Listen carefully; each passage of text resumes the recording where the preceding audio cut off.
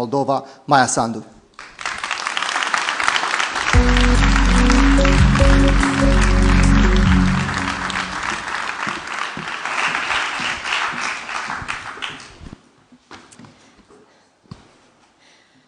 Dear Commissioner Kos, dear Prime Minister, Excellencies, dear partners and investors, welcome to Chișinău and welcome to the EU-Moldova Investment Conference.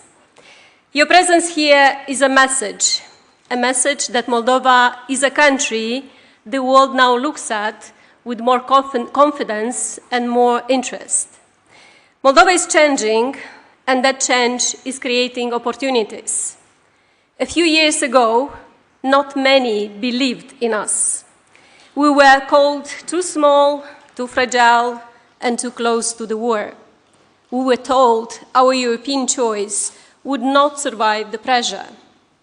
It survived because we stood by it. When others tried to buy our elections, to flood our country with dirty money and lies, to turn our people against their own future, we held our ground. And Moldovans chose Europe, freely, clearly, against the odds and the pressure. We took on corruption that once seemed untouchable. People who believed they stood above the law learned that no, they don't, and no one will. Our financial system, which was once robbed, has had its integrity restored, and we're bringing it in line with the European standards.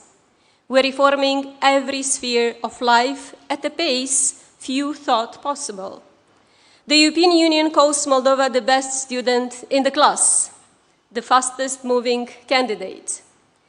Behind that pace is our commitment. We said we would do the work, and we're doing the work. Our EU path is now firmer than ever. Moldova's place in the European Union has the support of all 27 member states. So when you invest in Moldova, you invest in a country whose future is anchored in Europe, in rules that are becoming European rules, on competition, on fair treatment, on the protection every serious investor expects. As we align our laws and institutions with the largest single market in the world, we ask you to look at where Moldova is heading and to arrive early and walk this path with us. Many have made this journey. Country after country joined the European Union. Small economies, recovering economies, economies others underestimated. They opened to Europe, they reformed, and European investment followed. Within a generation, they transformed. Incomes rose, industries grew, and people who once left to find work found their future at home. This is a pattern repeated across our continent, and it is the same pattern Moldova is living today. Those who invested in those countries early did not regret it. And this is not a leap of faith. European investment in Moldova has grown by nearly 30% in the past 4 years. The European Union is opening its market to us. It is also the largest investor in our transformation. The EU growth plan, close to 2 billion euros, will translate into roads, energy, infrastructure, modern industry. It rewards reform with access to finance, and it ties those funds to concrete projects happening now in the sectors where Moldova can truly compete. Agribusiness, where we have always been strong. Information technology, which already earns our economy about 1 billion euros a year. Renewable energy, advanced manufacturing, and regional logistics, something that our geographical position makes possible. These are opportunities open today for partners with the ambition to seize them. And we have the people to build with, dynamic, working in several languages, and increasingly choosing to come home because the future is finally here. Ladies and gentlemen, our commitment is clearest in energy. 4 years ago, Moldova depended entirely on a single supplier for its gas and electricity. That dependency was used against us, and we ended it, something no government had dared to do in the previous 3 decades. We diversified our supply, we connected our grid to Europe, we grew renewables from 3 to 25% of our domestic electricity mix. We did this in the middle of a crisis with a war next door. We're turning our greatest vulnerability into a source of strength. Today, energy prices are high again, this time because of the conflict in the Middle East. But we know what we have to do, and we're doing it, investing in domestic generation, in storage, in grid, and in energy efficiency. Moldova today is defined by this commitment. The commitment to defend democracy, the commitment to uphold the rule of law, the commitment to join the European Union and to stay part of the free world. That same commitment goes into our ambition to make Moldova one of the most business-friendly countries in Europe, cutting bureaucracy, backing investment with real support, including state aid for companies that build and manufacture here, building industrial parks where you can start fast, opening the door to the European single market where you can build in Moldova and sell to 450 million consumers, or to Ukraine. Once the reconstruction of Ukraine starts, Moldova will be a natural hub for logistics, services, manufacturing, and energy. So when you invest here, you invest in the future of this entire part of Europe. And my commitment to you is that you will not navigate Moldova alone. This government will stand beside investors to cut through the red tape, to solve problems before they become obstacles. Dear friends, we are a small country, and it means we have to try harder, move faster, and work harder than anyone to earn your confidence. We're doing exactly that. People ask me what guarantees Moldova can offer an investor. My answer is our record. We move fast, we deliver on our commitments, we have proven it under the hardest conditions a small country can face, and we will prove it to you. Be part of Moldova story. Thank you.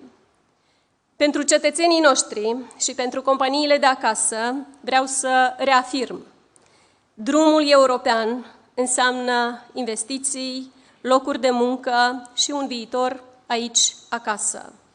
Astăzi salutăm la Chișinău tot mai mulți investitori privați, bănci de dezvoltare și prieteni din Uniunea Europeană care vor să ia parte la succesul economic al Moldovei. Munca noastră de zi cu zi este să transformăm parcursul european al Moldovei în oportunități reale pentru oameni, pentru ca toți moldovenii să aibă parte de pace, siguranță și bunăstare acasă, în familia europeană. Vă mulțumesc!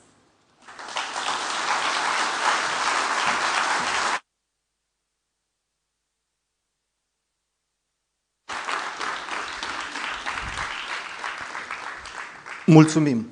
Thank you, Madam President. It's always a great pleasure to hear good news from our President. Moving forward to speak about Moldovan economic transformation, please welcome the European Union Commissioner for Enlargement, Her Excellency Marta Kos. Madam Commissioner, welcome to the stage.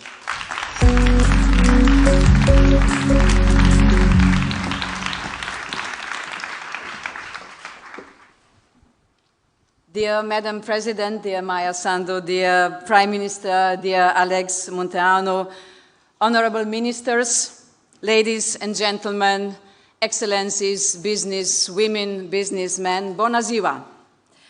It's so good to be back in Moldova. It is now about a year since I was here to sign the EU growth plan, the single largest EU financial support package since Moldova's independence. At the time, I traveled through the country to meet the people who will benefit from it, the mayors who will help implement projects, the entrepreneurs who will bring them to life. From Ungeni, Balz, Jedinec to Komrat, Cahul, and the Danube Delta, I really met a lot of people with great ambition and eager to work. And I met many young people eager to grasp the opportunities their European future will bring here at home. This is the call we are here to answer with this investment conference. The last years have changed how Europeans look at Moldova. Europe sees Moldova's potential. They have seen a nation that stood up against foreign interference and hybrid attacks and made its choice for Europe, not just once, 5 times. They have seen a country that is moving against corruption and organized crime, putting people in jail that once seemed untouchable. And we are seeing a nation that is delivering on enlargement reforms at record speed. Now, I will not say that you are the best student in the class. Moldova is a top performer.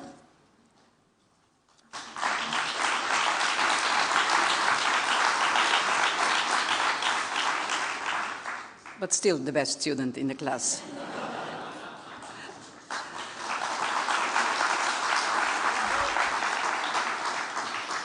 That's why I'm so happy what happened last evening.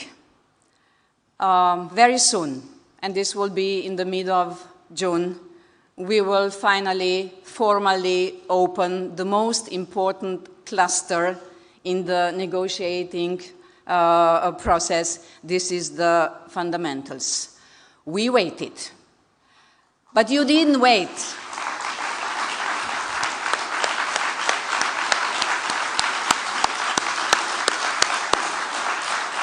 We waited this to happen, but you didn't wait. You didn't wait that the future will be done by somebody else. You were working already on your future, and this pays off. It will allow us to formalize the process and the work you have done through this waiting time.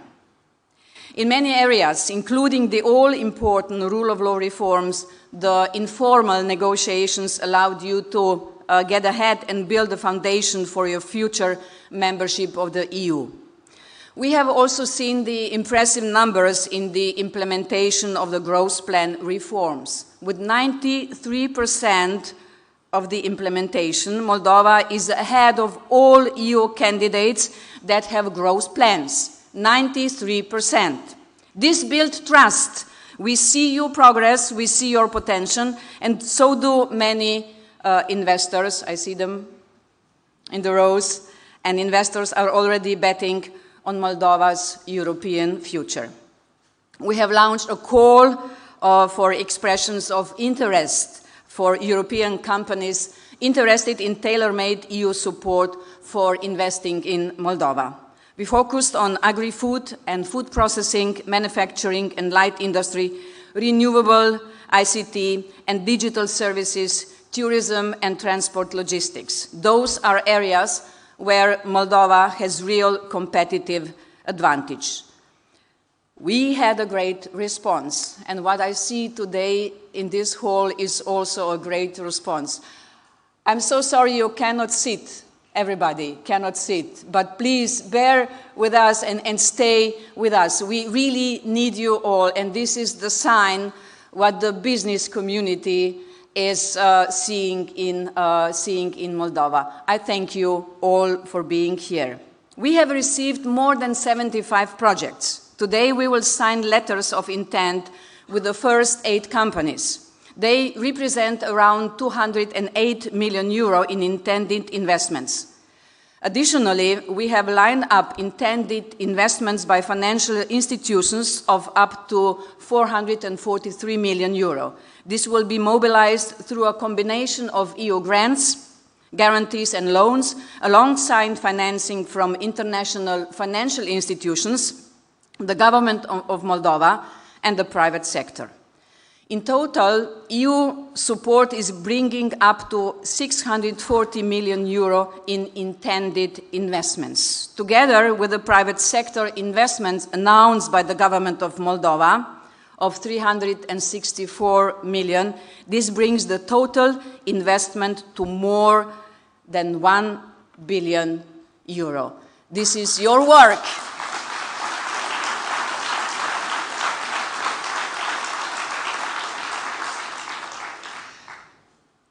The numbers are important, but it's not everything. So what is hiding behind these numbers? We are talking about companies such as Bosak from Belgium. Where are you?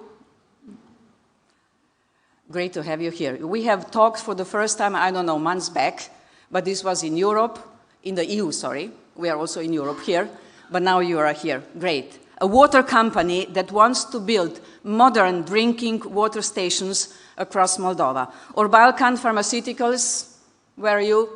Good to have you here. A certified pharmaceutical manufacturer.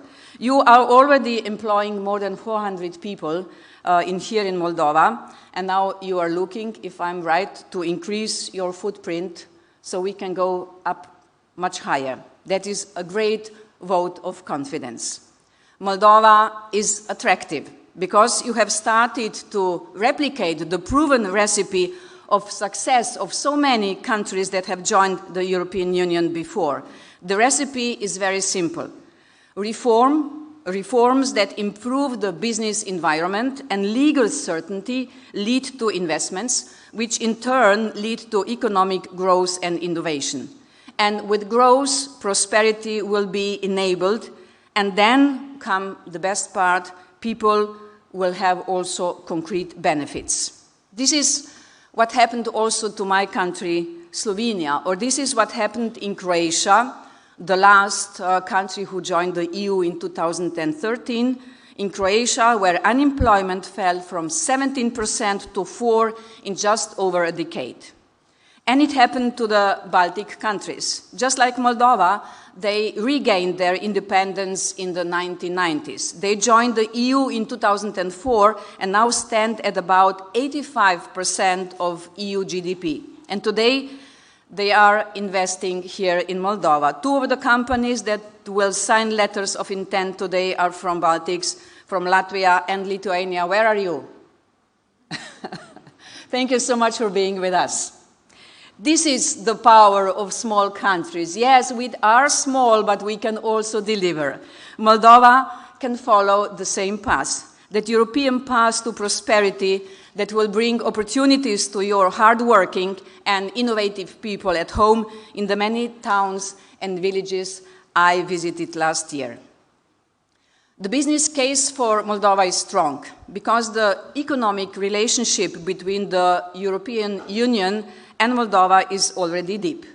Moldovan producers already have direct access to the world's largest single market. And since Moldova joined the single euro payments area, and citizens and companies in Moldova can make transactions with their European clients without minutes at near zero cost.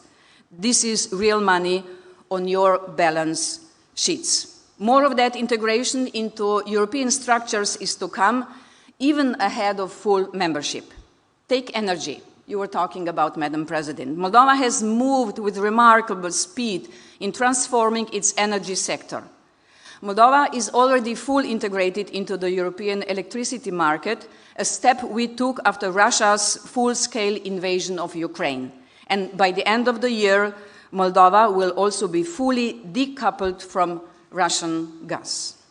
And another big story is in the making. In the last 4 years, Moldova's renewable energy capacity has grown by nearly 800%. The country is approaching 1,000 megawatts of installed renewable capacity. Just this April, renewable covered more than a third of national consumption. At certain intervals, even close to 100%. This is a market that is moving fast in the right direction. I'm not surprised you have attracted the attention of companies that build data centers. There is one more area of great potential I would like to highlight. Geography has not always been kind to Moldova. But your geographic position between Europe and Eastern markets is a competitive advantage in logistics and transport. One of the letters of intent for investments is with Danube Logistics. Good to have you here. A company that owns and operates Giurgiulești International Freeport, Moldova's main sea river port. This is a promising and a growing sector, especially now as the European Union is looking for alternative trading routes to Asia and increasingly looking towards the Black Sea region and the Southern Caucasus. Moldova is an essential link along this route. Dear business leaders, dear investors, now it's really a good time to invest in Moldova, because despite all the uncertainty in the world, one trend is clear.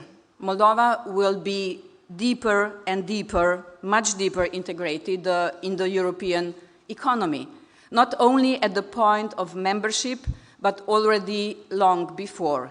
It is already happening. We see the progress in the reforms.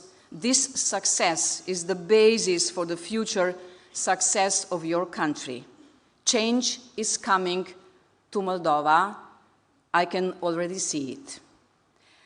Now, let us get as many as possible investment projects off the ground so the people of Moldova can see it and feel it too. I know that Moldova poate. Madam President, you have said that Moldova is a small country, perhaps in the square kilometers and in the number of people. But you are so big when it's about your EU determination, perseverance, positive energy, and really the motivation that you will do it. And I'm sure to. So, congratulations.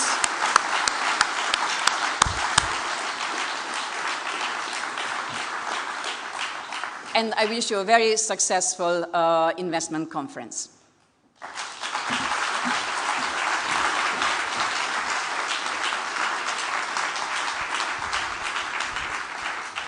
Thank you.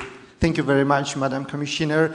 I confirm about your trip in Moldova. I was there and I could see what you have done for the Republic of Moldova. Thank you for that. Thank you for money, of course.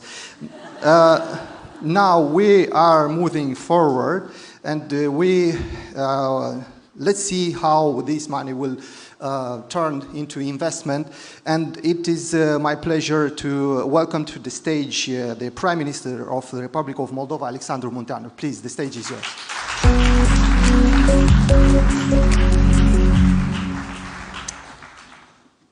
Madam President, Madam Commissioner, Madam Ambassador, ambassadors, dear friends, representatives of the international financial institutions, dear friends, ladies and gentlemen, and I echo Marta's message.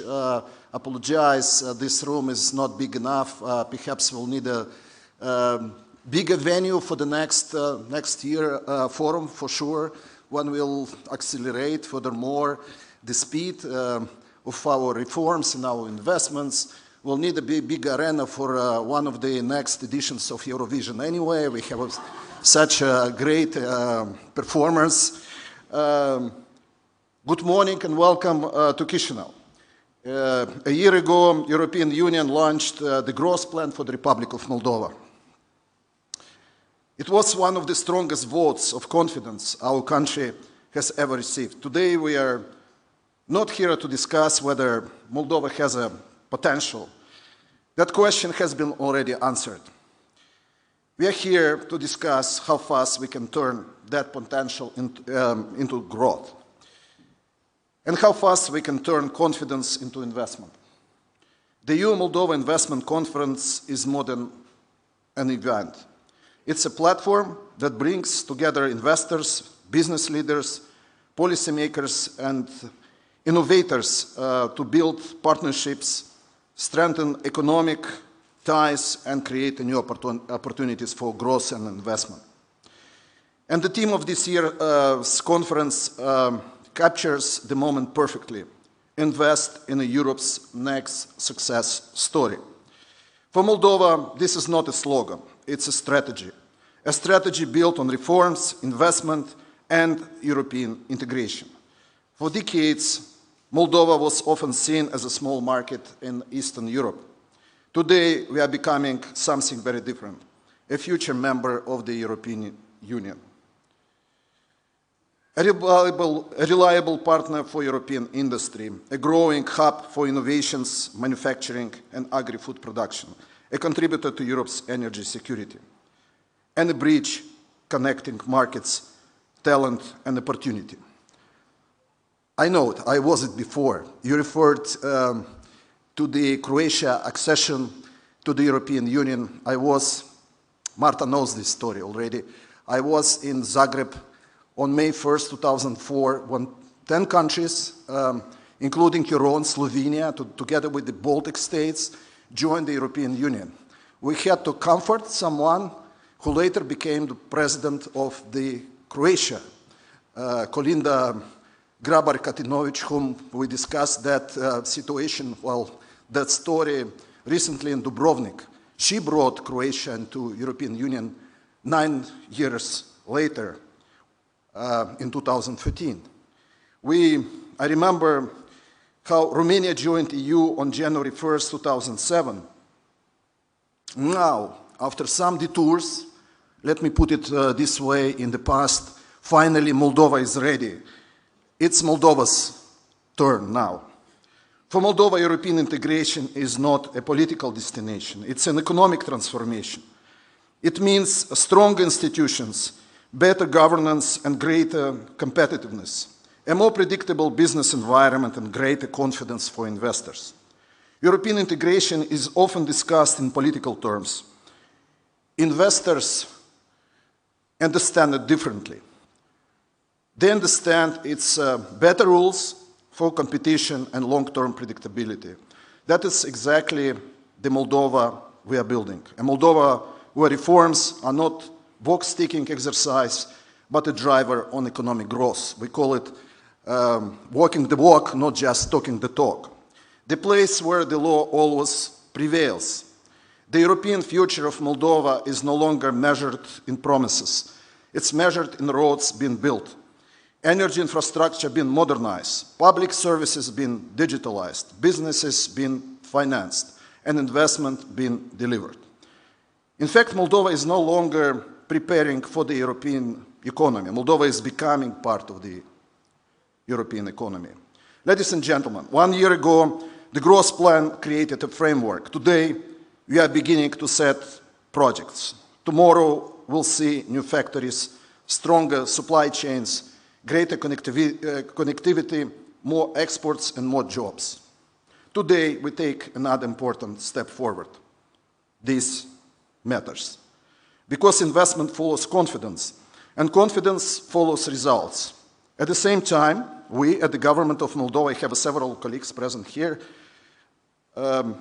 advancing investments in sectors that we consider strategic for long-term growth, sectors that have the potential to generate higher value production, stronger exports, better efficiency, higher productivity, and better paid jobs. One of Moldova's greatest advantages today is its ability to move fast. We are implementing reforms, we are modernizing institutions, we are investing in infrastructure, and we are accelerating digital transformation. Digitalization has become one of the strongest engines of Moldova's economic development. It also allows us to connect investors, entrepreneurs, and decision makers regardless of geography. I am particularly pleased that today we are joined by some of Europe's most influential, active business leaders, including Andrei Orcel, Chief Executive Officer of UniCredit. His participation reflects something important. Interest in Moldova is growing well beyond our region. Institutional investors are paying attention, not because of promises, but because they see progress, because they see reforms, because they see a country with a clear direction and a credible plan. For many years, investors looked at Moldova and asked, why Moldova? Today, I believe the question is changing. Why not Moldova? It should be Moldova. It must be Moldova. It's very hot. The best time to invest in Moldova is before everyone else discovered what is already happening here. In investment world, we call them elephants rushing into the bookstore. A candidate country firmly anchored on its European path. A country implementing reforms at speed. A country strategically positioned between markets. A country with talented people, competitive costs, and growing connectivity. Investors are already searching, are always searching for those basic three things: stability, growth, and opportunity. I believe Moldova offers all three. We have a clear European destination. We have the political will to reform. We have unprecedented support from the European Union and our investment partners. And we have projects ready to move from plans to reality. Moldova is acting, Moldova is reforming, and Moldova is investing. Moldova is ready. Today, our country is helping shape Europe's future as part of it, not waiting for opportunities to arrive, but creating them. Not asking whether we belong in Europe, but contributing to Europe's growth and resilience. The question is no longer whether the Republic of Moldova is part of Europe's future. The question is who will choose to build that future with us. Thank you so much for attending this conference. I'm looking forward to the great signings and exciting panel discussion. Thank you so much.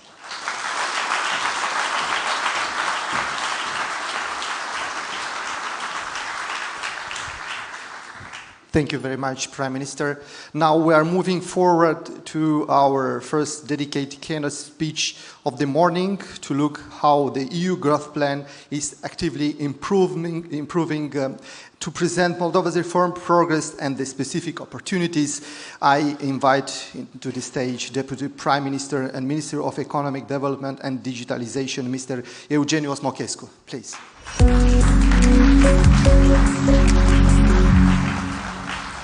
Dear Madam President, dear Madam Commissioner, dear Mr. President, Prime Minister, Excellencies, dear friends, I'm the one who is standing between you are standing, some of you literally, and the signing ceremony, which is the most exciting part of the conference. So I'll not dare to take a lot of your time. But what I want to say is that we have threefold objectives today. The first one is 1 year celebration since the growth plan signature. And the constellation made possible that we do it today, exactly 1 year. Today is the closing call of expression of interest for the European Union call on investments 10 million plus. And today is the most important part of the conference, the third objective of ours, to show that Moldova is a trusted partner and that we're moving ahead. And I will not repeat the previous speakers, what they were saying. But the most important is that I personally, I'm a federalist, the way that Jean Monnet or Robert Schuman put it at the beginning of the European Union communities, at those time European communities when they were formed. But what I want to leave you with is that we as a country moving towards a union, and again I'm saying I'm a federalist, in terms of liberties, freedom, democracy, and security from all the perspectives. And please bear in mind that there are 4 fundamentals, freedoms, within the European Union. Some of them belong to this group of investors. This is the free movement of capital, free movement of goods and services, and certainly the free movement of persons. We are there. We are there with almost 100% free movement of persons. We have a free visa regime. We're traveling. We are within the DCFTA integrating into the common market of the European Union. What remains is services, and it's on our top list to be done in 2026 to align with the acquis communautaire, the EU directive on services. And this is within the commitments of the government. and then certainly the capital. And here I will leave you with something at the end, that besides the contracts that will be announced today, two major announcements that I want to make it from this stage. Number one, finally we launched the Fund of Funds. On June 18th, it will be launched. So please be aware, please submit your expression of interest. So the Fund of Funds. So these are the first birds on the capital market. And second, announcing today with the literally signing the program with UNIDO, which certainly it's not a EU-based agency, but important for us in terms of industrialization and in terms of all the efforts that want to bring more investments into the strategic sectors of ours. And today's discussions within the panels, agribusiness, energy, manufacturing, biotech, innovation, are those areas which are priority for us. So please bear with us, and I will not dare to take more of your time, and we'll move slowly to the next part of the ceremony, isn't it? Thanks a lot, and please have fruitful discussions, because within the panels we need to hear not only the success stories, but we need to hear what needs to be done more in order to accommodate more investments, to attract more of the eyes, but also to make life easier for all the businesses, including the Moldovan ones. Thanks a lot.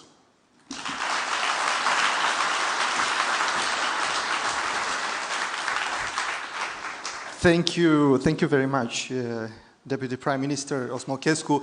Of course, the colleague will remove the stage. We will prepare for the next session, the ceremony of assignment. There is a word in Romanian, spor la muncă. I don't know how to translate it in English. It will be good luck with your work. I mean, I'm looking for break her leg, of course. You could do so. I will not say that in Romania because it doesn't seem good. Now, we will move forward because we will begin the signing ceremony of investment partnership to witness these historic agreements. I will invite for the signing ceremony to the stage the Prime Minister of Republic of Moldova, Alexandru Munteanu, please. And also I invite the Commissioner, European Union Commissioner for Enlargement, Marta Kos, for the ceremony, please. Thank you very much. And now to lead the ceremony and introduce our signatories one by one, I welcome our Master of Ceremony, Ms. Mariana Rufa, CEO of the European Business Association. Mariana Rufa, the stage is yours.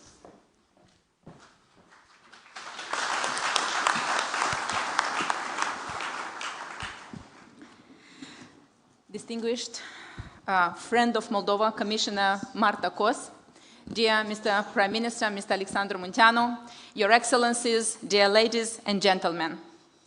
Today, businesses and organizations from the European Union and Moldova will come together to signal their shared ambition across strategic sectors through letters of intent.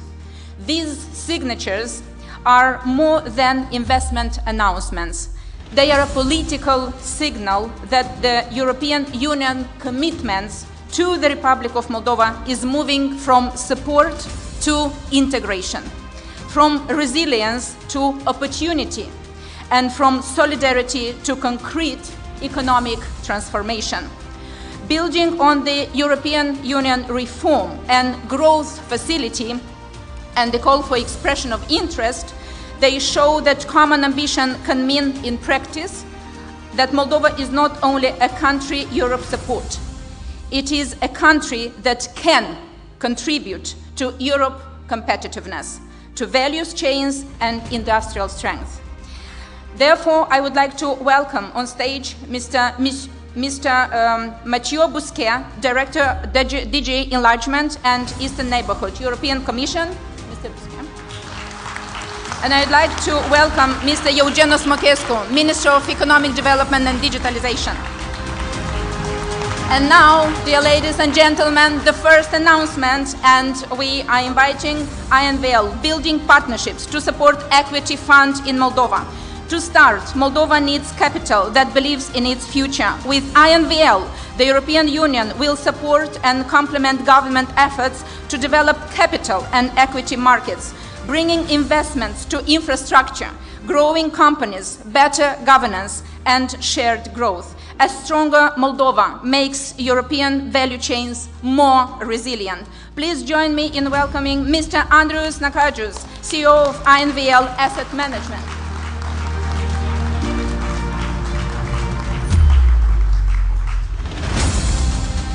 Congratulations, Mr. Andrius Nakajus, for this exceptional opportunity. And the second one is TED Secure, Compliant and AI-Ready Data Center Development. From capital, we turn to the digital economy. With TED, the European Union looks at the digital foundations of tomorrow's economy. Digital infrastructure is not only about servers. It is about trust, competitiveness, and sovereignty. A secured, compliant, and AI-ready data center positions the Republic of Moldova as a digital location for the region and will be at heart of tomorrow's digital discussions.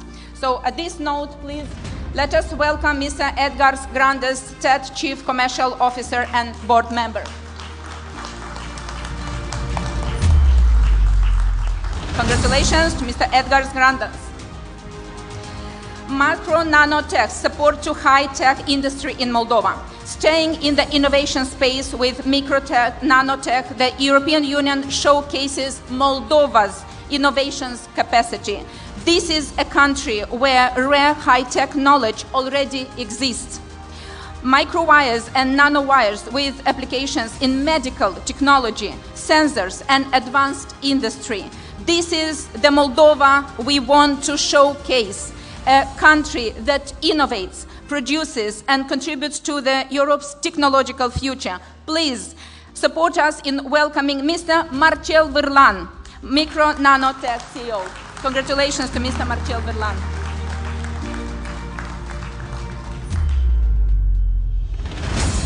Moldovan company. Balkan Pharmaceuticals, building pharmaceuticals R&D and education hub in Moldova. With Balkan Pharmaceuticals, the European Union supports another dimension of Moldova's knowledge economy, not only production, but research, education, medical training, and life sciences. By supporting biopharma and medtech capacities, the European Union aims at investing in both Moldova's economy and the skills of its future generations. Please support us in welcoming Mr. Vasily Kazaku, CEO of Balkan Pharmaceuticals.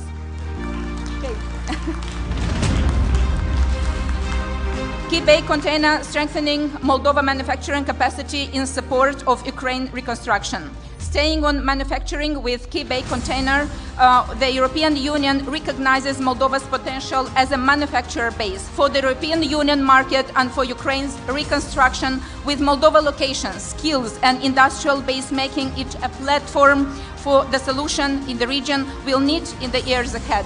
Please join me in welcoming Mr. Dennis Steiner, CEO of KB Container.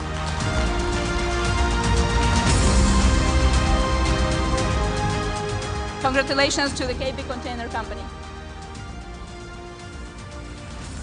Danube Logistics, trade, resilience, and improve connectivity with EU markets. With the port of Constanța and Danube Logistics, the European Union focuses on connectivity. Giurgiulești is a strategic asset for Moldova. Strengthening its capacity means stronger trade links with Romania, Ukraine, and the European Union, positioning the Republic of Moldova as a logistic hub for the region. Please welcome Danube Logistics, Mr. Matthias von Tucher, General Director and CEO of the company. Sincere congratulations, Mr. Matthias von Tucher. Congratulations. BOSAC advancing knowledge on soil pollution and strengthen Moldova's water sector.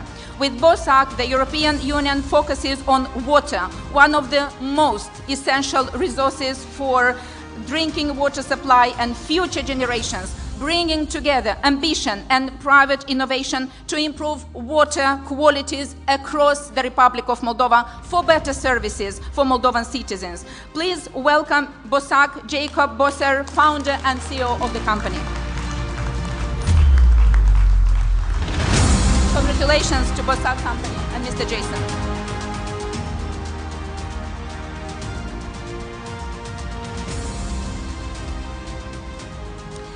Vedmar Agro, first fully autonomous climate control greenhouses for seedless table grapes. And finally, with Vedmar Agro, the European Union returns to one of the Moldova's greatest strengths, its land, its agriculture, and its people. By combining Moldova's exceptional natural potential with innovation, climate controlled production, and European Union standards, we move together from traditional agriculture to high-value agriculture, food exports. Please welcome to the stage Mr. Vladimir Vedrashko, Vedmar Agro CEO. Sincere felicitări pentru domnul Vladimir Vedrashko.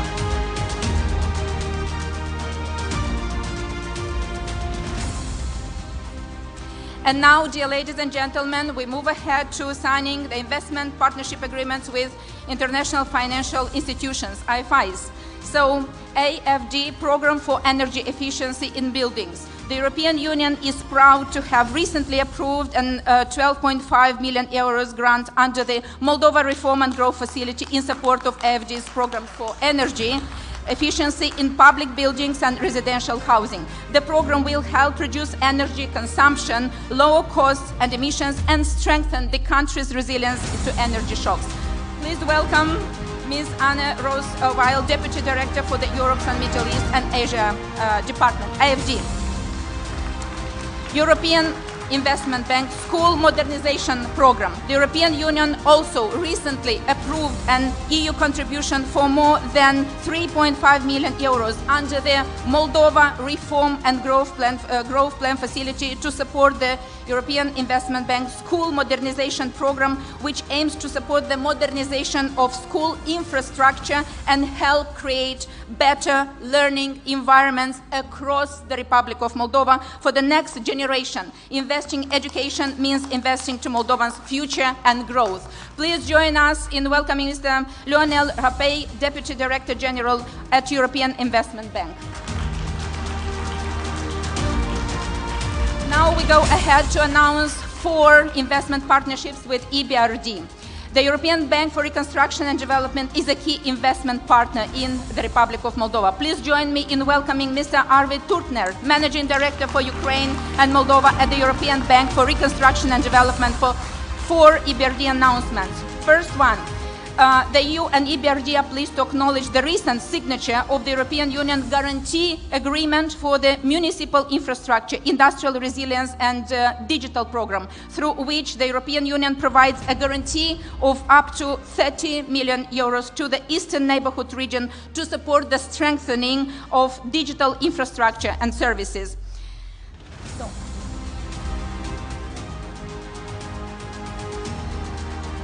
Please, I would like to invite also Mr. Eugenios Mocescu, Deputy Prime Minister, should be on the stage for a joint picture. And I go ahead. So the EBRD and the government of Moldova signed a memorandum of understanding on the Moldovan High-Tech Park initiative aimed at developing a modern innovation hub to attract investment, foster entrepreneurship, and create high-skilled employment opportunity. The next announcement goes for launching of the Project Facilitation Unit. Today also we mark the launch of the Project Facilitation Unit within the Ministry of Economy and Digitalization, which will support the identification, preparation and implementation of a key investment project in Moldova with the support of EBRD. And the 4th one is the EBRD Portfolio Risk Sharing Facility with MAIB, Moldova Green Bank. The EBRD and MAIB signed 50 million euros portfolio of risk-sharing facility backed by a European Union guarantee to expand financing opportunity for Moldovan businesses. The facility will mobilize additional lending and support private sector growth, including SMEs and strategic sectors of the economy. Please join me in welcoming Mr. Makar Stoyanov, CFO and member of management of the board of MAIB.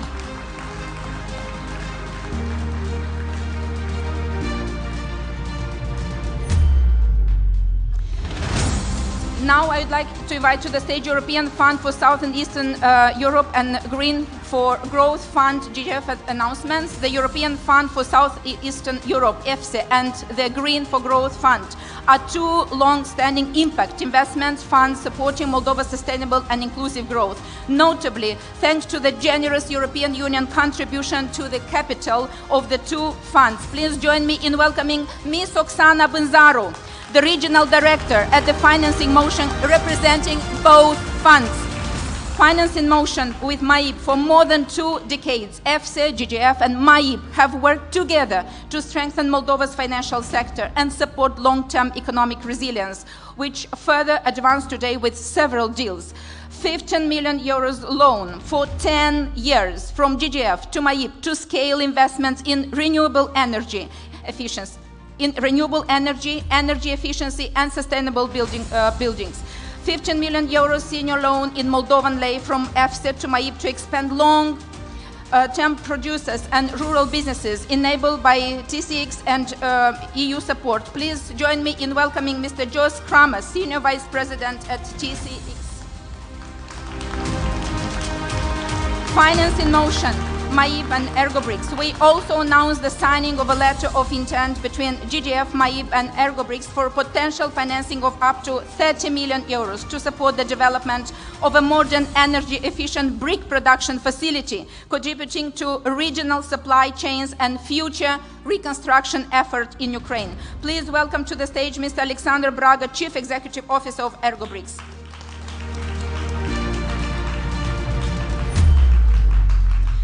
Finance in Motion, MAIB, Lumina Noastră Consortium. I'm honored to announce the partnership between the Green for Growth Fund, GGF, MAIB, Victoria Bank and Lumina Noastră Consortium through the signing of a letter of intent for financing of up to 80 million euros for the development of 65 megawatt and wind energy capacity in Moldova.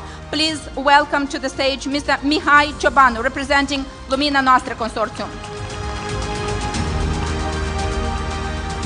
Finance in Motion Microinvest investment agreement with Microinvest. 2 new agreements are announced today with Microinvest. 15 million euro senior loan from EFSE to expand access to finance for MSMEs and especially farmers, and 5 million euros equivalent in Moldovan lei senior loan for GGF to support green investments. Please join me in welcoming Mr. Dmitry Svinarenko, Chief Executive Officer of Microinvest.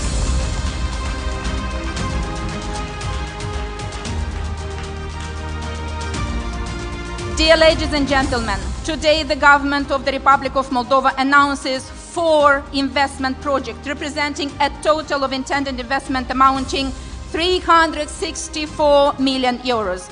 These investments will support the development of strategic sector, notably energy and the green transition, construction materials, agri-food processing and manufacturing. Renovatio, 280 million euros. Holcim, 50 million euros. Gvura, 29 million euros, and Baltics Composites, 5 million euros. Dear ladies and gentlemen, I think that's a huge historical opportunity for the Republic of Moldova development. A huge applauses to Marta Kos for all the support, to the EU delegation, to the DGNS team. A huge thanks to the Prime Minister of the Republic of Moldova, Maia Sandu, and the government of Moldova who made this effort possible. And now I would like to invite here on the scene all of the signatories back on the stage for a group photo with the Prime Minister and the Commissioner Marta Kos. Thank you so much and sincere congratulations, sincere felicitări.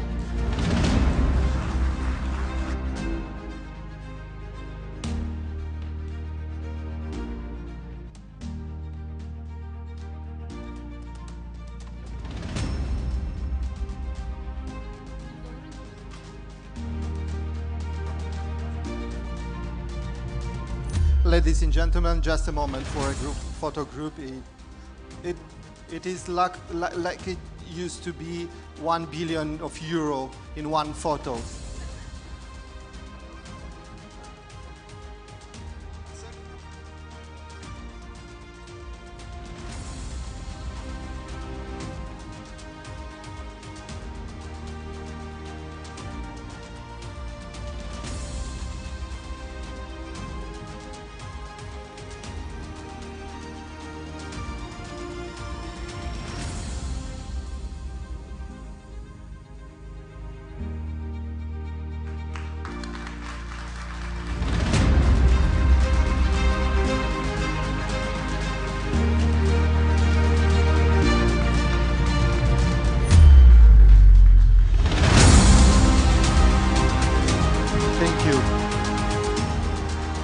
Thank you very much for the opportunity. It is an historic moment. Thank you, Mariana Rufa, for the ceremony. Of course, a big pleasure to see that happening. I just will have an announce. We will have a short break. It will be till 10:40, and I will welcome you to enjoy the break. Of course, Prime Minister and Mr. Osmochescu will have some press conference in the hall for press, for you to know. Pentru jurnaliști vor fi declarații din partea domnului premier și a domnului vicepremier în hol. Vă mulțumesc foarte mult, ne vedem la 10:40.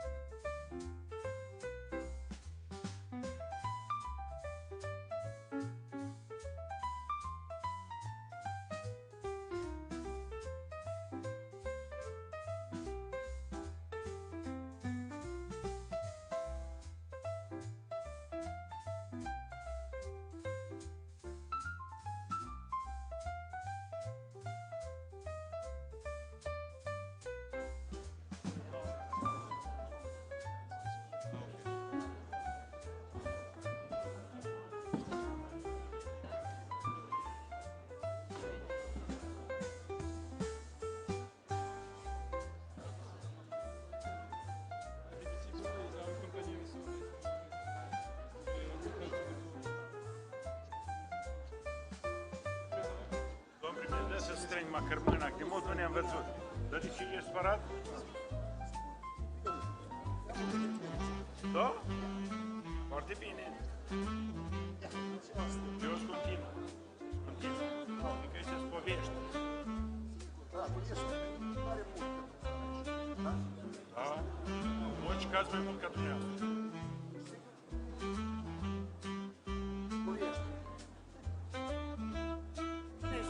Voiam doar să mă prezint. Ana Maria Dinescu. Ne-am intersectat, am prins soție. Da. Da. Păi am lucrat împreună și atât voiam doar să vă spun că am urmat să fiu implicată un pic în proiectul acela cu renovație, care cred că va fi un proiect important. Succes pentru Georgian și eu. Sper că am să ajung la... Și eu sper. Anul ăsta Valentina Vidrașcu face o colecție de excepție, deci va fi un eveniment moldovenesc în Mana.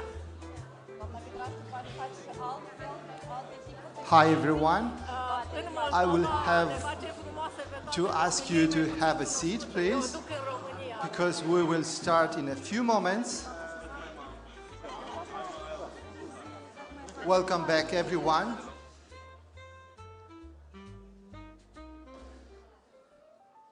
Thank you very much. We will start in a few moments.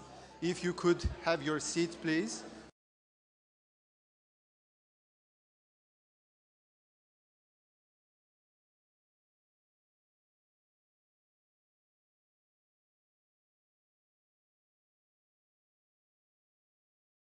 Capital market. This brings us to our fireside chat, building Moldova's capital market. Now I'm very happy to see the panelists here on the stage. Prime Minister of Republic of Moldova, Alexandru Munteanu, and of course it will join us online from Italy, Mr. Andrea Orcel, CEO of UniCredit. Of course, I'm very delighted to announce Ms. Anca Dragu, Governor of the National Bank of the Republic of Moldova, and Mr. Andrius Naceus, CEO of Invalda Asset Management Lithuania. Prime Minister, please. Can we see Andrea?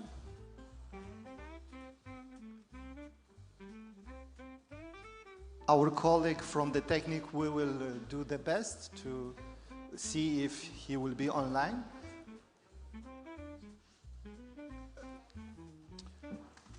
Oh, Andrea, good to see you. Cannot hear you. Can you hear me? Yes. Perfect. Yes, we can.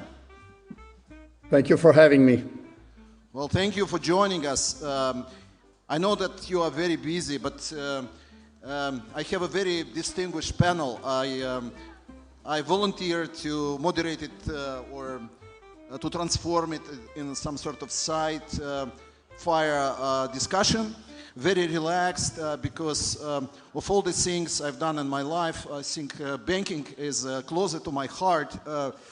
I did a commercial banking, I did a central banking, I was with the World Bank in Washington DC, I invested in several banks to arrive to the point when, as Socrates said, I know that I don't know anything, and that's why I brought that, I call it triple A panel. And I mean it in a direct way, because if you notice all the initials of our first name starts with an A. And I am a little addition to the triple A panel because my name also starts with an A. But it's an excellent panel, and I guess, Andrea, I will start with you, if you don't mind. I remember the meeting we had at the government building at 7 a.m.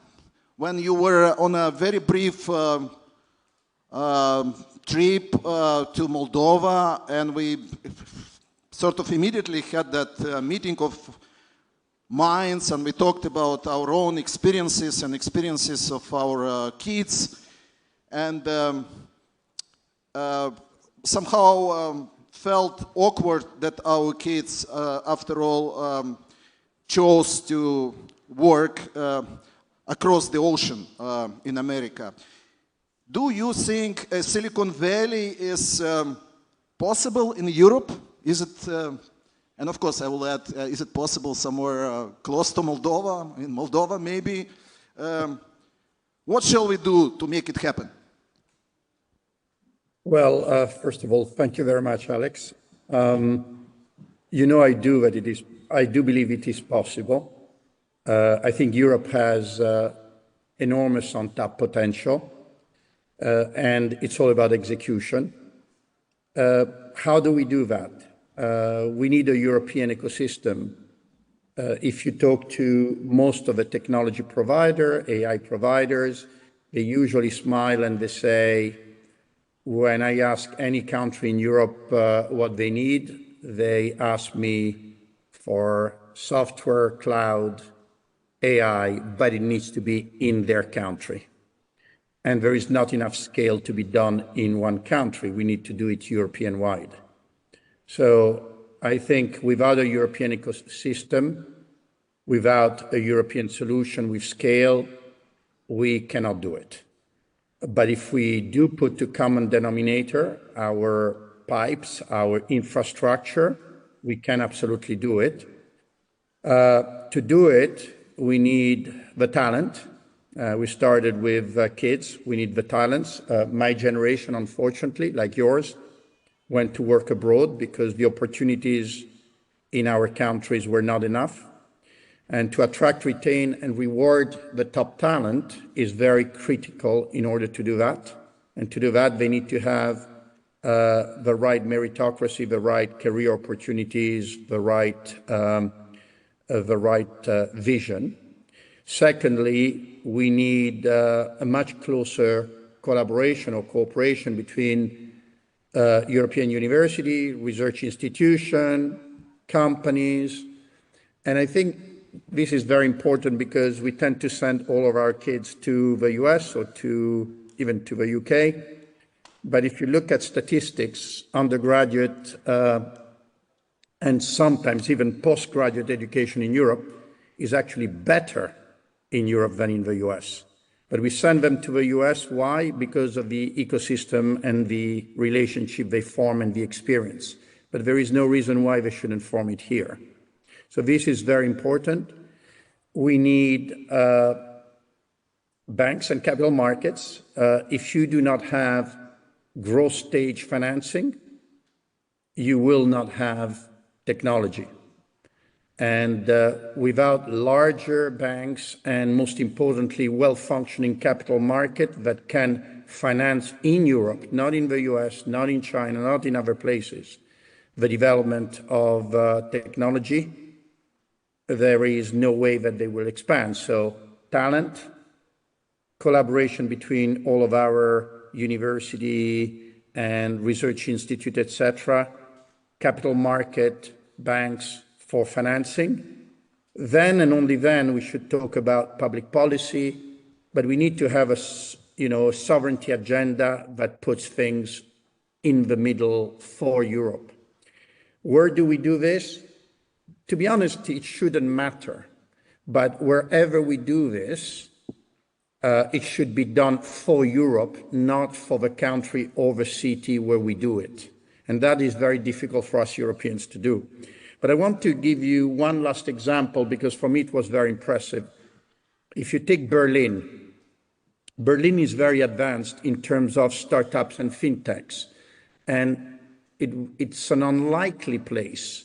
But effectively, because of affordable operating cost, skilled young workers, affordable living cost, a vibrant city with a great nightlife, good education, strong investment, and active government support, it has become the center for technology development and fintech and unicorns in Germany.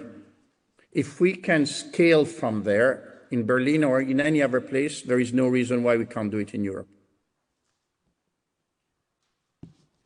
Well, thank you so much, Andrea, for sharing your insight into that. And I guess at this point I will turn to Anka Drago, the governor of the National Bank of Moldova. You come with a variety of experiences across different sectors, not just in central banking, and maybe that's why we get along so well with the government of Moldova, because the National Bank of Moldova is not looking just at the monetary side of the story. What are the main challenges for the central bank currently? What do you feel? What is going to happen next? Well, first of all, congratulations for this great event that you're organizing here. And yeah, I did start my career as a young professional, young economist in a central bank, because as a student, I fell in love with monetary policy. So that happened many years ago, in the previous millennium, actually. Indeed, it's very helpful, as you also have had significant experience in different sectors, to accumulate this knowledge and experience in technical areas, in banking, in energy sector, in private, in public, in national and international institutions, because it gives us the possibility to look at some topics from all angles and to find solutions that are suitable for everybody. So this is why, yes, our objective of the central bank is maintaining price stability. This is the fundamental objective. But we have also, by legislation, without jeopardizing the main objective, we have objectives regarding financial stability, regarding supervision of the banking sector, non-bank financial institutions, insurance sector. We have also the depository of the capital market at the central bank. Financial education is also with us. And we have to put together all these areas with and sending a full trust and confidence to the banking sector, to investors, to citizens in general. So probably the most challenging is to be good in all these areas and to keep this trust and confidence of economy in general in what you're doing. And I think we're doing a great job. By the way, today it's our birthday, let's say. It's the day of the of bankers. Thank you. We turn 35 today. So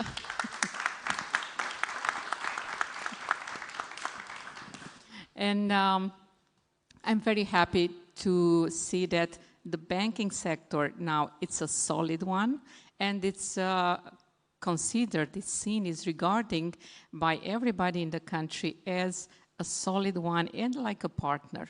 So our role to have in the same time different hats, I think we succeeded to deliver on this role successfully. Let's not be modest today. Yes, that's a very special day, anniversary day, and that's why we don't have to be modest.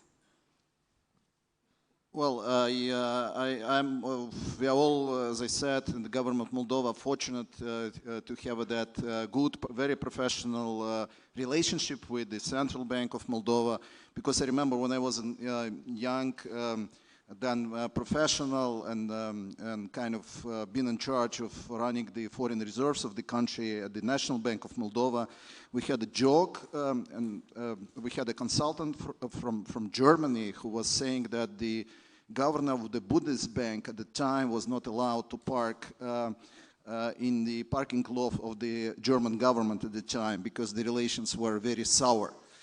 We have a much different relationship, not in terms of parking, which is kind of awful in the downtown Chisinau, but because it's a very professional and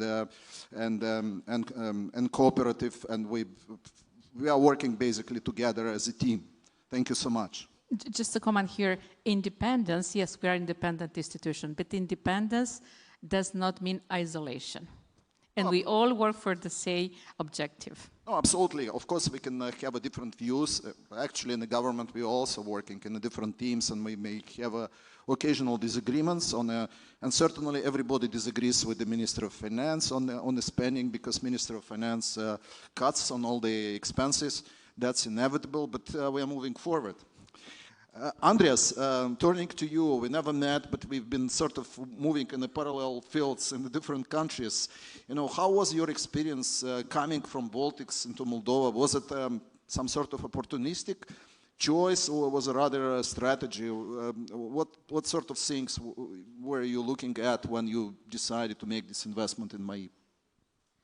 Yeah, thanks for the question, Prime Minister. So, us being a financial investor, you could say all of our investments are opportunistic. Having said that, it's not that we didn't think through carefully before making a decision to invest into MAIP. And the decision was underpinned by three key assumptions, or hypotheses, you could say. First was MAIP back in 2018, when it was a very different environment here, was already a profitable bank with a significant market share and financially sound bank. Second, we made an assumption that profitable bank with a good market share in need of a governance improvements that could unleash further profitability. And us being a financial investors, you know, we understand Excel and we maybe understand governance, not much more, right? So for us, that suited well. Second was, and that was debated quite a lot, you know, which route Moldova will take. Will it lean westwards or eastwards? And we said, you know, bigger chance leaning westwards. And that was another element of why we decided to come to MAIP. And the third element was that we also had and still have good partners in MAIP, EBRD and Horizon, which gave us additional comfort. And I have to say that the experience so far has been excellent. MAIP MAIP has continued growing, consolidating market share, increasing market share. MAIP has done a remarkable digital transformation in a short period of time, which is not given in the banking sector. I come spending ages in banking sector where we have failed this over and over is in digital transformations. But MAIP has managed to do that, and it has managed to do that on the back of local talent. And that's another impressive achievement that was done in MAIP on the back of local talent, many of whom have actually came back from Romania, from other European countries to join MAIP and go on this transformation.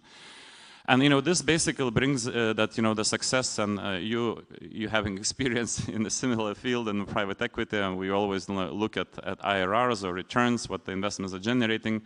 And MAIP is among the most successful investments that we have made in all of our portfolios. So we are very happy with our investment. Well, thank you so much. I have been obviously following MAIP because I was on the board of MAIP twice, and been part of the original investment with the EBRD, and I'm very pleased to see an excellent development, and especially on the technological side, you've done very well.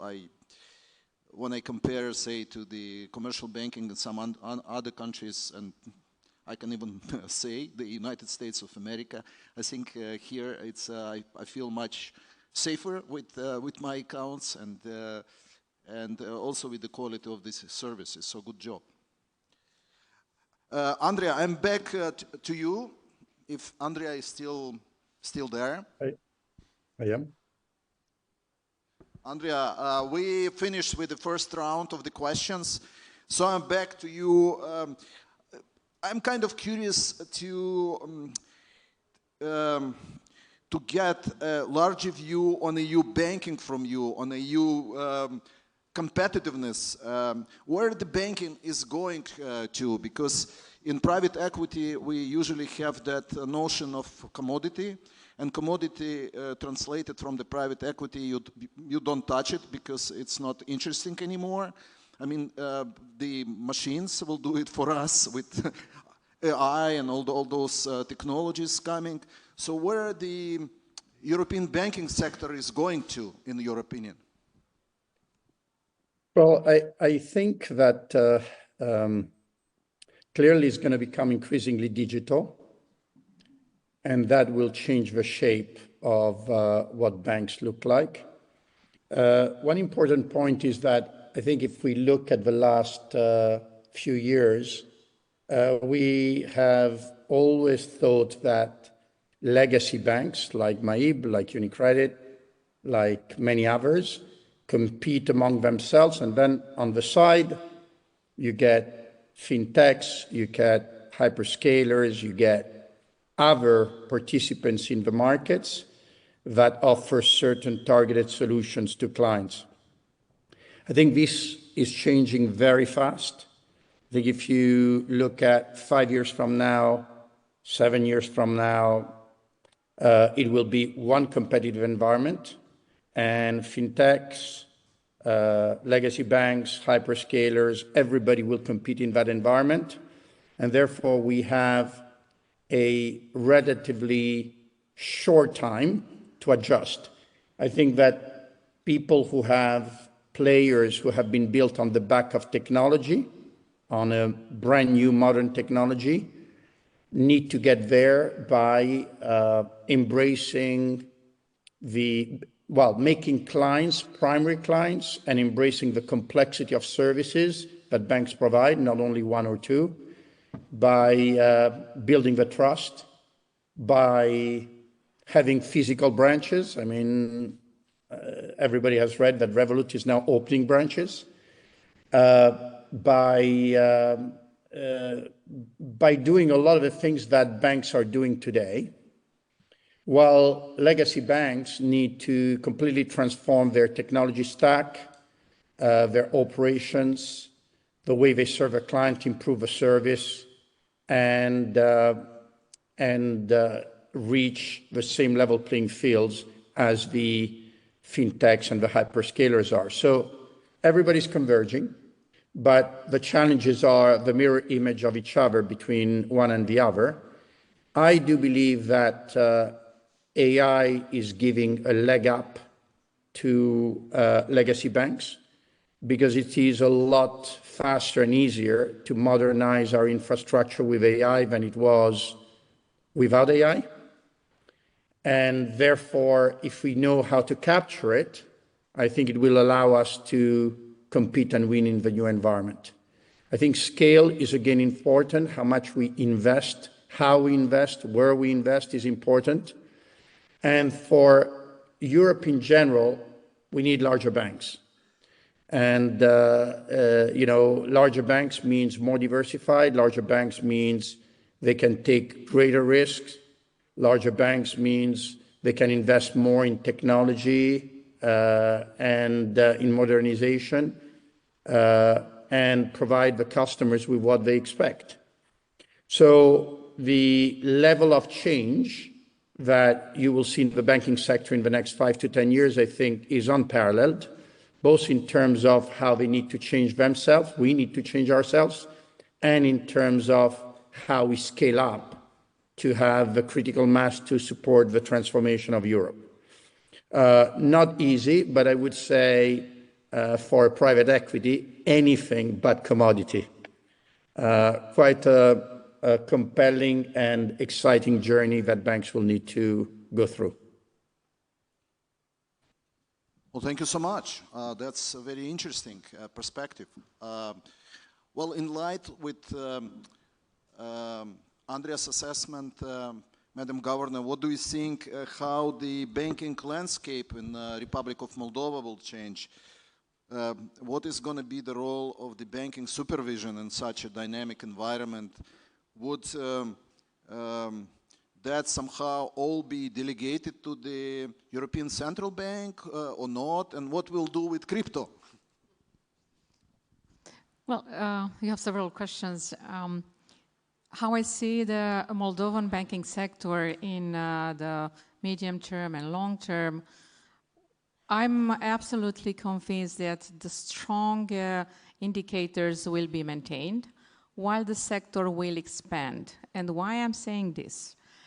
We've already seen a significant increase of the banking sector over the last 3-4 years. Once we dealt with the first energy crisis, we saw that financial intermediation started to pick up. And over the last 3 years, we have seen an increase of loans to the private sector, the biggest in the region, and we increased by 5-6 percentage points from 23-24% of GDP, loans to GDP, to almost 30% today. That's, as I say, the biggest increase in the region. However, the quality of loans remains great. We have, I would not say the lowest, but let's say among the lowest NPLs in the region. And when I'm saying the region, I'm talking and I make the comparison with the new member states, Romania, Bulgaria, the Baltics, and Central Europe, also with Western Balkans. So we saw a significant increase of loans to GDP and of banking assets, while NPLs, so non-performing loans, have diminished. It's now 1.5. So it's really very low figure that we see in the banking sector. Only last year we had an increase of the loans by 20%. And it means that money went through real economy. It means that it's demand in the economy, but also it means that banks were able to provide these loans. And we have very good cooperation and communication with banks. Asking your question about supervision, I think we try to be smart supervisors and to understand the need of the market, the need of the banks, also to have the application of the best and the strongest rule in the EU. Oh, by the way, you know that we are now in the process of having this legislative equivalence by the European Banking Authority. So European Banking Authority will say, yes, the banking sector in Moldova is fully aligned with legislation and institutions and practices in the EU. And you know that we are trying to get all stamps and all recognition from different institutions that our sector is solid and with very good perspectives. A year ago, we had the financial sector assessment program with the IMF, and also the assessment was a very good one. There are not many countries so courageous, so many central banks brave and courageous to go through this extensive and exhausting sometimes exercise. But we are doing all this, we are taking this evaluation in order to put our banking sector up there to be really an outstanding banking sector. On crypto, yes, we are, we're working on the legislation, and the legislation will be ready by the end of the year. Will be 2 institutions in the country responsible for supervision and authorizing. It's Central Bank and the Commission for Financial Sector, Financial Market. Also, other institutions like in any other country that will be involved in this. So by mid-2027, this legislation will be fully operational, and basically this market will exist also in Moldova, which is normal. Thank you so much. Andrius, wanted to ask you about your experience in Baltics, and somehow you managed to create the market for basically for all the 3 countries, with some great companies like Skype. Well, Skype does not exist anymore, but at the time was very kind of precursor to many other technological companies like Zoom and some other applications. Or Revolut out of your country, and several other projects which expand larger, because back to the Andreas point, you need somehow to scale the projects. And actually, I remember in the 90s when Moldova, my country, was moving together with the Baltic states, but unfortunately, and then I was referring to that 1st of May 2004, when the Baltics, together with Slovenia and the Czech Republic and some other countries, 10 countries overall, joined the European Union, and Moldova took a detour. Now we are back on track. So anything from your experience in Baltics we can learn from? Any advices, anything you would share with us? Yeah, it's another good question, Prime Minister. You know, when it's my first time in Chisinau, and when I came to Chisinau in Moldova and walked the streets in Chisinau, for me, there's basically one or two words that would describe the feeling that I get while I'm here, is déjà vu. Déjà vu because it reminds me so much of my home country, Lithuania. I've lived in all three countries, Estonia, Latvia, Lithuania, know them quite well. And it reminds me very much where the Baltics were 20 years ago when they embarked on the path of EU accession.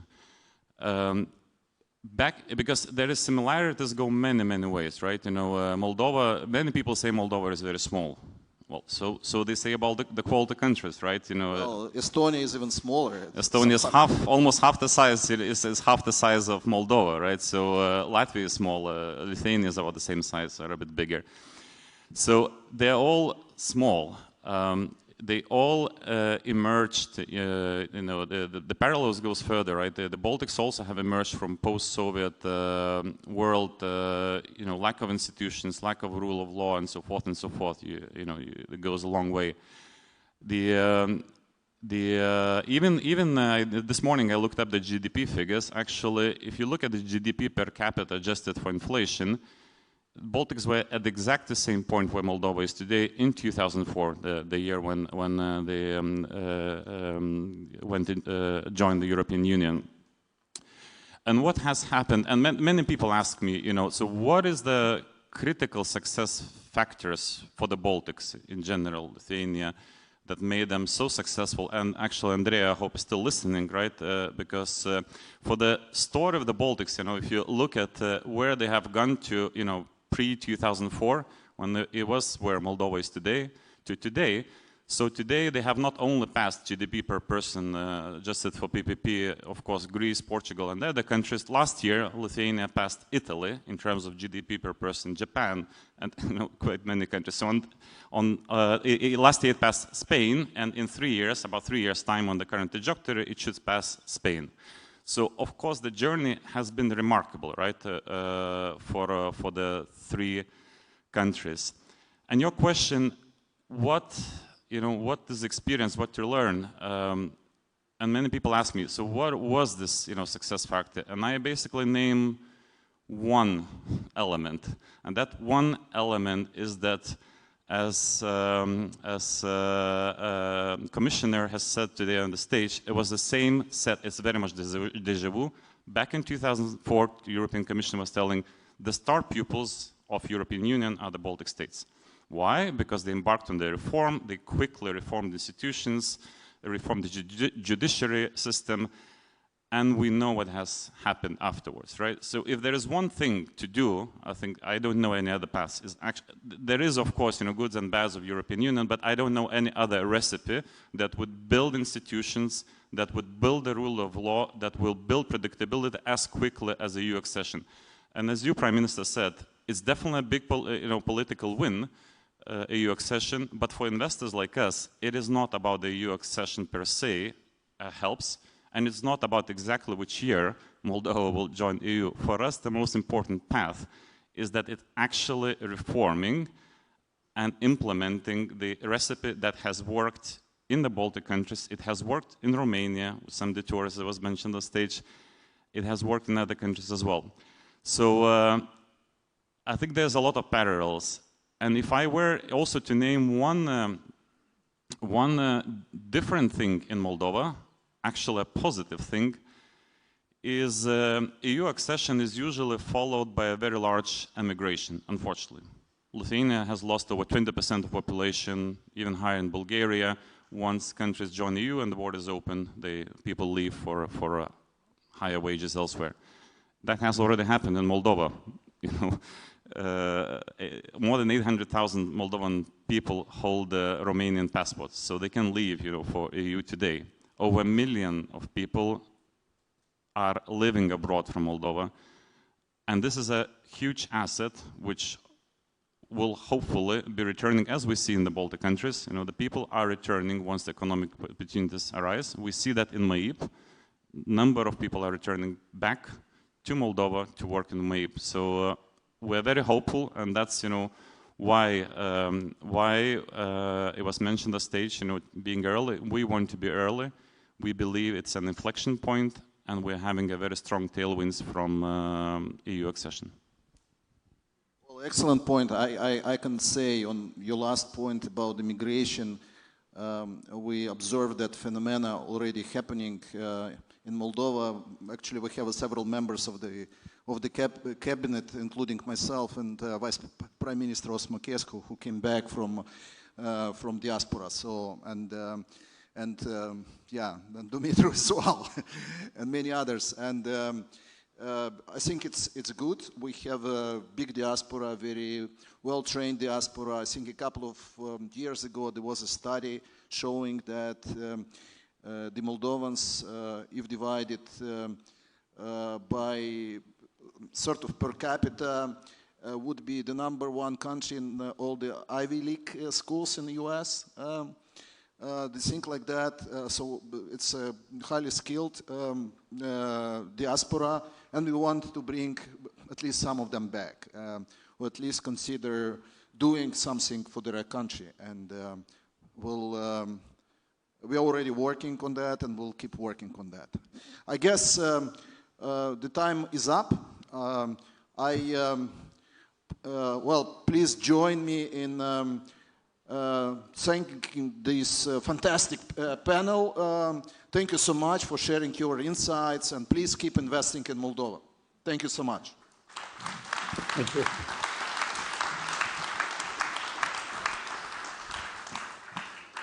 Thank you. Thank you very much, Prime Minister, dear panelists.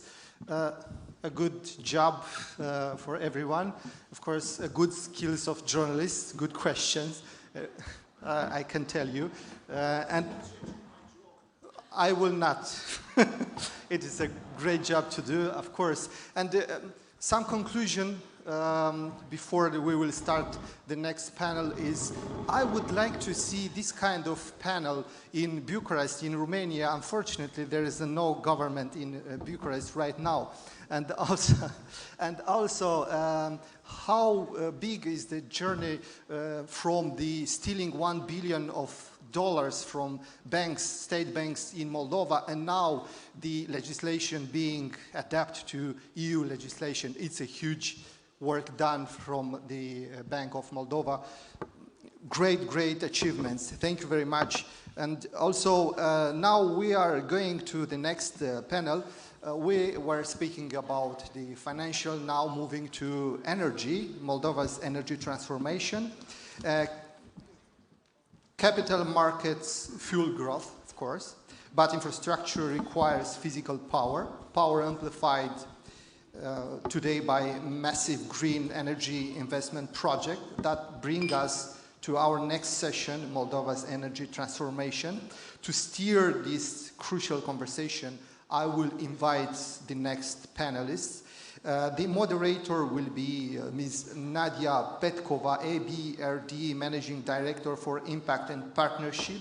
Welcome to the stage, please. And the panelists I will name: Jose Luis Gomez Pascual, Country Manager, Premier Energy; Serhii Makarchuk, Chief Business Officer, Gvura, SPRL, Republic of Moldova; Alexandru Teodorescu, Administrator, Renovation Engineering; of course, Mr. Rauno Lehtinen, Partner Architect, Sargsige; and Mr. Dorin Junghietu, Minister of Energy of the Republic of Moldova. The stage is yours, please.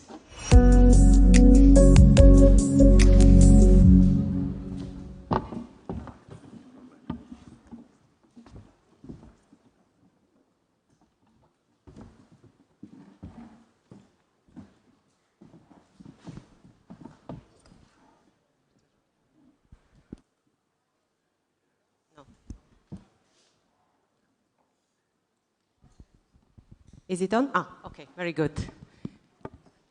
Good morning everyone. Ah, hello, Minister, hello. It's a privilege to be here, and it's a privilege to kick off with the panel sessions at this very much upbeat, oversubscribed Moldova EU conference. My name is Nadia Petkova, Managing Director for Impact and Partnerships at EBRD. So before I introduce the panelists, I wanted to say a few words. So although we know Moldova is still in a rather fragile situation, shaped by the geopolitical tensions and the deep structural challenges we build in the energy sector, I truly believe that the post-election momentum, as also was called the inflection point which we are in, and the realistic prospects for the EU accession create a once-in-a-generation opportunity. International investors are coming back. We heard today over $1 billion already lined up at the doors, waiting to invest and ready to invest in Moldova, and the growth is very much part of the EU 1.9 billion growth plan for Moldova. As one of the largest IFI investor in the country, EBRD has been present in the country since 1992, and we have invested over 3 billion, more than half of which since the war in Ukraine started, which is the testimony of our dedication to the country and to our support to Moldova. Energy has become for us a strategic point of engagement. For decades, Moldova, as the President mentioned, has been fully dependent on Russian gas and electricity produced from a single source in Transnistria, which is not the case anymore. And the country has transformed its energy mix very, very quickly. When the Russian gas flows decreased in 2022, we immediately stepped up our engagement. We launched a 300 million emergency revolving gas purchase facility, which we renewed and increased last year to support that. A cornerstone, as mentioned by the President, of Moldova's energy sector transformation has been the full integration into the European energy system. Also, Moldova has synchronized with its electricity grid, gaining access to European power markets. In November last year, importantly, has completed the transformation of the EU electricity integration package. All very, very important steps towards the integration in the European Union. Energy diversification is not only about security, and it's also about competitiveness, sustainability, and green investment. As the President Sandu and Commissioner Kos also mentioned, Moldova, in the course of less than 5 years, has managed to increase 8 times its renewable energy source, and now it contributes more than a quarter in the energy electricity mix, which is an amazing success story. I'm very, very happy that EBRD has been also one of the biggest supporters, providing technical assistance to the Moldovan government for a renewables auction framework, and 2 auctions have already taken place. The second one is about to be completed, awarding more than 340 megawatts of total capacity, including 44 megawatts of BESS storage, which is very important in the context of increasing renewable energy generation. So clearly, energy reform has been the catalyst for broader economic resilience and investor confidence. So therefore, today we are starting the discussions with the first panel, which is focused on Moldova energy transformation. So with this short introduction, I wanted to introduce actually our esteemed panelists. First of all, we have Minister Dorin Junghetu, Moldova's Minister of Energy, and the driving force behind the reforms in the energy sector in the country. We have José Luis Gómez Pascual, Country Manager of Premier Energy, the largest electricity distributor and supplier in Moldova, which is also active in the development of renewable energy projects. We have Sergei Makarchuk, Chief Business Officer of Gvura Group, operating in agri-food sector in non-citrus fruit and tree nut farming and trade, bringing a different private sector perspective to today's panel. We have Alexander Tudorescu, who is administrator of Renovatio Engineering, a renewable energy player operating across markets in Romania and Moldova, focused on solar and wind production, industrial engineering, energy trading, and e-mobility infrastructure. And we have a very different perspective which we wanted to bring to this panel in the face of Rauno Lethinen, partner architect in Sark and Sigi, with a sustainability and design lenses on investments. So let me start with you, José Luis. If you can tell us a little bit your perspective and your journey in the country, your investments, the lessons learned which you have gathered in the process, and importantly, where do you see the opportunities and challenges in the energy sector in Moldova? Okay, thank you for the invitation and good morning to all of you. The experience in Moldova, it's a very interesting experience. It's a master class every day, interesting and rewarding, by the way. And okay, let's start by the end. The company is growing, the group is growing in Moldova. We have gone into new business model because there are opportunities. We are hiring more people. We are learning along the way. We are contributing to the country in terms of implementation of the new practices, and then the financial results are growing, so the investors are happy, and we are listed in the Bucharest Stock Exchange, and the investors are perceiving that, no? So, as I was saying, it's a good experience, it's rewarding, and what have we done? We have done nothing special, just grasp the opportunities there, no? There are many. There is a situation that has improved, but is still there, of energy security. We have contributed there to trying to mitigate this issue with renewable energy. There is an issue with energy transition as well. There is a situation, I mean, a liberalization process, and we have contributed to that. And there is a regional integration possibilities. That's because, as you know, Moldova is perfectly located to trade and to intermediate arbitrage between Romania and Ukraine. So we have gone into that, just trying to use the dividends of the company. Shareholders decided to reinvest them in Moldova, and that has been a key factor for us, along with the banks, including EBRD, AB, MAIP, etc., or Victoria Bank now. And, okay, conditions have been there. Regarding risk, yes, the country still has a situation with the rule of law. The judiciary is in the process of being vetoed, but still this has some room to go forward. Also, bureaucracy, it's being diminished, but it's complicated. Sometimes for an easy thing, you need to devote too many hours. But I would say in our sector, and I'm not saying that because Minister Junquetu is here, in the energy sector, already because probably already in 2010, we entered the Energy Community Treaty. And I don't know if it's an island. I consider it as an island as of now, in the sense that there is a good understanding with the regulator. Of course, it's one from its side. There are things that we agree. Yes, we say that sometimes it's too populistic, but in general, the first things that we propose, they are understood, and so there's a good dialogue. Also with the Minister of Energy.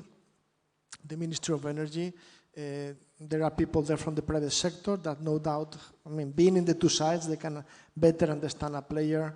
There is a pro-business sentiment, of course, with differences from time to time, but okay, that's why maybe we are too lucky that it's a little ahead of the rest of Moldova, no? But investors can feel heard and can dialogue.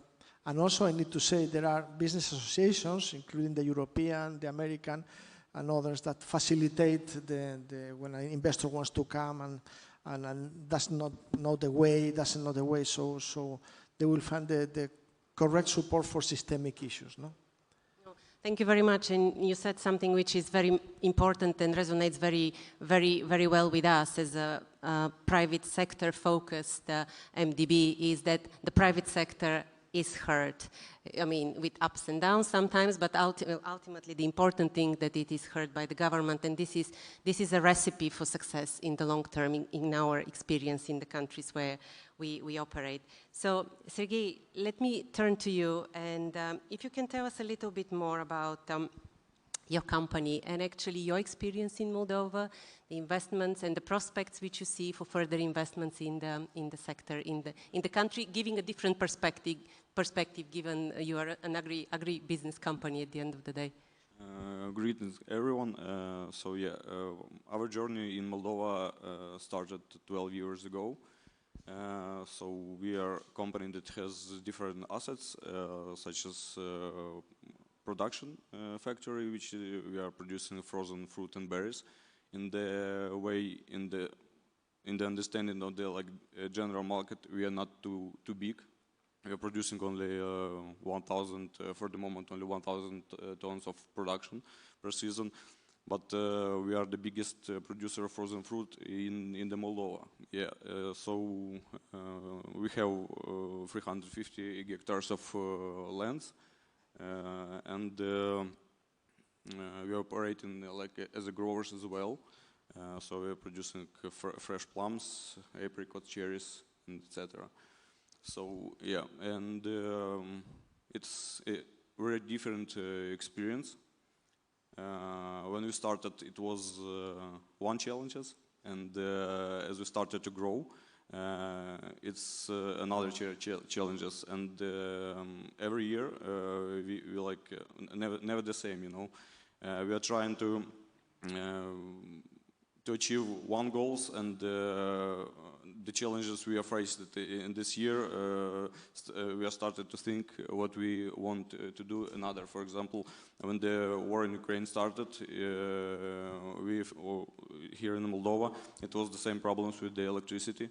So we had to buy a generator, just to have our capacity run good. And next year it was all good with the electricity, and all the investments we have done, we just spend it, and now it's just assets, you know. So it's different time, different for every time, yeah. And that's why we started to think in a different way. We started to think how to become independent in the full cycle. So, and our project is about this. So from our lands, we have organic waste, we have agro waste, which is right now, which is just only became left on the fields and nothing. So from our opinion, it could be it could be a type of fuel. So yeah, and that's why we started to think about biogas technology, which could give us electricity, heat energy. So after we received heat energy, so we decided to grow and to develop the greenhouse complexes, and to contribute all this energy we could produce. It would be like full cycle from biogas to frozen fruits and to greenhouse complexes. Yeah, like this. No, that's very encouraging. It has pushed you out of your boundaries to think about possible solutions. Me, as a former agribusiness banker for many years at EBRD, I understand how important is closing the cycle and gaining independence, especially in more challenging times. So that's the right thing from your perspective to do, and I think it is the right thing. Alexandru, sorry, we have okay, can I ask for your perspective, the perspective of Renovatio, in terms of your experience so far in Moldova, and what are you post to invest? I know you're looking, I know you already have specific opportunities in mind. How do you look at the perspective of future investments in the energy sector in Moldova? And again, where do you see the biggest opportunities, obviously, as you see, but also challenges? Well, we've been here for almost 15 years. We started the renewable business in Romania, and the natural step was to expand also into the Republic of Moldova. As the Prime Minister said in the opening speech, why not? And the second thing that struck with me was be here before others. So we started in Romania when there were maybe one or two other companies looking at renewables, so nothing was set up. We looked at Moldova and basically we did the same here. So based on our experience across the river, we've had measurements, we've had a project developed in the Moldova region of Romania. So we knew how to do it and we knew where to do it. So we chose the area of south of Moldova to develop our project. So right now we have 180 megawatts under development, and actually I can say under construction, because we started the construction phase 2 days ago. So congratulations. It's no longer just an on paper investment project, it's an actual construction site.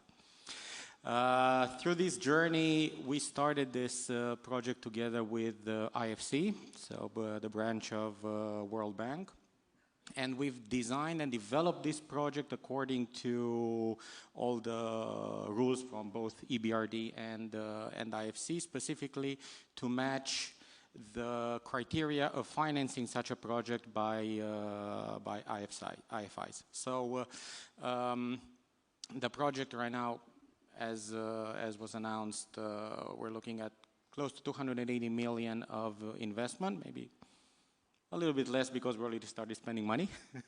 The project is, as I said, 180 megawatts, but with an interesting component, meaning that we're also building a storage capacity for the entire power of the project with a storage capacity of 2 hours, so 360 megawatt hours of storage that will be able to deliver power exactly when is needed on the Moldovan market.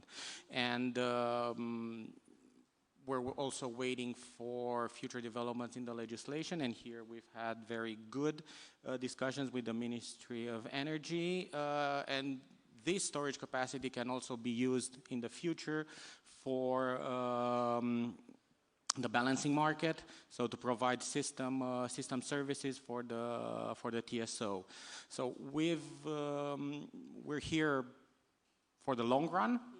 We have a very strong partner with us that it's already ongoing in Romania, meaning Greenvolt Power, and they are going to extend. We're going to extend the partnership to Moldova.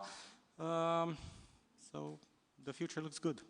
You're here for the long term, and as you said, the battery investment in BESS and battery storage is extremely important when it comes to ramping up investments in renewables, because you need to be able to store and use the electricity when it's needed. So it's very much a very essential component of the investments in the rest. Absolutely. So for us, the BESS investment is almost as important as the power plant itself. Yeah, exactly. And I'll come to that when I speak to the minister a little bit later. But Ranu, let me turn to you. When I started looking at the panel composition and I saw an architect, I was like, that's very interesting. How does it fit in the discussions about the energy sector in Moldova? And it's very clear that, you know, architects, you know, in the advisory function, looking through the sustainability lens, are getting more and more involved early on in the project design of various different projects. Where do you see your role as architects could fit better and be embedded more in the context of designing projects in the energy sector in Moldova and other countries in general? Absolutely. thank you for inviting. Yes, we see our role as combining the sustainability, energy efficiency with long-term investment value. That's a very big thing in the beginning of the project. And the first steps when the project starts, the first decisions, early decisions affect so many things in the long run in the building. So it's it means like a lifetime value of the building, lifetime costs, ESG, performance, regulatory risks, and long-term asset value. And all these are very important and matter to the investor. So that's really need to be taken care of in the early beginning. Our value is helping investor and client early understand the consequences of the early decisions and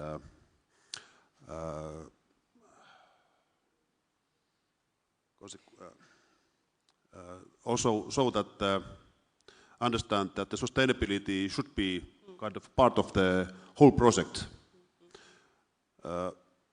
I think sustainability starts with flexibility. Flexibility is one of the key issues in the sustainability. Regulations change and the uses of the buildings changes in the years after years. So the building must adapt all that. And does your work, a small follow-up question, do you in Moldova or in other countries envisage to work also with regulators or authorities which, you know, so that it's inbuilt, the sustainability is inbuilt early on in the process of when projects are designed, so that companies think about that? Is that something that your company is involved, could be involved into, working with regulators, or it's not? Yeah, sorry. Is working with regulators or other authorities also part of your job, where you know, advocate the importance of building in the sustainability in the project design early on? Is this something that you are engaging? I'm sorry. Yeah, it's a bad. Yeah. No. I couldn't follow actually. Yeah, that's okay. Okay, Minister. Last but not least, let me turn to you. So Moldova is strong, fast, and steady on its path to EU. Through how would the government, through its reforms and its investments, will be able to support the infrastructure and enable private sector investments in the sector? And I think this is a nice segue to my second part of the question. I mentioned renewables auctions, and one has already taken place. The second one is about to complete. Can you share with all of us some feedback and also some lessons learned for the future? Anything you would like to share with us? The investors' interest, how was it? Did we get everything? Did you get everything right? What are the things that could improve in the future? And as we know that there will be some investors in investments in renewables will not necessarily go through the auctions, especially the bigger scale utility renewables. If there is no PPA, so to speak, safeguard, what are the measures which the government is thinking about in order to incentivize such investments? Sorry for the loaded question, but there is a lot to say on the topic. No worries. Well, first of all, welcome everyone who is the first time in Chisinau or in Moldova. Welcome everyone, and good morning, good day to those who are cooperating sometime on a daily basis, on a weekly basis. And I'm extremely happy to see so many representatives from the private sector, both local, but also most important, international potential investors in the country. To be honest with you, as you commented at the beginning of your, at the opening of the panel, Ministry of Energy is the driving force. But those remarkable results that Moldova was able to achieve so far would have not been possible without a significant, and I would say even very sustained intervention and actions from the private sector. So chapeau up for the private sector in the country. Yes, we might argue, we might have different opinion, but at the end of the day, the key in this success, it's the cooperation. It's the cooperation that happened so far. It's the cooperation that we count on in order to tackle those three objectives or challenges that not only Moldova, but most of the country in the world are facing at the moment. It's the energy security, specifically the availability of energy, is the energy affordability for the households, for the business, because this is what is driving the competitiveness. And last but not the least, the green transition. Yes, we are doing very well on renewables. We achieved so far 1,039 megawatts of installed capacities. But at the same time, we need to keep the peace with building additional infrastructure, enhancing the infrastructure, implementing the balancing capabilities, the balancing capacities. So the green transition should not come, the green transition should be fair, socially fair, and also economically sustainable. And this could be built, and at least this is what we are doing, could be built with enhancing the infrastructure, as I was saying, digitalizing the grid, the energy sector. Energy efficiency, it's one of the most important. I've seen, and I'm not stopping to repeat, there are projects in Moldova, businesses that they were able to reduce their electricity, their energy bill by 50%, thanks to the energy efficiency measures, thanks to installing solar panels, and now also installing the batteries. And now about the batteries. Looking how one interconnector, one cross-border interconnection is being built. It can take 1 year, it can take 2 years, it can take 3 years, depending on the complexity. It's totally different to what means building a storage system. 5 megawatts is a container that could be quickly deployed, installed, connected to the grid, and could be available. So, if we speak about measures that government is going to implement or it's promoting for short and medium term, we are going to incentivize and support the quick deployment of storage. We have already a situation in the country where there are businesses, or the energy is abundant. So it's abundant and it has to be utilized, this abundant energy, in the peak hours of consumption where it's most needed. Because between 5 and 11 in the evening, we are importing more expensive energy from the regional market. So this is what we are going to, and there are already some measures. There is a legislative initiative to eliminate the import taxes for the batteries, for the wind turbines, to adjust the mechanism so the VAT will be quickly returned to the investors. At the same time, and this is what will help both the country and also the investors, the electricity producers, to sell their electricity. Yeah, we have already a functional operator and a functional electricity market, which was launched by the end of last year. Though we need liquidity on the market. We need the company to go there and to sell, to trade the electricity there. Because as I said, the interconnectors, they will come. We are about to sign now these days, hopefully this week, if not early next week, to sign the construction, the contract for the second interconnector with Romania for Belt-Suceava, which is on track. The target is to be completed by early 2028. And that will also bring the opportunity, the opportunity for the investors, for the local producers to sell their electricity cross-border to Romania. So this is a bit of long term, but needs to go in parallel. And as well, we need to strengthen the grid. But what that means, we need to modernize our substation, both on the TSO, but also on the DSO level.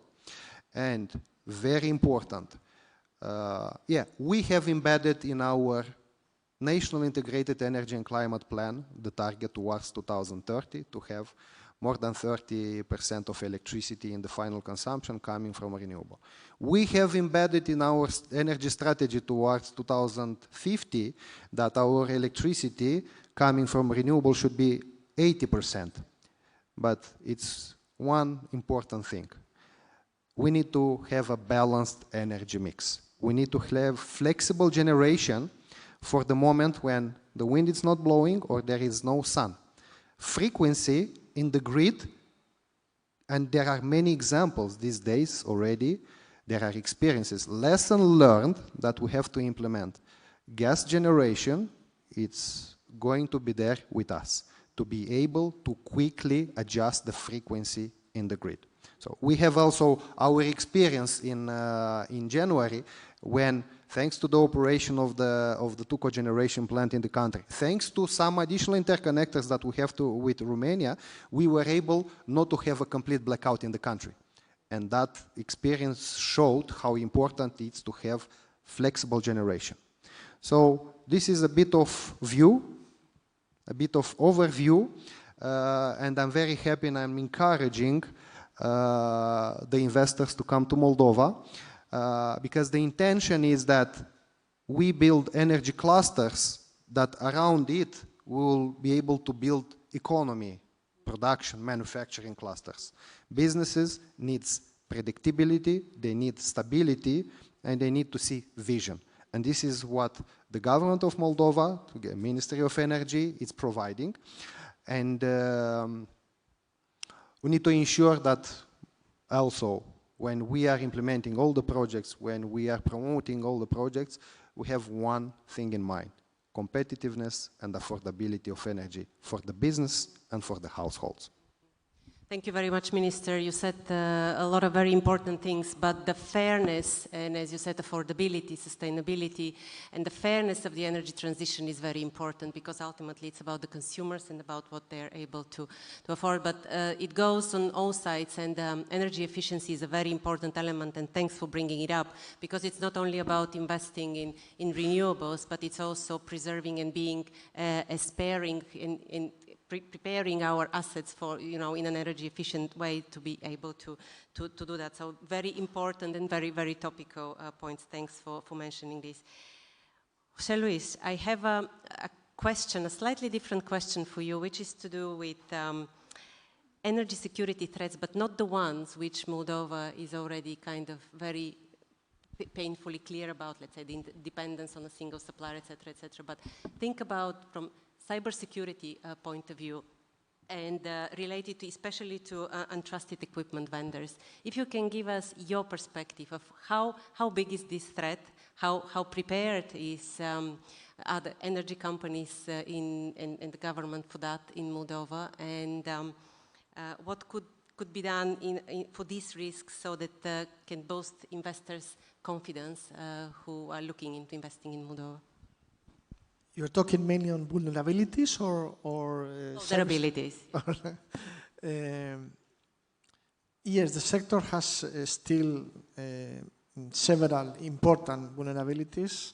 Okay, I could not say that cybersecurity is always an issue, but I could not say it's the main one. Maybe it's because we are, we have had only two situations which were not so complicated, thanks to some consultant that we have that is telling us how to protect our network, especially the assets. No, but the country has different vulnerabilities. Again, still energy security. Yes, we have a lot of renewables, but the renewables need flexibility. We talk about that, both batteries and engines, internal combustion engines. Then, and we are on there as Premier Energy Group. Then the interconnections, yes, it's right. Not interconnection, but the power line Vulcanesc-Chisinau, I think is going to be this month when it's going to be commissioned, hopefully, and that's going to provide energy security to avoiding going to Transnistria part. But then we need the two other lines. We talk about a lot of liberalization for gases here, but electricity is going to start de facto next year. but until the new interconnection Val-Suceava is not in place, there's going to be a limited, truly openness, okay, given that, and that's another vulnerability, we don't have domestic production. Yep. I'm talking about firm power in Moldova. Yes, we know the ministry is trying to work on that, to get some capacity generation reserves, but I would say that the mechanisms the government has used to cope with these vulnerabilities, like renewables, like balancing capacity, have worked. So I would say that complementing the initiative of the government, let's try to make a tender for capacity reserves, okay, and to bring private sector. Private sector, as the minister said, has responded very positively. So that's one proposal, is to increase the energy security of the country. And then regarding market openness, yes, we have BRM from several years ago, and it's working for the gas sector. Electricity, we have OPEM. I mean, something needs to be done to promote this exchange. And I know the regulator with the minister are working on that, but that's an important vulnerability. We don't want OPEM or BRM to be just there to say, check, it's done. We want it to be used and to trade energy and so on, so solutions need to be there. Also another vulnerability, which was in the past a thing needed, a thing that helped the country a lot. I would say that even made Moldova possible to move forward. It's a state monopoly, but now the situation is different. Yeah.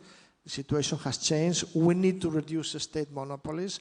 We need to avoid the crowd out of private sector, because there is, I know it's very attractive to have a big state-owned managing many areas, but I would propose to find a middle place, to find what best can do each party, and finding a common solution. So that's another area. And then the last vulnerability, I would say, is to reduce price. Okay, Moldova has jumped, the people of Moldova, from captive but very low prices in line with 60 euro megawatt hour to 121, 127.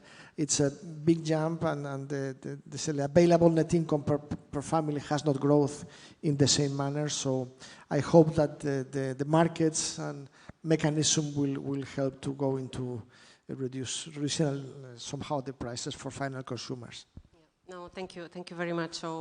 All very, very pointy and to the topic of what needs to be addressed in the future. Alexandru, let me come to you with a follow-up question. So you mentioned your investments and your ambitions to invest further in the country. You've heard the minister saying what the government is doing in order to incentivize these investments. Do you see, can you think of other recommendations or other demands that from you as a private sector investor you would have to the government in order to, in terms of legislative changes or other changes that will be needed in order to boost the investments in the renewable sector? And what you already mentioned, that you're working with the IFC colleagues in terms of advisory work for your projects. Are there any other aspects you think that would help make these projects and investments more bankable or easier to be bankable by IFIs and the local banks? Any recommendations and thoughts you have in that respect? Well, when it comes to financing, yes, playing by the books and listening to what the requirements are from the banks in general and from the IFIs, and to define and to design, let's say, the project according to their specifications. That's the main drive. So I don't know. The easiest example for me is like the environmental impact assessment, where both in Romania and in Moldova, the official requirements, let's say, they are the basic standards. But both IFC and the BRD, they have higher standards. So in dealing with and in the permitting process and in doing all the studies, we had to accommodate both the local requirements as well as the requirements by the IFC.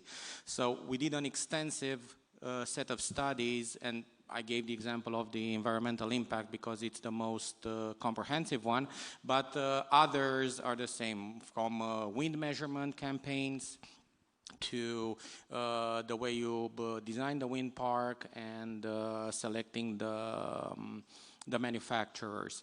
So recommendation number one is do the project by the book. If you want it to have it financed by an even by the local banks, they need to see it as more than just a, I don't know, let's call it a PDF with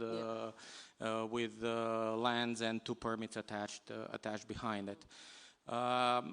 In terms of the relationship that we've had with the authorities and with the Ministry of Energy in particular, we've had a lot of discussions, and they are very open to supporting investments into the energy sectors, and we've had productive discussions, especially when it comes to incentives, as Mr. Minister said, related to taxes, to VAT, to the import duties for equipment related to the construction of renewable projects, be it photovoltaic or wind, for BESS, so for the storage, all the equipment, and a reduction of import taxes. So all of these are together a message that the Moldovan government is taking things seriously when it comes to the development of their energy sector, and especially the renewables. So we've seen very good indicators that everything is heading in the right track. And with Mr. Junghiețu, we've had very good talks, and especially with the Minister of Energy. It's not that often you hear that from the private sector saying that the things are really heading in the right track, and you know we are happy. Of course, there will be things that need to improve, I'm sure. I didn't say that everything was all roses and perfect, but things are very good, and we've always had a good relation with the authorities, be it the ministries or the other authorities involved in the renewable energy sector. No, that's very good to hear. Sergei, maybe very briefly to turn to you, because you were talking about the alternative sources for energy production like biomass. Do you see a prospect for that beyond your own needs, which you are planning to meet with the investments you are making to meet the company's needs? Do you see a prospect for further developing this sector? And is there anything else that needs to happen in the country in order to promote production, electricity production from biomass, for example?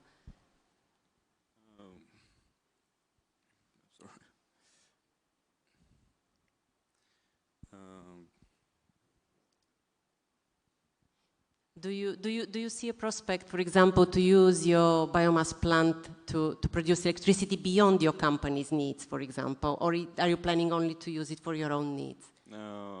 For now, we are just only looking into a way to use it by our own, for our own needs, but in the way we could grow this project, so we could sell it into the net. So, but for this we need some help from the government with the. Sorry.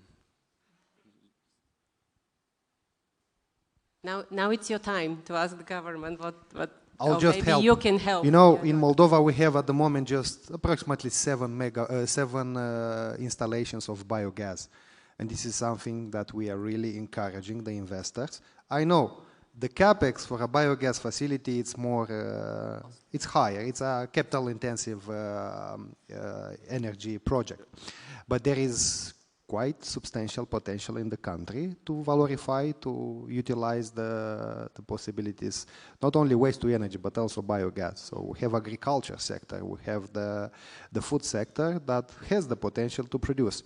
We were having a discussion last year with some of the representatives from the agriculture sector about this. Of course, it's easier to install solar panels. Of course, it's probably longer to install a wind turbine. But the biogas facilities are really a high, will have a high added value into the system. Thank you. Thank you, Minister. So your voice is already heard. The Minister and the government is quite aware of the potential and to see how to facilitate investments in the sector. Now that I have you, Minister, and you took the floor, I want to ask a question which is related to the reforms in the SOE sector and the potential privatization in the energy sector. It's a big part of the growth plan with the Commission, and this is something which has been discussed and agreed that improvement of the corporate governance of the SOEs and potential ultimate privatization. If you can give us your perspective, how do you see this process in the energy sector specifically for the energy SOEs? I know it's a bit of a tricky question, but your perspective will be very helpful because in the long term, this will be very important for the liberalization of the sector. The beauty of energy, as I'm saying from a while ago, is that we meet, yes, sometimes we fight, but at the end we do.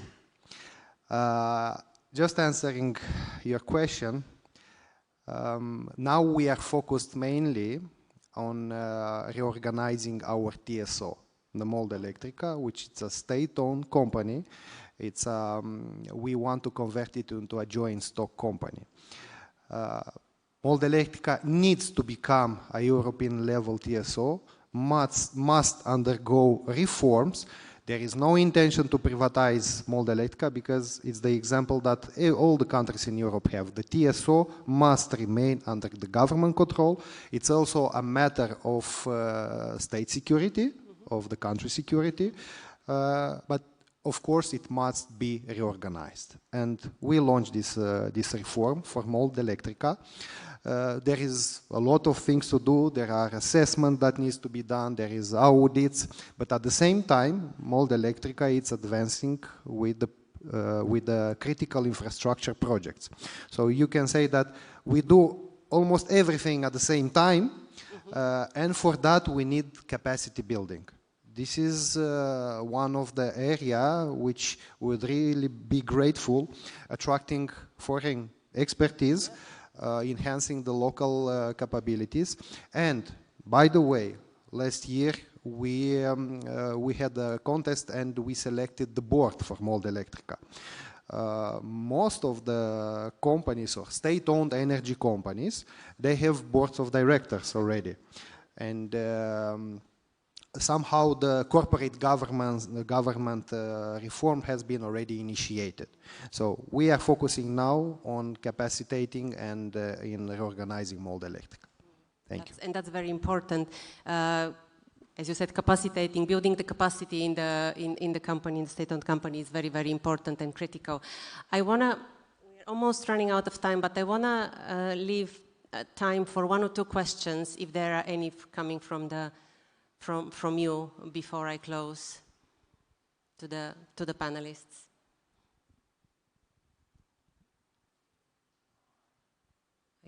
I can't see a hand. May I ask a question? Yes, please. Perhaps vision from the auditorium will be. It's also very important for us. We are having a challenge with the excess production of electricity. We are having a challenge by some local investors which don't have possibility to sell the electricity. If we have someone in the auditorium who would like to give us a small 2 minutes perspective from their view, how we can or what we can do more in this regards, adding to what we are already doing, of course. I haven't moderated such a panel where the questions are coming from the panel to the public. No, I asked because I saw that there is nobody who want to ask the question, but feel free to give us a smaller view. Any ideas? Anyone who would like to take this question from the public? Okay.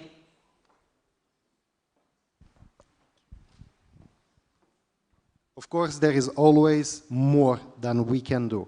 But as I said at the beginning, cooperation is the most important. First of all, I think I mentioned this before, congratulations on all the advances we've seen. I come from Denmark and have a lot of experience from the Nordics. The problem is we need storage. The grid needs storage really fast, and it'll take time to get there.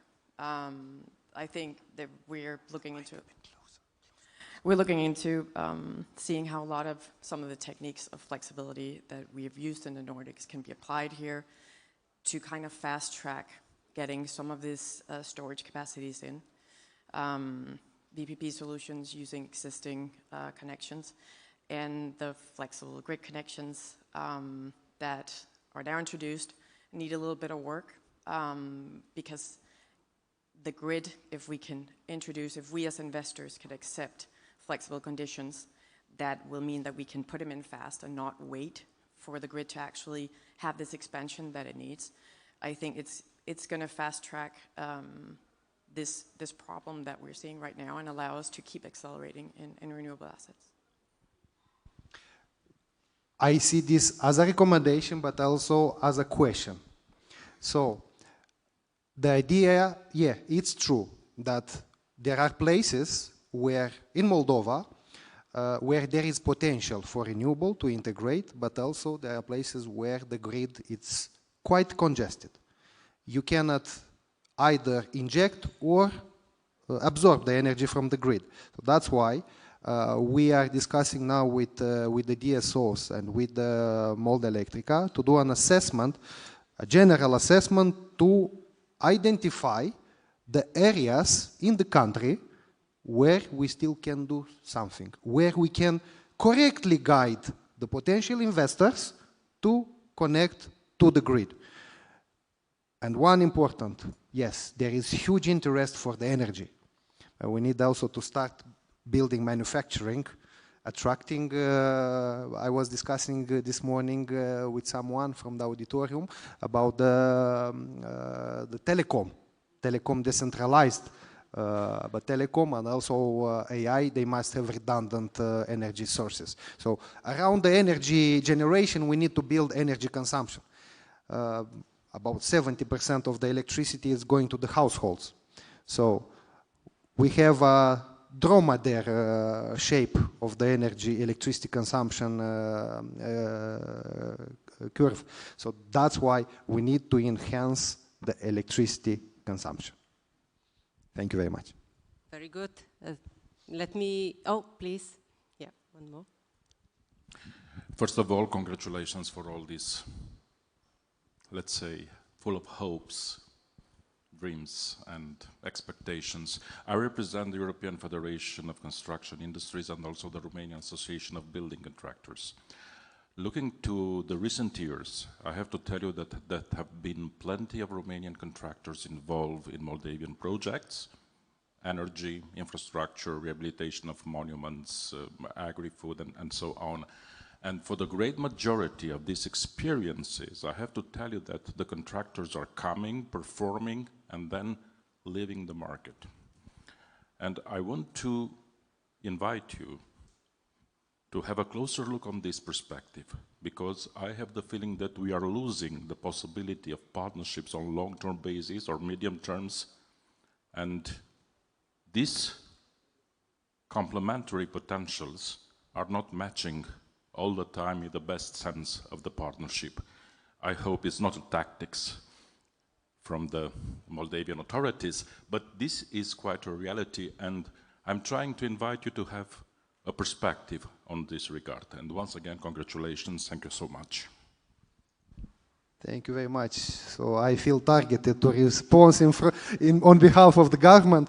Well, what we truly are observing, it's also there is migration of skilled and qualified workforce, construction workforce from Moldova to Romania. Because the amplitude, the magnitude, the number of the projects in Romania, it's also significant. And the workforce from Moldova, it's attracted by contractors.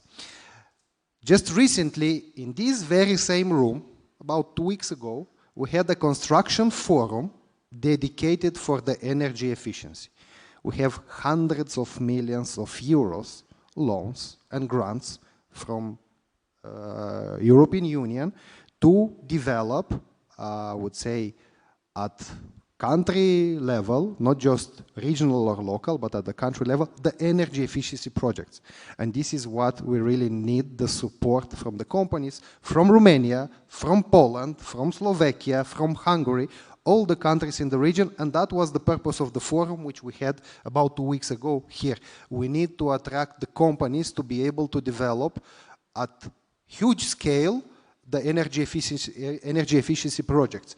Unfortunately, we are now where Romania was 20 years ago, when I was studying and working in Romania. So I did the energy efficiency for my apartment myself with the construction company. But at that time, 20 years ago, you could see this chantiere, the sites everywhere, in Bucharest, in Ploiești, in Buzău, everywhere. So now we are there, and we need the expertise, we need more construction companies to have who have the expertise to develop all the energy efficiency projects, not at the same time, but I would say in a sustained manner. Well, thank you very much. I think this was a very... Oh, wait, apologies. Yes, yes, please. And really, that was a very good question. Thank you very much for that.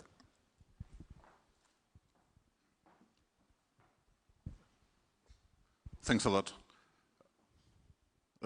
Thanks a lot for a really brilliant event, which is a very important event of the day, of the today, and thanks a lot for all of participants who is today with us, and we are together with you. Dear Sergio, from my side, who am I? My name is Alex Baloga.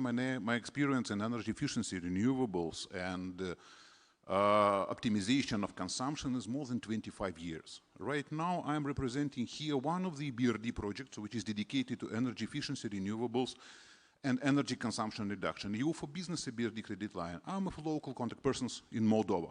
We have a huge experience, and I'm speaking right now about technological lines. I'm speaking about fridges, which do have. I'm speaking about that brilliant ideas dedicated to greenhouses, biogas stations, and many others. You need advices, you see? We can do this for free of charge. That's why, just make a call and we will make you happy. Because we have a brilliant background and we can use EBRD possibilities and grants together with the Ministry of Energy and many other possibilities. So, right now we are not dream catchers, but we can transform your wish into the very profitable business, and we already have brilliant results. Southern projects already financed and already exporting. So you're on the safe hands. Believe me, and I will be happy to speak with you after. Yeah, it would be happy to speak with you after. No. My name right now is Mr. Jingoer. He's next. Mr. Dorian, Mr. Minister, thank you for your participation. We know each other a long time, and right now, my advice, first, knowledge. What should be improved? We need to improve the knowledge of local companies. Because right now, what we have, Moldova, right now, it's chaotic movements of eons. Everyone would like to bring something energy efficient, something good, but nobody has no idea about the clear rules of the Moldova market. We are speaking about energy efficiency, we are speaking about your values, we are speaking reductions, we are speaking about many others, but please, let's create conditions that such a fog will disappear, yeah? We need to bring knowledge, European standard, European quality, to be absolutely transparent. So it should be a very good European machine to be put in power in Moldova Republic. When we're speaking about the biogas, when we're speaking about biomass, we have a lot of wastewater treatment stations, yeah? We have sludge. European Union is considering this like a fuel. Why? We are producing biomass, we are producing biogas, and we have an excellent fertilizer, yeah? Right now, during the summertime, if you are coming to the Moldova airport and you are feeling this nice smell, yeah? This is a visiting card of the capital. So, this is a smell of money, am I right? And we can do this. We have a lot of wastewater treatment stations and we may transform them into our incomes. Let's speak about agriculture.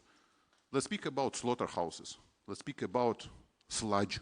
Let's speak about poultry and many others. So, very good income, am I right? You're perfectly right. And taking the advantage that we have such consistent auditorium, We have a mechanism, which by far is the first one in the southeast of Europe, in the region. It's called Sandbox. It's a deregulatory mechanism where companies could come to Moldova, fill an application for new technologies, and do the testing here in the country. So it's a very important mechanism. There is a commission within the ministry with colleagues from several entities where the companies could come and test the technologies and, of course, bring the knowledge. That's very important, and I think that's a very good conclusion. I want to thank first the audience for these engaging discussions. New partnerships have been forged on the podium. I want to thank my co-moderator, Doreen. Thank you very much for that, and I want to thank the audience.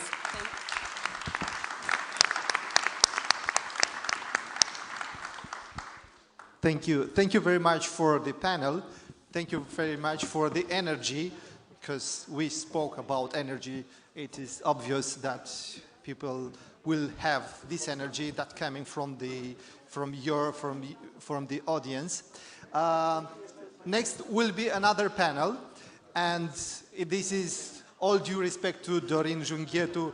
This is my favorite panel, because we will speak about infrastructure, and of course we need a bigger, better and good-looking infrastructure here in the Republic of Moldova.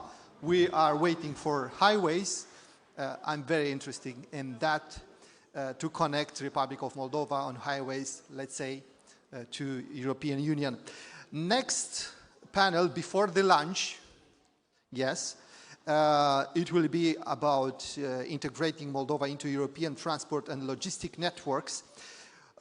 Please welcome Mr. Mathieu Bousquet, Director for Enlargement Coordination, Strategy and Investment at DG NS, European Commission. Please take your seat.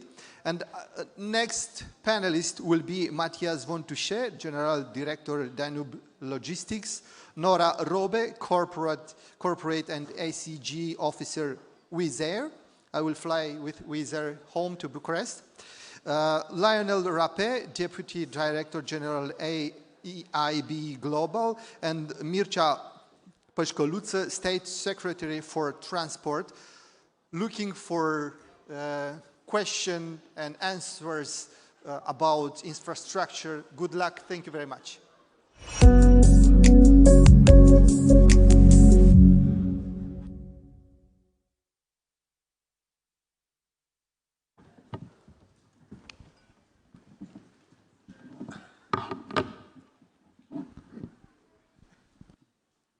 So good morning again, and very happy, to moderate this panel on integrating Moldova into European transport and logistics network.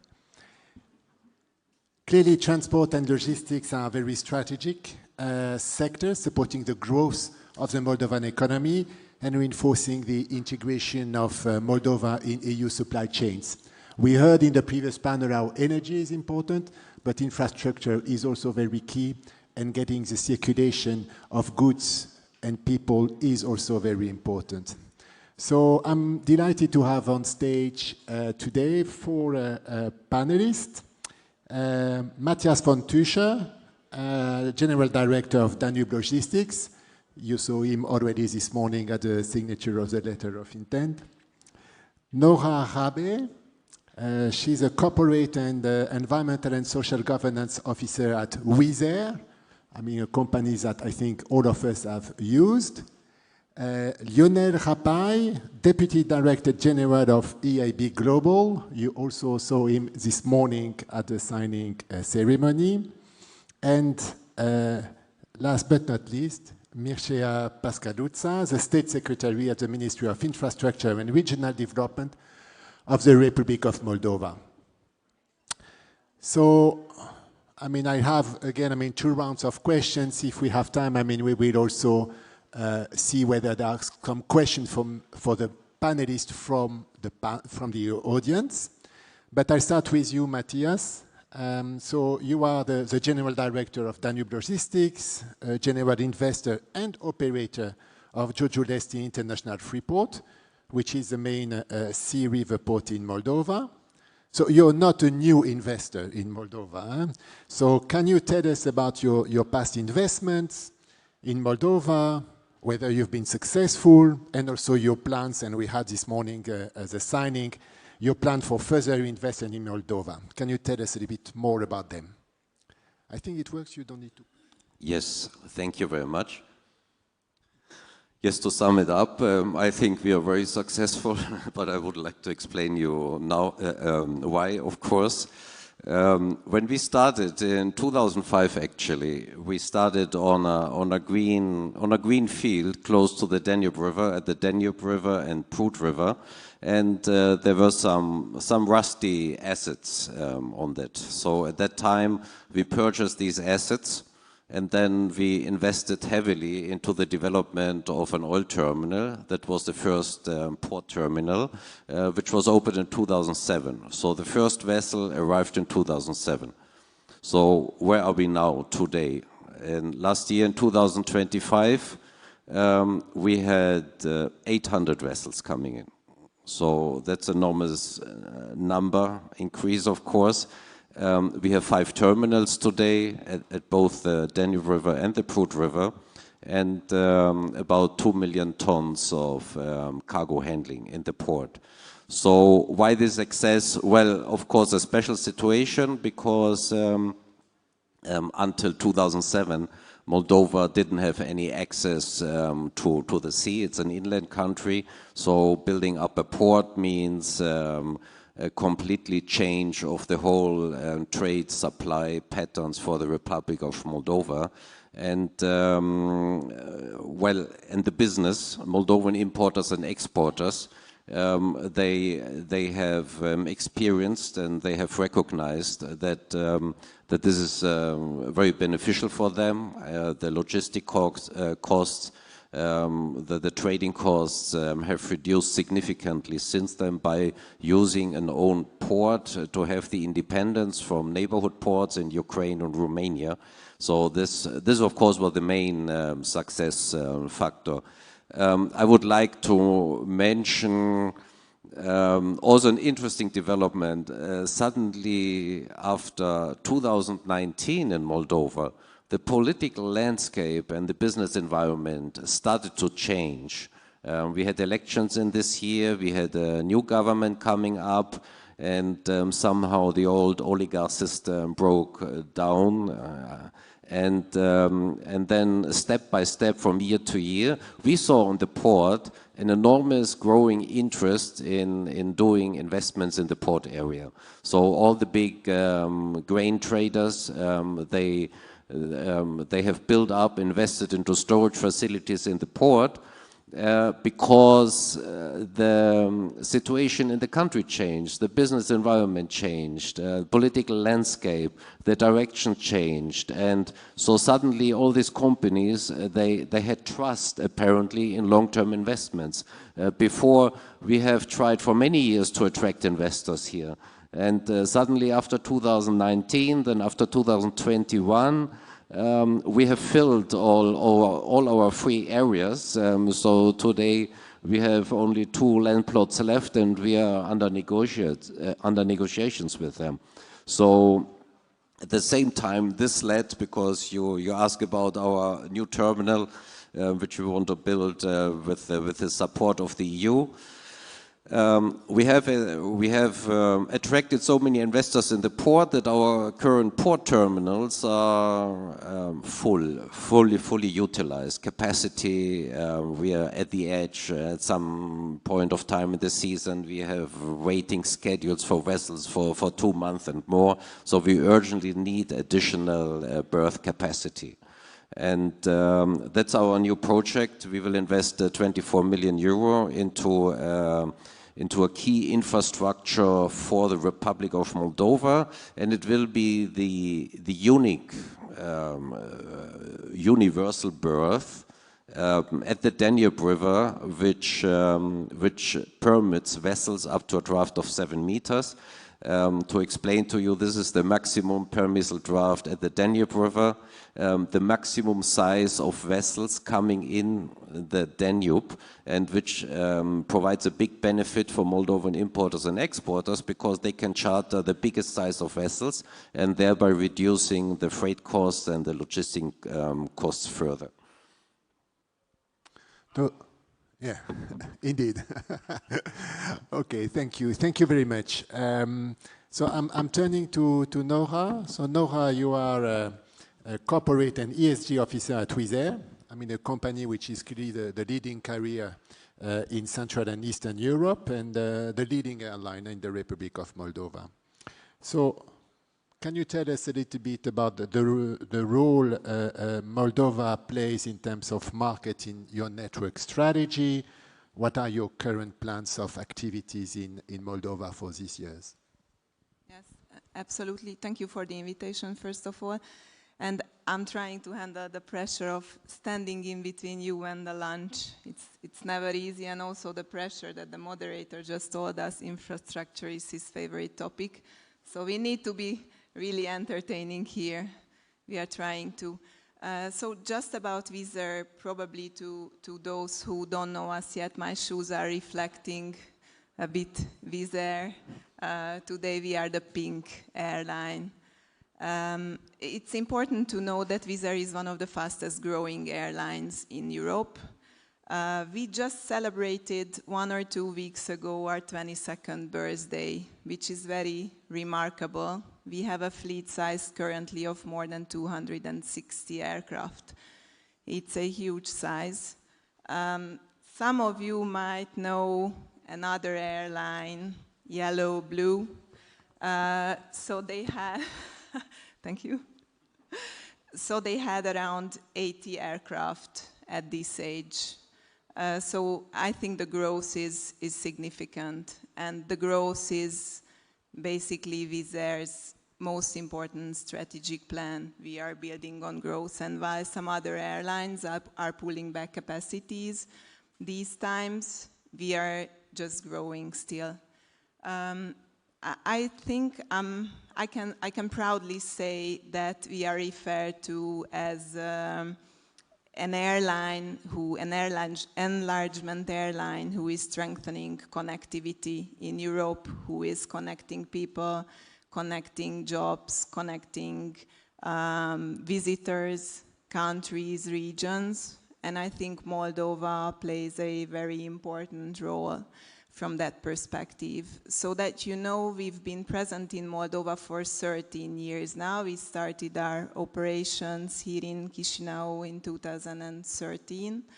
Since then, the landscape changed a lot. We established the base here less than 2 years ago. It was 2024 October.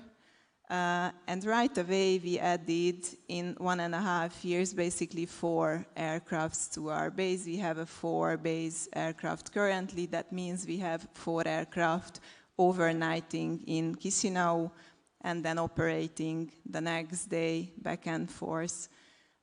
We've been operating currently 35 routes to 16 countries. I think that's also a clearly demonstration of our commitment that we are connecting the Moldovan people with other countries, and we are connecting regions.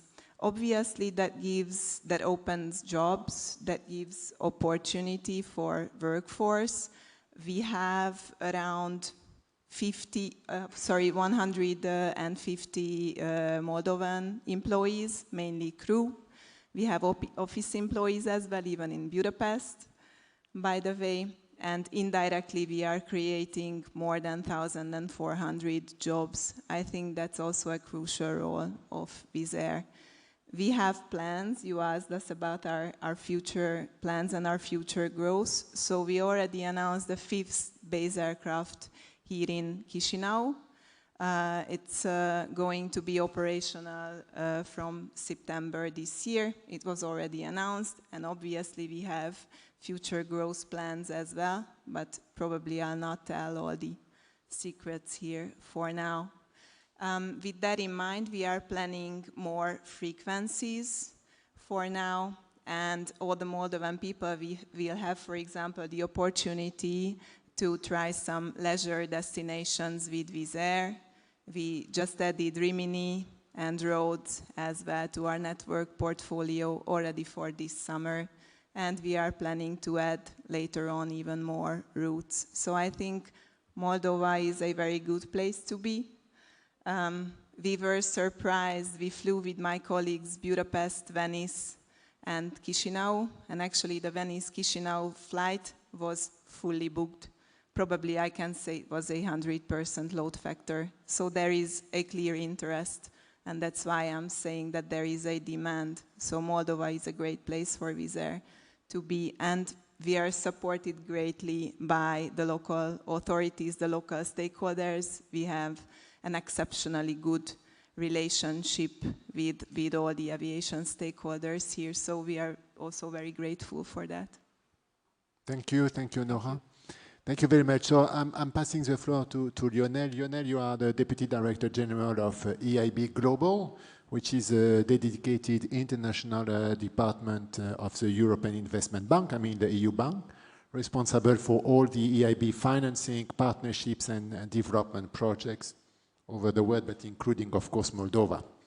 So as the EU Bank, can you tell us how the work of the EIB in Moldova is supporting the transport and logistics sector, and also how such support can be relevant for companies like Danube Logistics, Wizz Air, and the others active in the sector? Thank you very much, Mathieu. Good morning to everyone. It's really a pleasure for me to be back in Chisinau, not on Wizz Air, but I will think about it next time. Allow me to take a step back, Mathieu, on the role of the EIB here in Moldova. Our ambition, our role is very simple. This is to bring Moldova in European Union family. I think we have proudly supported the successful waves of EU enlargement over the past 6 decades. And we know that it requires lots of political courage of the leadership. And we have heard this morning, I think, the determination of the government, of the president, to conduct reforms. But it's also a very capital-intensive endeavor. And that's where, as I would say, the investment engine of the EU accession process, we play fully our role. So just to illustrate that as a point in case here in Moldova, our commitments have doubled over the past 5 years. So we have now reached nearly 2 billion of total investment in the country. And obviously we are keen to continue with that trend. Now, if I zoom in on the transport and logistics sectors, we have had, I would say, a very long-standing positive partnership with the authorities, with the European Commissions, with other IFIs in this room, to really support strongly the sector. So first, a lot in the road sector, which carries most of the goods and basically population throughout the country. We have built, rehabilitated with our support 170 kilometers of roads in the country. The team told me this morning that there is another 70 kilometers which is under procurement or being built. And this was both on strategic corridors, so to improve the interconnection of the country with the EU, essentially, but also at a local level to bypass cities or here, for instance, in the capital. The other engagement has been to a large extent in the railway sector. So here, there are significant needs to fully embrace the capacity of the railway sector. So we have supported the renovation of the fleet, which is very much an aging fleet, as well as rehabilitation of some railway lines, notably after the Russians' war of aggression against Ukraine, the change of the routes going through Moldova, the so-called solidarity lanes, to have electrifications of some of those railway lines ongoing. The benefits, impacts of all these investments are really obvious. It's not just about transport efficiency. This is about safety, reducing the number of casualties, injuries on the network. This is about better accesses to services for the population. But also, of course, a lot in terms of expanding for the businesses, the trade potential with the EU. I just would like to make a reference to what the Commissioner said this morning about Croatia, where she explained how EU accession has increased employment growth in the country. if we zoom in on or have a closer look at the rationale behind this, a lot was actually linked to increase of exports from Croatia to the EU. Now you could say this is linked to tariff barriers which were reduced. Well, not really actually. There was a free trade agreement in place between Croatia and the EU for many years already. A lot was linked actually to the improvement in logistics, border crossing, in particular for SMEs, which could, thanks to this investment, deliver just in time on EU markets. So when they need to deliver in Munich at 3 o'clock, it's not before, it's not after, and if they don't have warehouses in the country, being able to have an efficient transport network in Croatia, at the borders, in the EU, was really, really essential. To answer your question, Mathieu, on the support to companies, well, transport logistics needs to be seen as a system.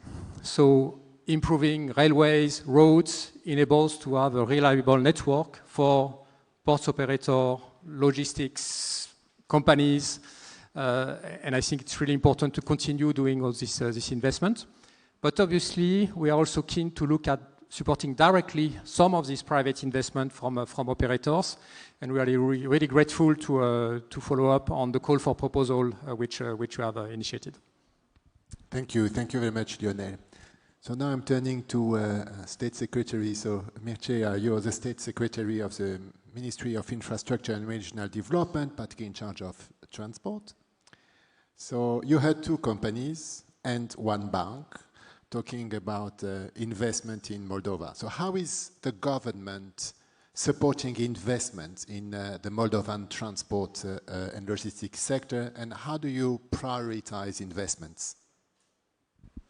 First of all, thank you very much for organizing this important event, and we are very grateful for the opportunity to discuss with all the private actors now. And the main message that I want to send on behalf of the Minister of Infrastructure is that you mentioned that investments are around 2 billion. So we, in the next 2 years, I think we will find, and we need to find the solutions to attract more than 2 billion euros for the new projects. And here we are discussing about the highway and also on the EU standard gauge. So there are very big opportunities for the private investments and also for us as a country to enhance our connectivity.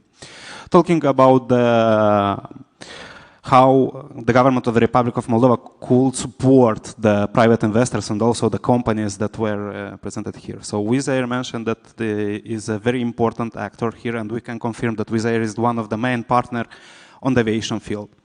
Danube Logistics is the main actor when we discuss about the ports infrastructure and the naval type of transport. We have the representative of the European Bank of Investment, and here with the support of the European Bank of Investment, we are developing the feasibility study for highway, for European standard gauge fully electrified on the railways from Unghel till Chișinău. And the main thing for all these projects and to have these results is to assure a good cooperation. This is one part. But the second part is to assure that we have a real and a good understanding of the legal part. What I mean, for example, on the aviation. Previous 2 years, Wizz Air enhanced their flights in the Chișinău International Airport, and they have 4, and they announced that they will have the 5th aircraft.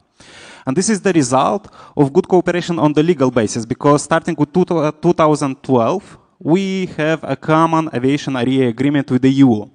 So we have a clear vision how we need to develop on the legal basis our aviation field. The same thing we are doing now on the all type of transport. So we have the National Aderation Plan. On behalf of the ministry, we have 221 action that will transpose 280 regulation, EU regulation in our national legal basis, and we need to do this till the end of 2027. So we are preparing to have the same rules and to be sure that the private investors that are mostly from the EU have the same rules in our country. So for us, this is a priority. And of course, with the flagship projects that I mentioned before, so we need to focus on the big projects, as highway, railways, multimodal hubs. All of them are covered by our mobility strategy till 2030. We have the special regulation for the TNT because the Moldova starting with 2024 is the part of the TNT.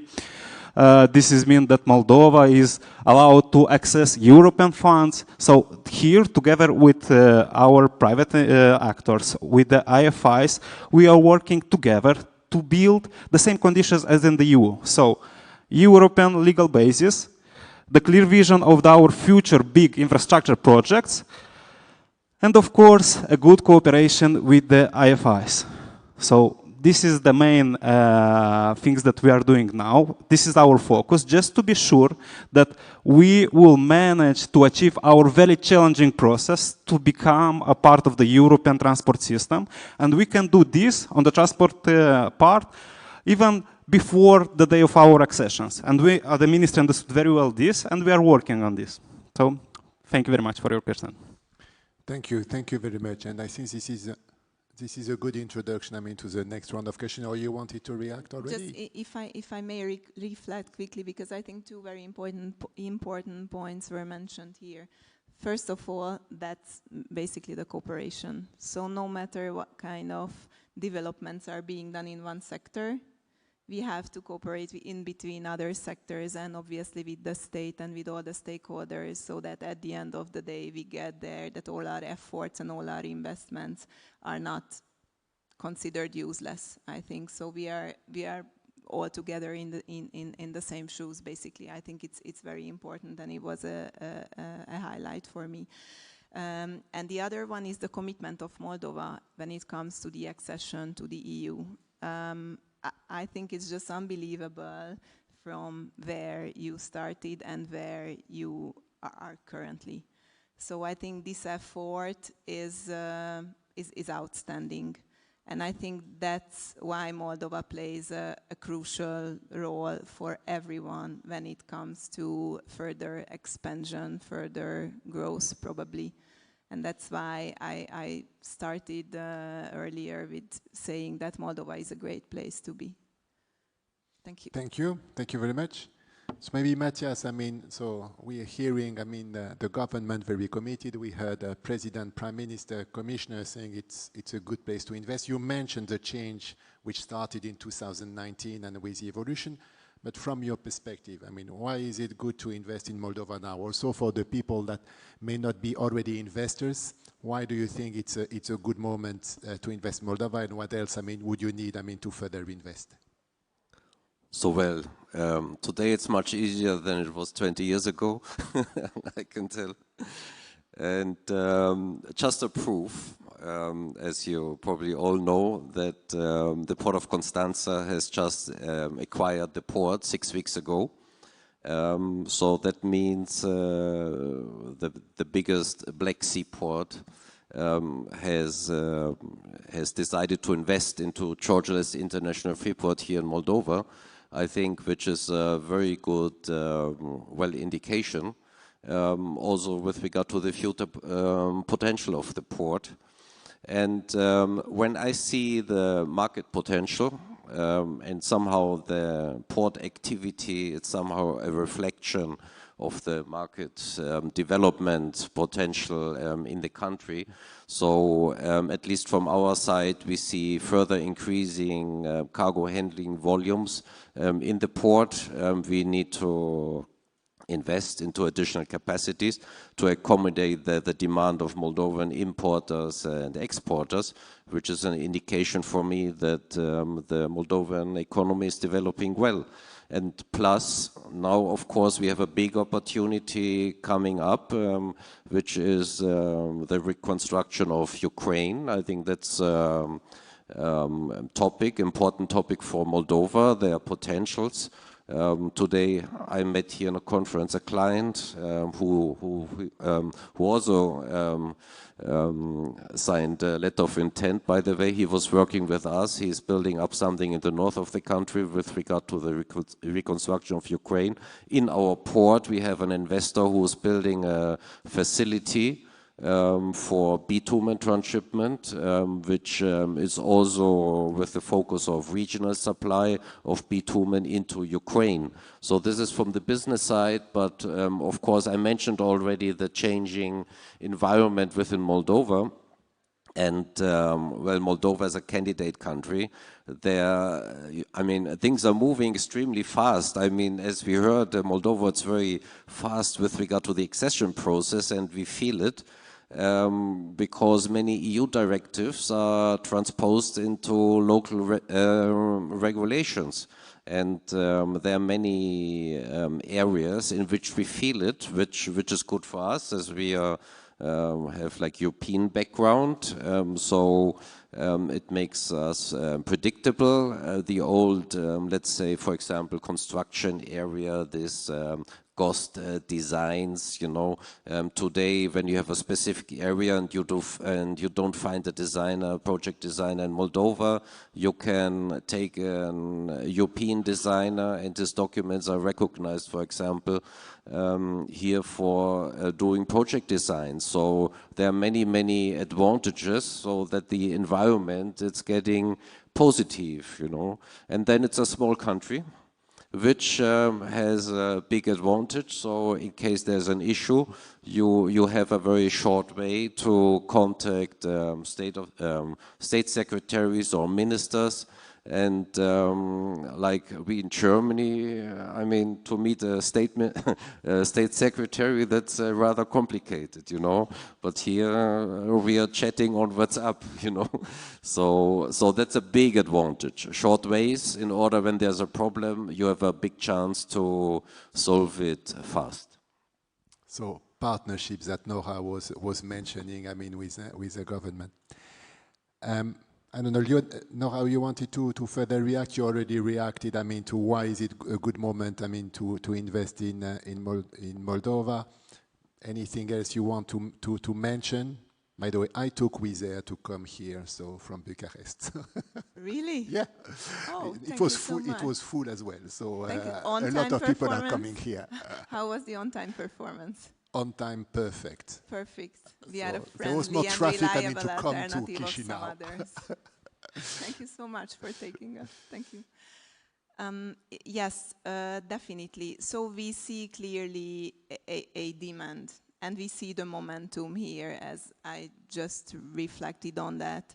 And I think it was also another highlight of the morning for me when the commissioner closed the speech with saying, "You will make it, you will do it, you will get there." So I think it's so important for the Moldovan people that they get support and for the accession plans, and that basically all the member states are supporting their efforts. And that's why we see that this is a clear momentum, because that would require further accession and further connectivity. And Wizz Air, as I told at the beginning, is an enlargement airline. What a complicated expression in English. So an enlargement airline, and therefore we see the great opportunity here again to connect people, to provide more destinations further on. And actually, we are a market leader currently. I think 41% is our market share. It goes up to around 60 with adding the fifth aircraft on a longer term, even from September. And we see two sectors developing here greatly, visiting relatives and friends, so the VFR traffic. However, the leisure traffic demand is also strengthening. And we see also, and let me just reflect on a personal favorite topic for us. So we see international interest as well here towards Moldova, and we see tourists definitely coming here more and more often. We had recently, a couple of months ago, half a year ago, a Let's Get Lost campaign from Rome to Moldova. For those who don't know the concept, that means that a bunch of people get on an aircraft and they have no clue where they would land at the end of the day. And it's basically and it's intentional, just to make sure that's planned. And we had a nice campaign from Rome, Fiumicino, to here, Chisinau. I think, yeah, that was in September, probably last year. And it generated unbelievably huge interest. I think we had 84 million clicks or reactions on the internet, on different social media platforms. So that was also a great demonstration of the need of Wizz Air and Wizz Air's growth here. Yes, 16 times the population of Moldova, so this is impressive. Thank you very much. So, I mean, we can clearly see, I mean, both from Matthias and from you, Nora, how much, I mean, you are both contributing to growth, but also enabling growth by facilitating with transport and logistics. Lionel, maybe a second question to you. I mean, you talked about, I mean, the work you are doing and the priority areas. What are also the challenges that you can see in Moldova, and how can EIB help overcoming them? Thank you. Well, so certainly I think Moldova now has a unique chance in a way to become a key connectivity link between European Union, Moldova, Ukraine and Black Sea area. But indeed there are still quite important challenges and certainly lots of investments to be continued. And actually we are working, I think, essentially around 3 areas together with the authorities and partners. One is to continue the investment to modernize the overall state of the infrastructure. We have to be honest, there were decades of underinvestment in the road and railway network in the country. Lots has been done, but still there is a need for continuous investment in this area. Second, we do see the need for further investment in the logistics capacity. In particular, when it comes to intermodal hubs, this is something which is still lacking in many parts of the country. I could extend this to digital freight systems, for instance, and also anything related to border management. So the customs, border processes and associated infrastructure needs to be improved to facilitate flows. The third aspect is linked more to institutional and financing aspects. To have this large-scale investment, you certainly need good preparation, expertise to deliver with the right standards, and you need patient capital. These are definitely investments with a long economic life, which requires to have very long-term and to a certain extent concessional financing. And I would say that this is where, as EIB, together with other financing institutions, European Commission, we have a key role, transformative role to play. I explained already the quite substantial volume of financing which is directed to transport sector. Basically, this is 48% of our total portfolio in the country. So yes, connectivity agenda is at the top of what we do, and it's already a significant amount of financing which is being delivered. But I would like to highlight another element to which State Secretary alluded, which is the advisory and technical assistance support which we can provide as partner of the country. We have established a few years ago an upstream technical assistance program together with the European Commission, EPIC, which enables to prepare projects in accordance with the necessary quality of preparation to have the right cost-benefit analysis prepared, option analysis prepared. In the previous panels, I mentioned environmental and social impact assessment, which are necessary. And this is typically what we are doing now. So we have actually a new generation of strategic projects which are under preparation. I would mention the bypass of Chisinau. The minister mentioned as well the highway, which will bring us from Ungen, Chisinau to Odessa, which is also a very strategic corridor. I would like the transformation of the railway EU gauge. So you can imagine in a few years to be able to travel from Bucharest to Chisinau non-stop. This is a reality which is expected when this project will be implemented. And the last project we are preparing is on inland freight terminal in Chisinau, precisely to address one of the challenges I mentioned earlier. And I think this element of preparation enables to then, I would say, fast-track, accelerate implementation when it comes to with the necessary financing. No, thank you, Lionel, and so, thank you also for mentioning that, I mean, investment in this area is also long-term. You need patience, but I mean, you see growth and you see the benefits, as we could hear from both Wizz Air and Danube Logistics. Minister Mircea, I mean, what is your take on that? I mean, what are the investments that you are going to support and to prioritize? Lionel mentioned some of them. I'm sure you have other ideas, and also for the audience, I mean, where do you see the future? So as you can see, we have a very strong partnership with the IFIs because you presented the biggest project that we are working now. And indeed, with the support of the IFIs, with the support of the European Commission, we will develop the first highway. We will develop the first portion of the railways fully electrified according to all the EU standards. Now we are finishing this feasibility study for the ring road, so this is also very important because it's the part of the future highway. In the same time, we have a very good partnership with our colleagues from Romania, and with the support of Romania and with the support of the EU, now all these projects have a starting point. So we have secured finance for the first projects on the highway, on the first multimodal hub, and with the support of the EU, we have also secured funds for the first portion of the electrified railway that will connect Ungheni with Iași. The main thing is the till 2030, and we have the representative of the municipality from the Ungheni here.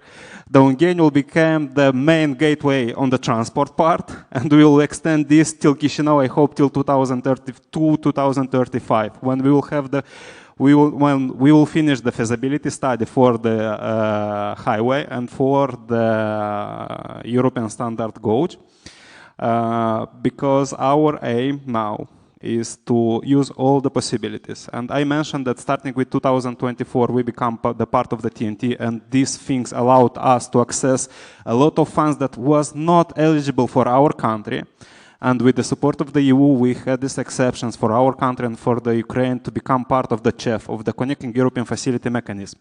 And here we won 5 projects. Here, and in these 5 projects, we have the electrification of the railways. So we have a very good partnership with the EU. We have a very good partnership with the colleagues from Romania, and we start to work on these important flagship strategic projects for our country. And now we see the concrete results, and I'm not optimistic when I tell you that till 2032, till 2035, we could have the European trains at the Chisinau train station, because this year and next year we will finish the feasibility study and we will use at least 2 financial mechanisms that are provided by the EU. It's Connecting European Facility and I hope the pre-duration funds that will be eligible for the infrastructure projects. So we have flagship projects. In the same time, there is a lot of opportunities for the private investments. For example, on the highway. For the highway is a mandatory to have rest area for the trucks and so on. And as usual in the EU countries, these rest area are not managed by the state. They are given to the private investment. So we will have the same approach.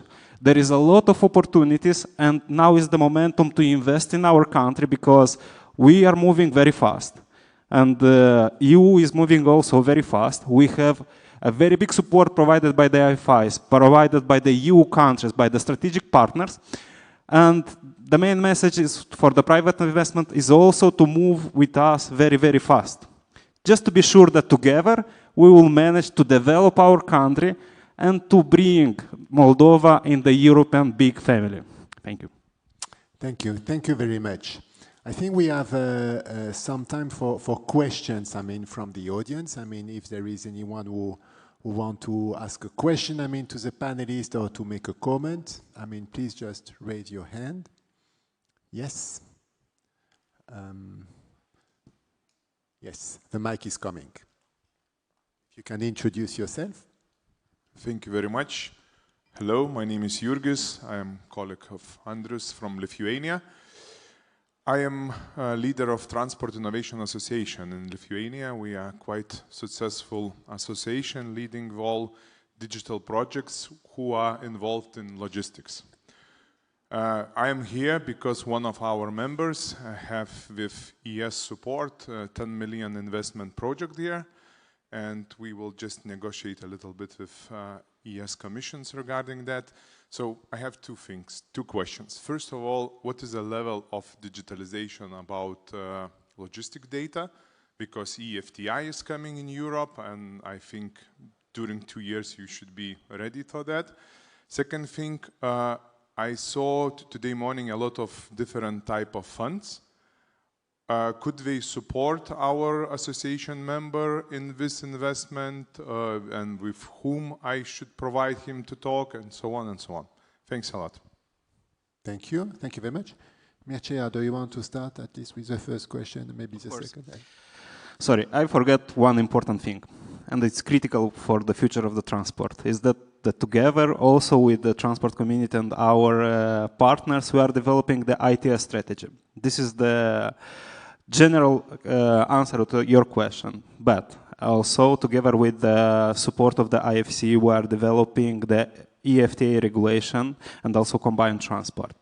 So here we have a clear vision on the regulatory part. We have the support provided by our strategic partners to develop this, but in the same time, we had already some process of digitalization, especially in the transport field. We have developed the e-autorizatie. It's something like a digital platform where all the transporters has the digital interactions with the state company responsible for the road transport. And here we have the transport operators. They have the digital permits of everything. The main challenge for us, it also will be to assure the interoperability between the road entities, customs, border police, and after that to assure the interoperability with the EU partners. And on this field, we are also working a lot. On the second part, you can discuss with us, with the representative of the Ministry of Infrastructure, and also discuss with the representative of the Ministry of Economical Development and Digitalization, because we are working together to digitalize all the processes for our private partners. Thank you very much. And indeed, we will have a panel this afternoon about innovation and where, digitalization is also going to be addressed, knowing that Moldova, is benefiting from a high level of optic fiber support. Yes, another question there. If you can get the mic, mister. Yes. If you can stand up so that people will see. Yeah, thank you. The mic is coming.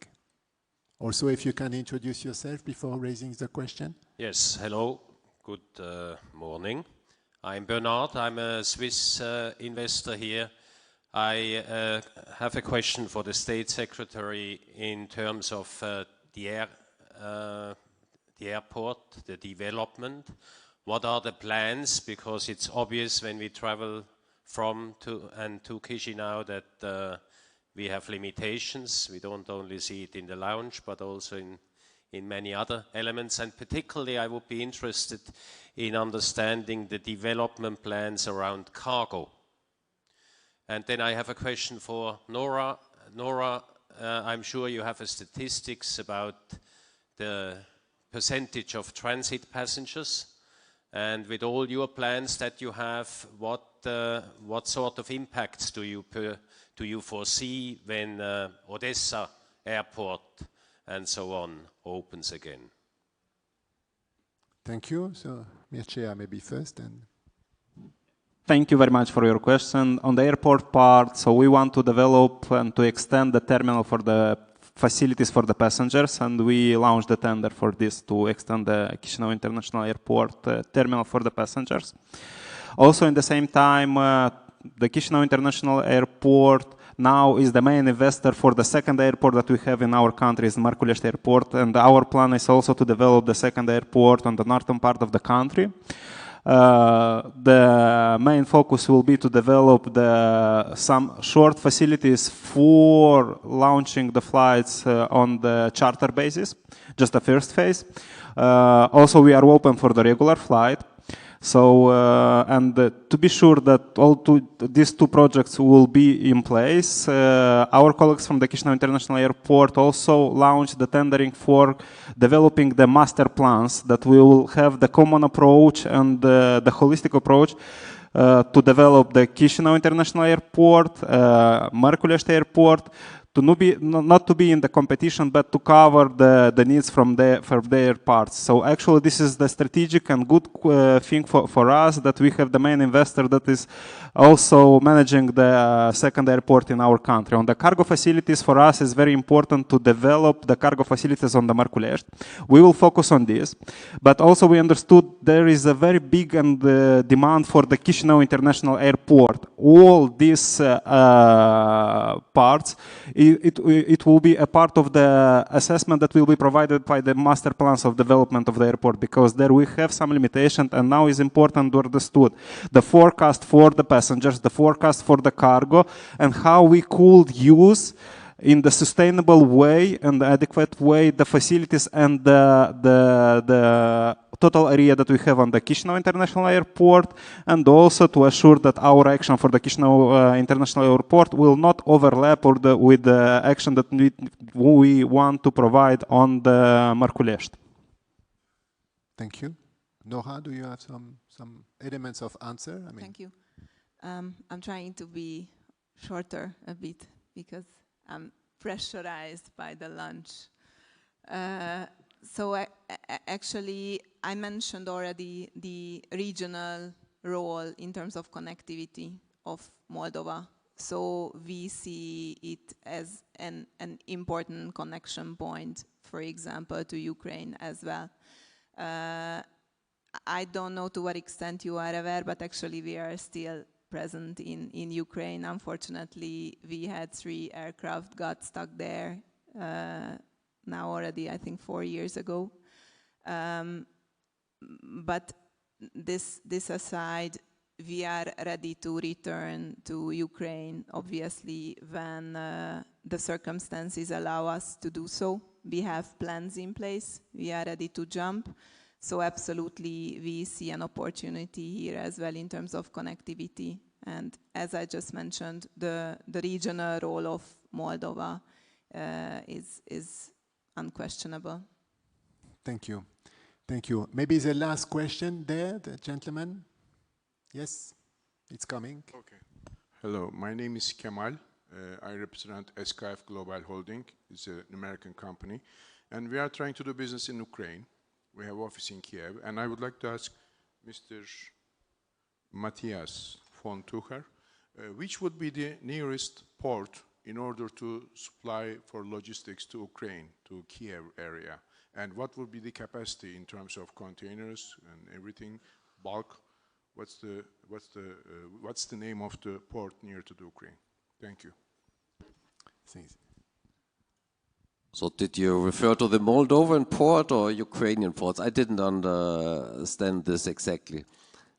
Yeah, Moldovan well, port it's Georgiles International Freeport at the Danube River, which we have 2 ports actually. So there's one private port, which well takes over about 80%, 75% of the total volume. And there's also a state-owned port. So, well, distance to Kiev, usually our clients supply either to the western part of Ukraine, they go via the northern border of Moldova, and often they then have transportation via railway, and then they go further east to the Kiev area, so it's possible. You mentioned container. Container, it's a big issue in the moment, And our plan is, that's why it's so important that we do the new investment actually into the new quay. Because in the moment we do not have spare capacity for containers. We have all the equipment to operate containers. We can do container handling like based on spot shipments, but we don't have the capacity to have a regular feeder service in the moment. You know, Georgia-Less would be connected to the Port of Constanza. Port of Constanza would be the hub when you import containers from the US, for example. And we had this for 8 years. In the moment we don't have it. But with the new terminal coming up, it is planned to have such a container feeder service as well. Maybe the Port of Constanza now even decides to introduce it earlier. It's also possible. But it's a hot topic. I mean, for Moldova, it's extremely important because the logistic costs going around with trucking from Constanza are much too high. Okay, thank you. I think we're going to stop here. Matthias, as you have the mic, maybe, I mean, one final word, I mean, from your side, and then I will ask, I mean, the other. Just one final word. We haven't talked about people so far. People are an asset here, so we are highly satisfied with our workforce in the port. We have 300 working for our company, 800 in total in the port in the moment. And I really appreciate the attitude. So the attitude is very positive. They are very dedicated to their job from operator level to middle management level.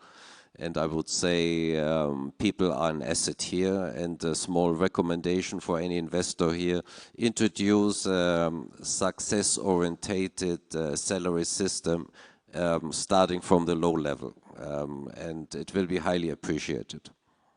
Very good. Thank you very much, Matthias, also for putting, I mean, people also first. Nora, one final word from your side? Probably the closing thought is that definitely we see the momentum. As I mentioned, and Wizz Air is committed to bring further growth and further opportunities to Moldova. We will stay here. We are committed, and I think we will provide even more and better opportunities for travel to Moldovan people and for tourists, for international tourists to visit Moldova. Thank you, Nora. Lionel? Thank you. Well, I think the discussion we just had really highlighted how the investment in connectivity will enable Moldova to fully grasp the opportunities of the EU accession and of regional integration.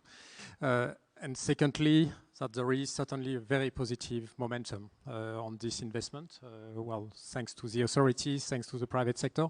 And obviously, as the EIB, we are keen to continue supporting Moldova all the way to the EU. Investing in Moldova is an investment in Europe's future, as was said this morning. Absolutely. Mircea.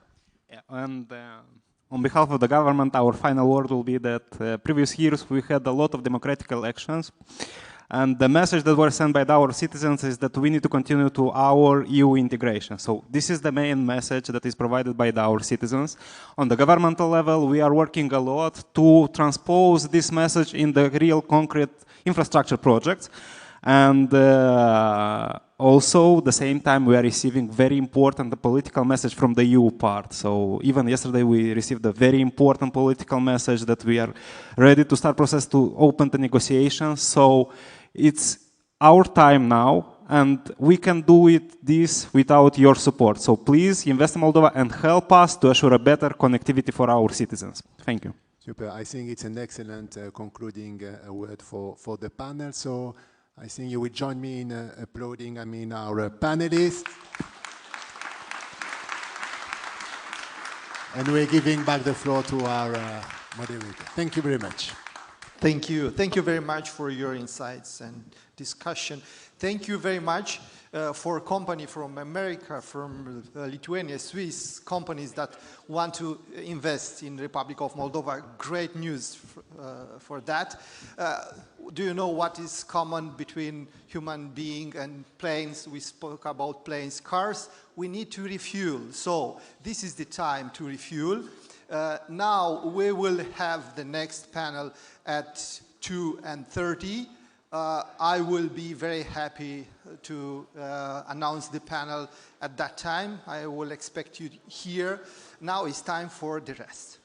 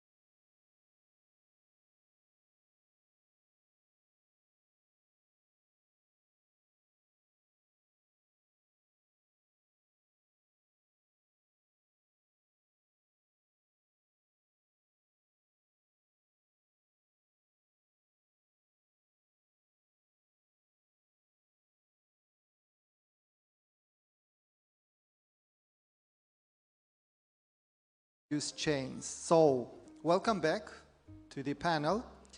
Now I will announce the panelists and the moderator of the next panel. Very hard to be back, of course.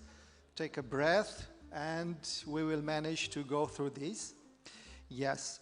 Now, I will invite at the scene Ines Rocha, Regional Director at the IFEC. The floor is yours, of course. Thank you very much. I invite also Mr. Igor Korman, is Managing Director, Sumitomo Electric Board Netze. I invite Achim Luther, CEO at Bautex Composites, Germany.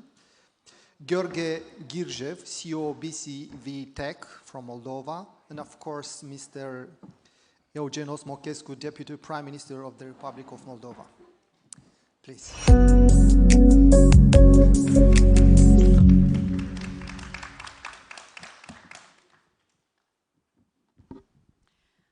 Thank you. And indeed, you know, I think, you know, the success factor as well is that a lot of people are networking and having coffee. So, but I'm delighted to be hosting this panel this afternoon. And I will give just a small introduction and on our panelists. So, Mr. Igor Korman, here to my left. So you're Managing Director Sumitomo Electric Board Netze, and which is a supplier of electronic wire, harness and components for the international automotive industry.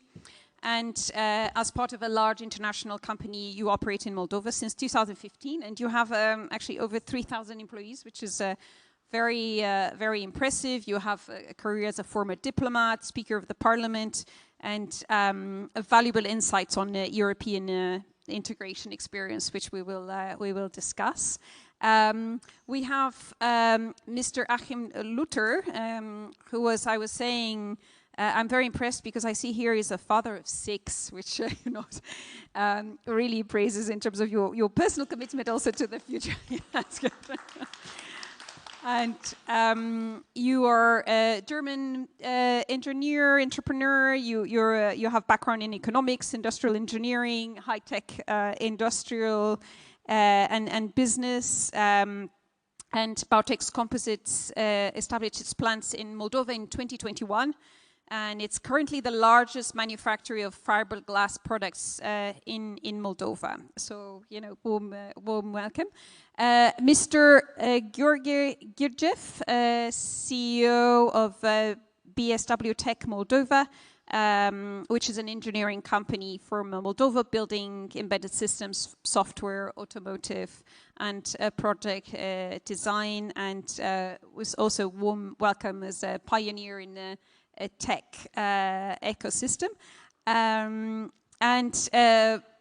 finally, last but not least, illustrious Mr.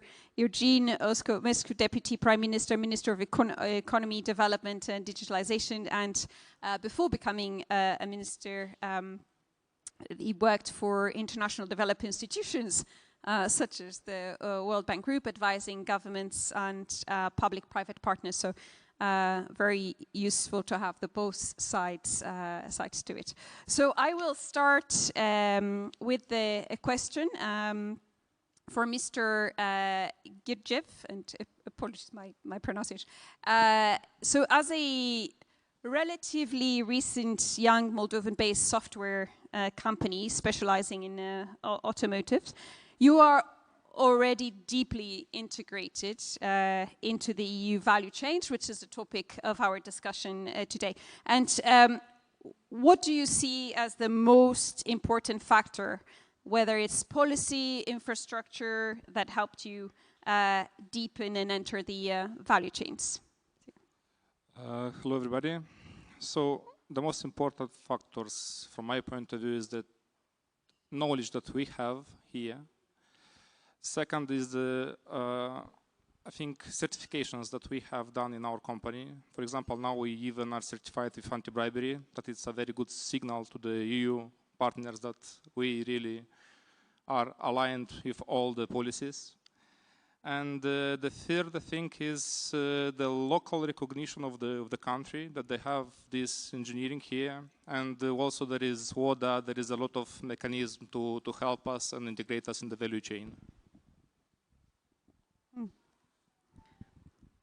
Thank you. And moving to Mr. Luther. So as a foreign investor now, with experience in establishing and operating production in several countries, how do you currently assess a decision first to invest in Moldova? How do you compare expectations on the ground, and why would you choose, and also for future investors, why would you choose Moldova as a location, as a base for further expansion? Okay, well, thank you for having invited me and not being afraid of talking straight. I'm an investor not to be, but as you said, 5 years ago we came in and we had made a tender looking at different locations to expand our production. And we were choosing a country close to the EU, but with a economic free zone regime. This is extremely important to us because we're moving a lot of material which we're manufacturing. And the choice was between countries like North Africa, who have, as a whole country, this type of zone. So we were looking at Morocco, Tunisia, Bosnia-Herzegovina, and Moldova. Obviously, Moldova won the race. Why? Because we had a fantastic first impression when we came here. We hear there's new government, no corruption, no bribes, economic free zone, so tax incentives. And at that time we thought there is an untapped, huge potential labor force market. This was our impression, because everybody in Europe says, oh, when we need people, we take them from Moldova. So it's the new colonialism type of how the industrialized countries think about the small countries. They just take the workforce which are needed here, and I'm happy to hear that you're also proud of your country, because there are fantastic people. So when we looked at Moldova, it looked like paradise. Cheap electricity, even cheaper gas, huge port just next door, Odessa, workforce, and then just being on the gate to the European Union, huge market. All this did not quite work out this way, and I'm happy to explain and how we worked our way through. I don't know whether I should do it in the first... Yes, you can elaborate a little bit more, yeah? It would be interesting to see your journey. Well, first of all, what really happened was, and this is, I think, true today as well, and that's why I want to encourage people to invest in Moldova. What we received was an excellent reception by the country. In that precise, it was the president of the Free Economic Zone, Mr. Choban. He basically took us by the hand and said, you go here, these are the lawyers, these are the notaries, this is the registrar, and so on. And what we had was a red carpet, and on the red carpet, a fast lane. So thank you very much at this stage to Mr. Choban. He was really, if you ask for what was outside the objective reasons, the main reason we came, it was a German-speaking, eloquent, straight talker, and we went through, yeah. And this has been an excellent service, and we came in with an initial investment of 10 million euros, which has exploded to 25 million euros by now, because of this support by the government. And I want to say, I hear all the time today on the panel, all the governmental people and the international corporations and so on, and the services. Me, I'm very happy if I can just be left alone from government. I like to be an entrepreneur and do my job. Yeah? I don't need interference or whatever. And the experience I've had here now in Moldova has been slightly different. There was once a change in law which was really adverse for us, and I had a date with the minister at that time, like within 48 hours, and when I came there, he had already understood what was the problem, and he said, look, we will listen to all your arguments, but be sure we'll have already taken care of it, and next week it will go through parliament. That is what Moldova stands for, really direct access to the entrepreneurs. I was impressed. Now, with the current minister, we also had a situation, and I usually don't go to, as I said, to the government, but I want to tell this little example. As we all know, we have some president somewhere in this world across the Atlantic who's a bit crazy. And as a result, the situation was that European producers had 15% import tax to the US, and Moldova, being a net importer of products from the US, had 27%. So I asked for a meeting, which I had within 1 or 2 days. You had just come back from a trip, and you received me still in the evening to listen. And you said, don't worry, we'll take care of it. And today the situation is 10% import tax for Moldova into the US. And before you flew over to Washington, I remember you also said, look, can we have a quick talk? You came up to our plant, very impressive, and we had 1 hour talk, straight talk, and you said, I want to listen to arguments which I can bring to the White House. Wow, wow, wow. And of course, we had arguments, and I said, if you get the right import tariff straight out to the US, I will be able to produce much more in Moldova and bring it to the US. And you have delivered your promise, and I can tell you here today, I deliver my promise. We're delivering every week containers to the US, and yesterday night I received a call, we have to fly material from Moldova to the US. So thank you very much for that. Thank you for sharing that. Mr. Kuhlmann, so you also manage a foreign investment operation in Moldova for over 10 years. You have been through also many changes. What, in your view, are the 2 or 3 critical factors that enable you to successfully operate? Were these strategic partnerships, talent, which we've also identified is in Moldova, some regulatory changes that have helped you as well? Maybe you can share a bit of your experience. Thank you. First of all, of course, it's a pleasure to participate in this discussion panel on such an important topic for Moldova's future economy, industry in this case. First of all, I represent Sumitomo Electric Bordnece. Is a company that has become one of the main investors in automotive sector here in Moldova. Our headquarters are in Germany, while our shareholders are in Japan. So I usually say that we have a German mother and a Japanese grandmother. Yeah, this is our situation. We have launched the project in Moldova 10 years ago. Yeah, now we have 2 plants in Orhei and Stresheni, around 3,400 employees. And we produce wire harnesses and electronic systems for international automotive sector, supplying global manufacturers, currently Volkswagen and Skoda. Our project here in Moldova is a successful one. Actually, we have good results, good performance indicators. Our shareholders, customers are happy with us. It's a really good story.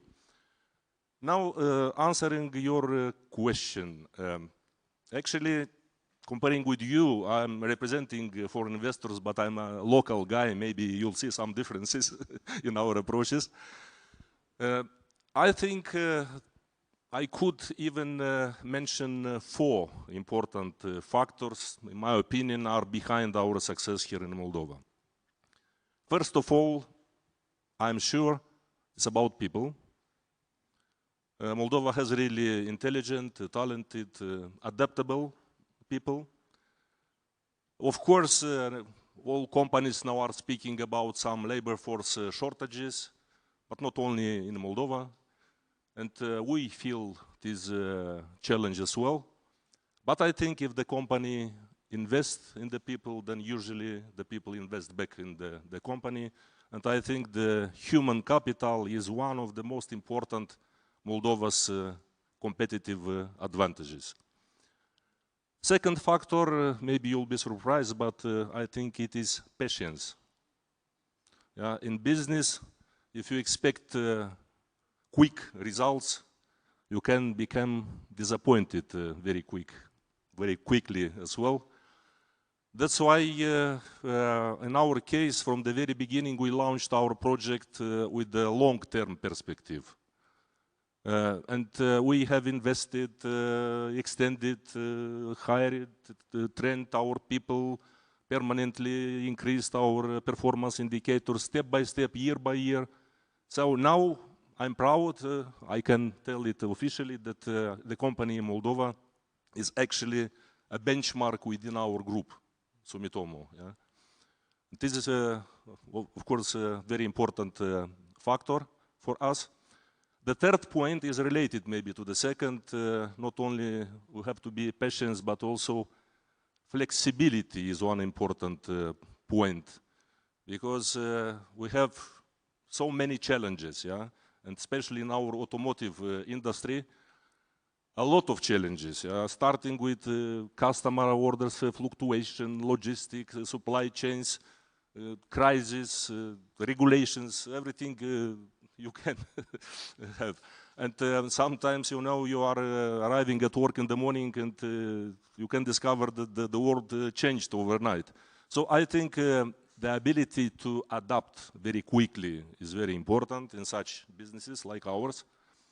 And I think it's one of our main, so competitive strengths.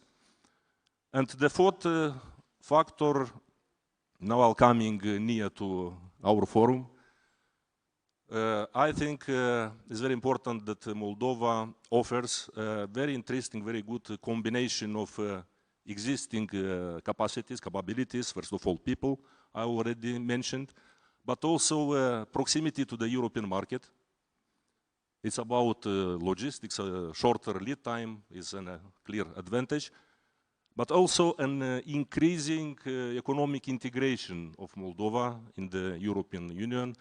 So from the very beginning, we started our work according to the European international quality, compliance, operational standards. And so really we became part of high sophisticated European automotive industry. So I think these lessons are relevant not only for automotive industry, I think for all industries considering Moldova. Thanks. Thank you. And Minister, turning to you, we heard the assets of people, proximity to the EU, work on corporate governance, anti-corruption, overall capacity, adapting quickly to changing environments. Do you recognize this, and are they aligned with your priorities? Thanks, Ines. Thanks a lot, firstly, for the feedback. It's really appreciated by the entire team of the ministry and Marin Ciobanu that has been mentioned as well. So we're there to support the investors. And yes, indeed, we do see all of these challenges, we do see all of these opportunities as well, and we're painstakingly looking into them in order to address them and to fix them. For us, a step back. I was personally really impressed and happy to see that based on a study we have conducted in 2020, end of 2025, beginning of 26, but also the results of 2025, manufacturing became one of the drivers of growth in the country, together with other couple of sectors, primarily ICT and agriculture. So that's number one, because it's a shift from consumer-based economy to production and innovation. And here we speak about innovation as well, since including Baltics, we've seen innovative approaches in certain areas that we can push further as a company and certainly support as the government. So manufacturing became a top priority for us. One of those three drivers, as I was saying. So we have to concentrate, we have to focus, we have to attract more investments, and we have to grow and sustain the sector. Is it a bumpy road? I wouldn't say necessarily that it's a hugely bumpy road, but it is. So the ups and downs, but in an efficient manner, the government looks into the industries, and it's within the EU path and accelerating the integration. It's not only about the former Soviet ghost being killed as of January 2026 and taking on board the European standards and norms.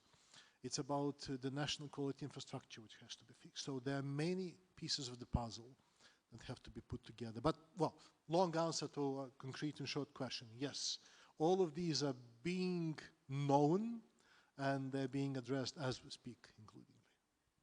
And you touched upon innovation, moving into more manufacturing. And let me then go to Mr. Gidjev.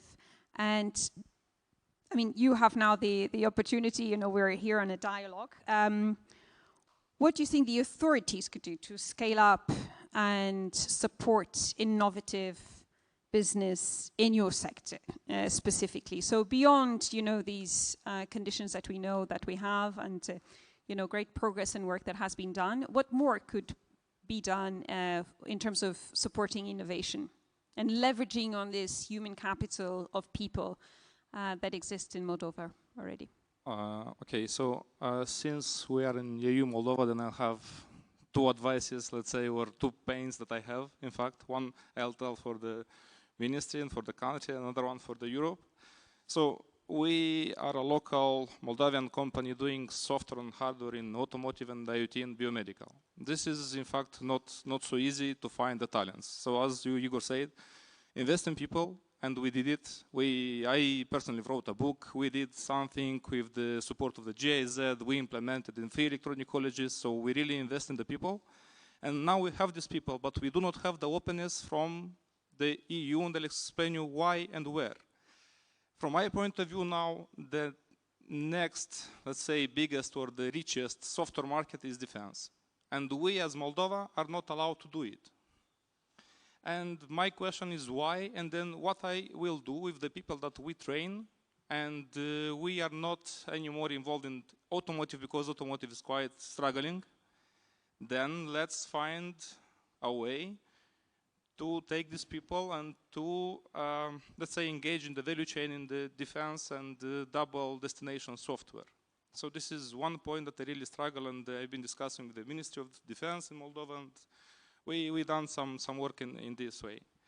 And the second that can really help companies like mine, and is that I think we really need a lab where we can test, where we can support the devices made in Moldova. For example, biomedical devices. I cannot test it in Moldova. I have to go, and for me the cheapest way is go China, but I don't want. For example, yeah.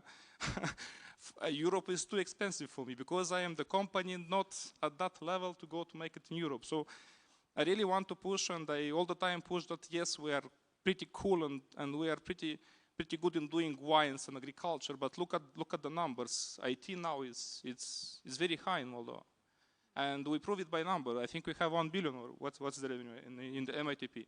Then we created a lot for the agriculture, for the wines. Let's create something for the Doamna Ina will not like what I say now because I'm also part of Ministry of Agriculture, but in any case, now we speak about the software. I am representing here software and hardware also, and the devices made in Moldova. Show me how many devices we are doing in Moldova. In fact, there is none of them named by, I mean, not none of them, sorry for the other companies there, but biggest device, none of them named us as the company made in Moldova. We go through outsourcing. Yeah? So I have, for example, we are doing software in BNV. Yeah? We are doing software in Alfa Romeo Stelvio. We are doing software and hardware in other cars, for example, even Volkswagen, Renault. But there is no label like made in Moldova, made by this company, because we go through many, let's say, value chains that we are somewhere in back. And in fact, we proved that we really have this expertise. We really know how to do it. So EU gave Moldova the work, but don't give Moldova to own the work, from my point of view, my perspective. So I'm I really hope that with this political vector that we really say thank you, and for all the support that the state provide to the companies like me, like ODA, and all the regulations, all the support, we really say thank you, because this is really helpful. And I think with the time we can reach maybe to go directly to tier 1 companies or directly to OEM and work directly, because we, again, not racism, not politics, but we have now China doing very, the speed of one product is very, very fast. We have now EU, and we, with EU, working, and my speech is that we are only 1 hour difference. Yeah, work with us. The cost reduction will be there, and the speed and the quality. Thank you very much. Thank you, Kirill. So, made in Moldova, I think is a very clear message. Mr. Luther, maybe just from your perspective, what could be done more to encourage, more European firms, also to invest in Moldova? Maybe, taking some of the thoughts for Mr. Gujev, how can we, promote also more local production?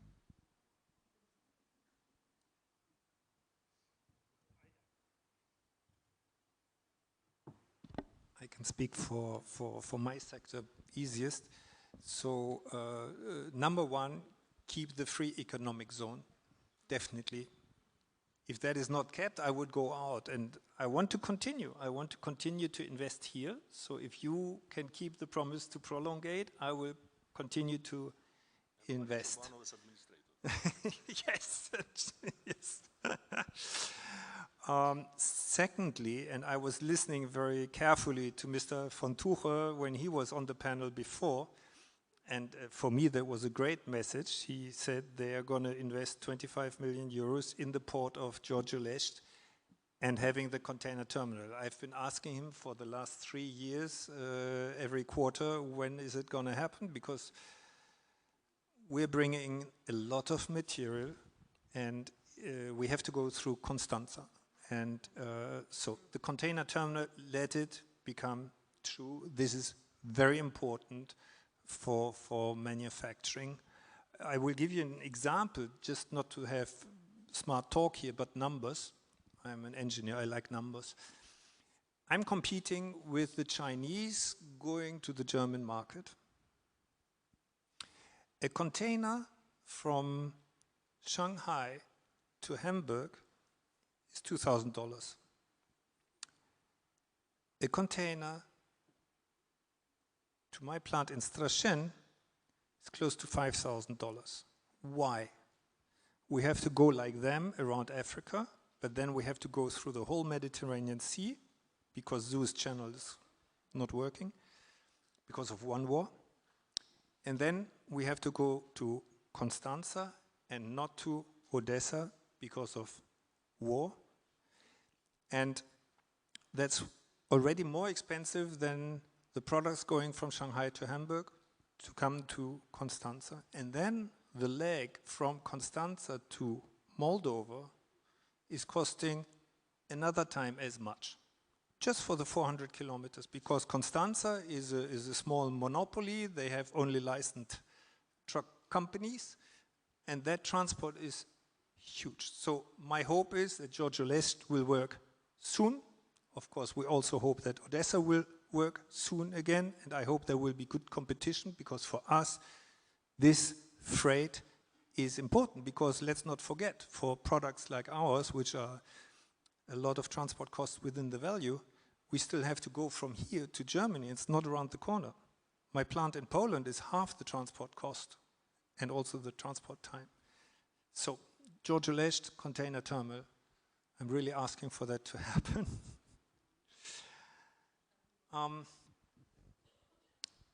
Concerning the third part, the positive news, what is important for us is capital.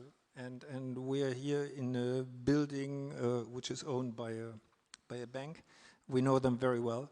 I think this is also one of the good things here in Moldova, that we have shoulders, bank shoulders, who can carry our weight and who can accompany us in our growth. We've had for the last 3 years 40% each year growth. That's huge in manufacturing. And of course it needs capital, working capital.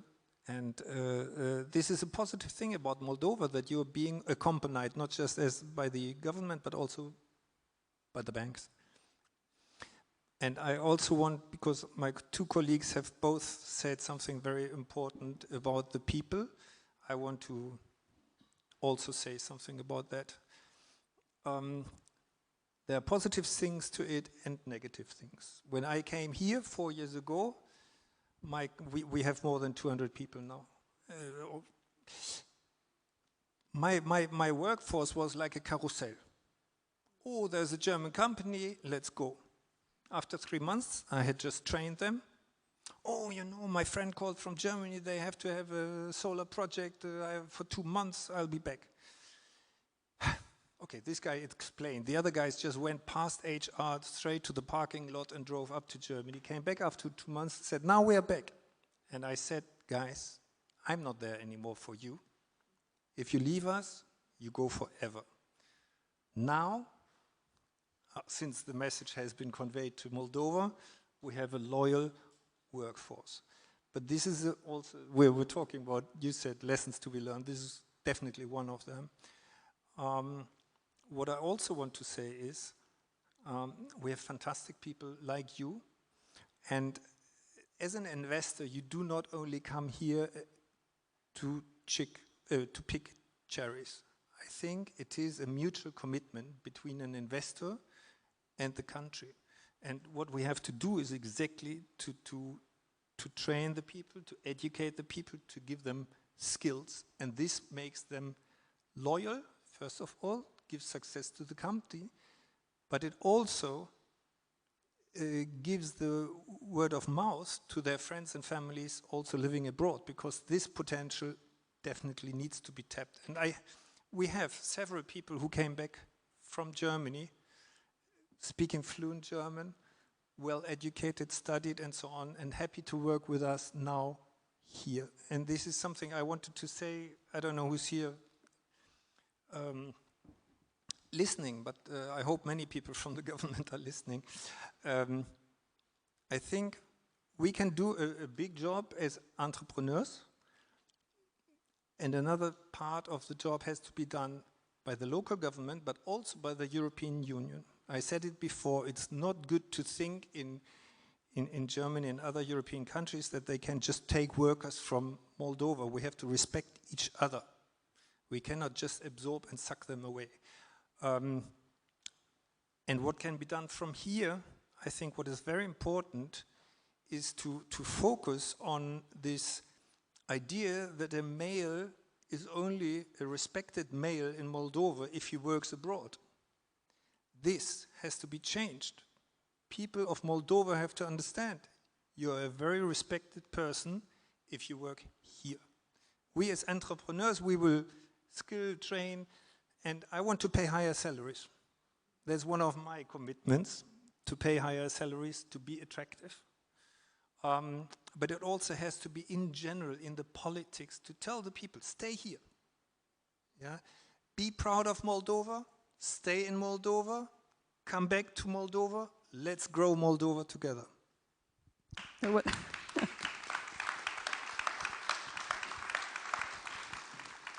Thank you for that very uplifting message. Mr. Corman, in your view, I mean, being in an international company, Moldovan, what would you think could be done more on top of the current context to promote investment and attract more of the private sector in? Thank you. Actually, to speak about the past is easier than to try to elaborate on future. The politicians can do it better. You know, Mr. Minister, what is the difference between politicians and businessmen?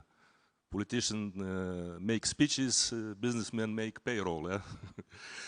But it's true also that the politicians take decisions and the businessmen, they have to live with their consequences. And now, trying to answering your question, I think the key word here is really predictability. Businesses can work with many challenges, starting with competition and all logistic problems and even crises.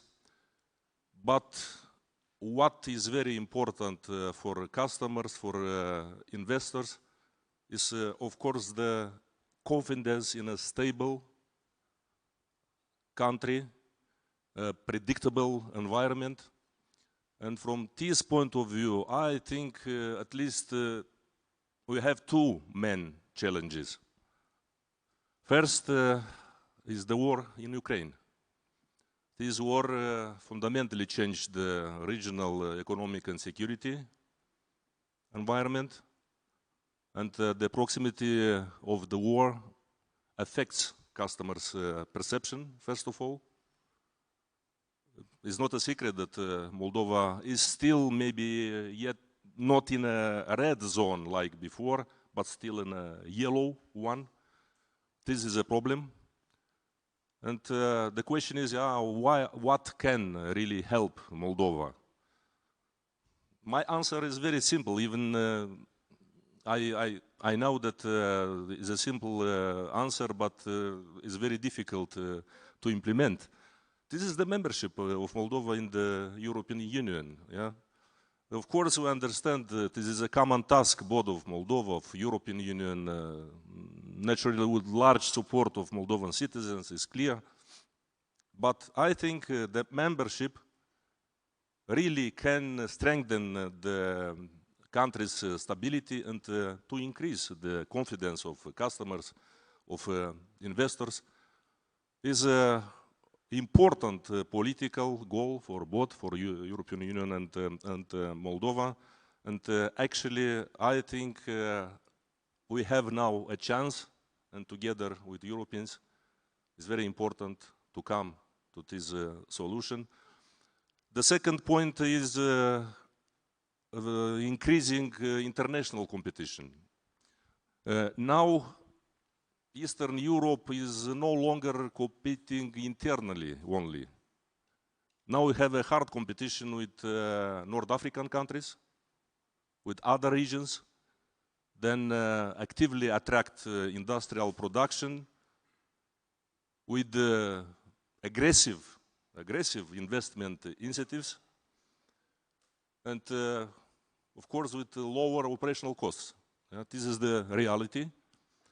And the companies working, producing here in Moldova, actually they also need support in order to survive in this hard competition, in order to be able to maintain existing projects. Our example, shortly, building on our 10 years experience, now we are elaborating, we are analyzing opportunities not only to maintain but to develop our project in Moldova. By investing in advanced wiring systems for the next generation of vehicles, increasingly, of course, electrified vehicles, but even autonomous driving. I think what we are doing now is important not only for our company, but also for the country, and not only economically, socially, but strategically. Because I think by contributing to this advanced industrial production, automotive, Moldova can move from being primarily a low-cost manufacturing location to becoming a part of advanced Europe's future industrial ecosystem. I think this is important to understand that, of course, Mr. Minister, don't take it personally. We understand very well, and it's correct that first of all, the authorities, they are focusing on local companies. Yeah? It's very important, it's correct. But if we are speaking about the industrial future of the country, I think it's realistically that the international companies having their competencies, their know-how, capabilities, capacities, they really can integrate Moldova into Europe's industrial value chains. And they need support. What kind of support? Of course, the European growth plan for Moldova could be a possibility to support such initiatives, to show the way, yeah, how we can move. And of course, the authorities, I think, should have a real partnership also with international companies, yeah, in this sector, industrial sector, because again, it is not a critic, but yeah, sometimes we are thinking that international companies, they have their way, they have enough potential. Yeah? But there are critical moments, and now I think it's such a critical moment. Yeah, we are the third time mentioning Marin Ciobanu here. He knows very well, he is in permanent discussion with the automotive sector. Now is a critical moment for the companies producing here in Moldova in this hard competition for the new projects. Yeah, the war, competition with North Africa is a very difficult time for Moldova. We have to do together everything we can to survive, to maintain the projects, to develop, and really to become part in this European value chain. Because I think positioning Moldova in this value chain is not only an economic issue, it's also a strategic one. One that can anchor Moldova more deeply in the European economic space. Yeah, it's not only about geopolitics. Everything is interconnected, and the economy and politics should go hand in hand. Thank you. Thank you. So, Minister goes first. We heard very clearly anchoring on EU membership, and I think it would be interesting also for our audience. Maybe you can share, some of the latest updates on that. We heard importance of transportation and opening of some of the hubs. We heard about commitment as well on long-term partnerships. The role of international companies alongside local companies, also for transferring knowledge, larger scale projects, establishing joint ventures. So maybe what is the government doing in these areas, and maybe share your thoughts and how you see these. Thanks. I would definitely echo what the other speakers are saying. And I would love to start with what Mr. Coleman is saying about the European Union extension and Moldova's integration into the European Union. Well, the last about 24 hours are rather paramount for the Moldova, since the Cyprus presidency has invited us to submit the negotiation positions for opening the negotiations on Cluster 1, the fundamentals. So there are chapters related to justice, freedom, also the economical criteria, procurement, and financials.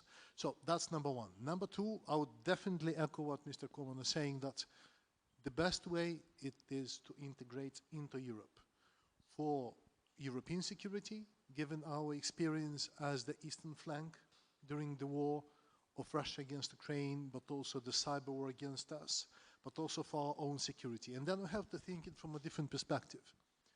The biggest investor in this country is the European Union. So we speak about protecting EU investors and investments in this very country.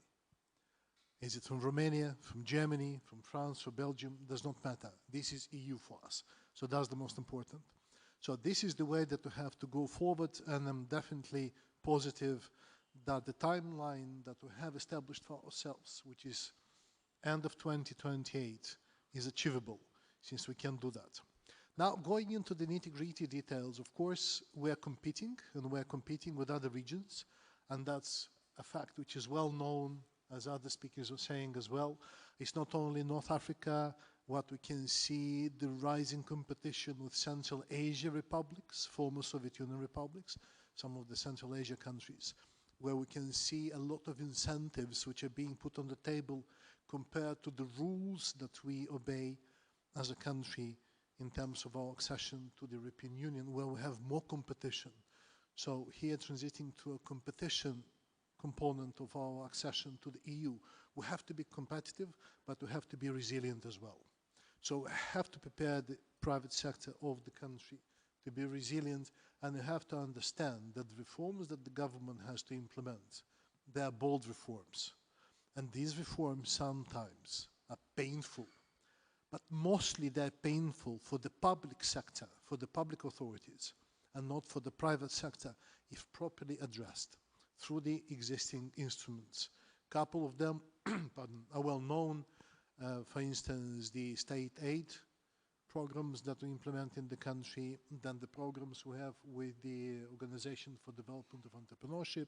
So this is something that we are not even shaping, we are reshaping, given the changes, geopolitical changes that we have in the country. And I can give examples from, I don't know, refugees that we're receiving per capita in this country. Most of the refugees per capita from Ukraine are in Moldova, not in other countries of the European Union. But we have to think, we have to bring them into the private sector. We have to make them active. We have to make active the population which is not active, unfortunately. Many of you have heard us saying about the productivity, that we are below the minimum of the European Union. And certainly there was a wave of discussions about how many labor to be imported we need in the country. So these things have to be addressed systematically and systemically. Structural reforms, definitely, we have to do that. So the examples that we're giving, for instance, related to Giurgiuleș port, this is one of the good examples where we have to think strategically and corroborate what we can do as a private sector already existing here and where we can grow. Yes, we can do that. And we've seen interest, an increased interest from potential investors coming into the country. We had discussions about almost like the Silk Road coming to Moldova through Giurgiuleș.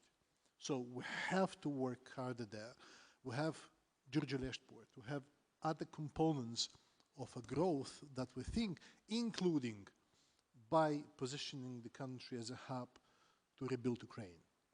And here's where I want to stop, that think about future of Ukraine and think about now from purely private sector perspectives. You can launch yourself from this country into Ukraine. And this is an opportunity, I hope rather sooner than later.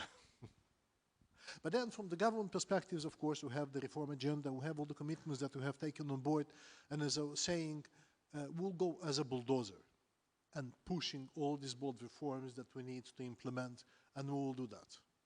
Painful or not, for some of the stakeholders at the political level, definitely painful, but we'll do it. Thank you for the commitment. Do you wanted to?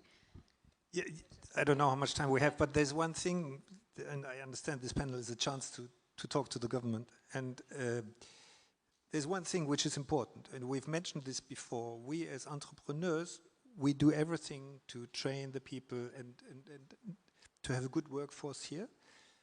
And one of the best models in the world is the dual educational system, which is partially at the college, partially in the plant. And it comes from Germany, and it has been established here. And I think you're with me. We have this college in Strassen where we both have our plants. And I just want to say, whatever you do, but do it that it continues to exist. Because I understand there's a threat about it. This would be the wrong signal. dual educational system is the best way to tie young people straight to the plants, because once they've gone through, they stay. And I mean, I know that the government is very interested. And I remember the former minister, she came also to us and she said, you know, we have this system which we actually use. People after college or university, if they take a job in Moldova for the first year, they receive a state premium on top of what we pay to make them stay. So this is very, very important. And please make sure that this dual educational system stays. And if we can help, I'm happy to help.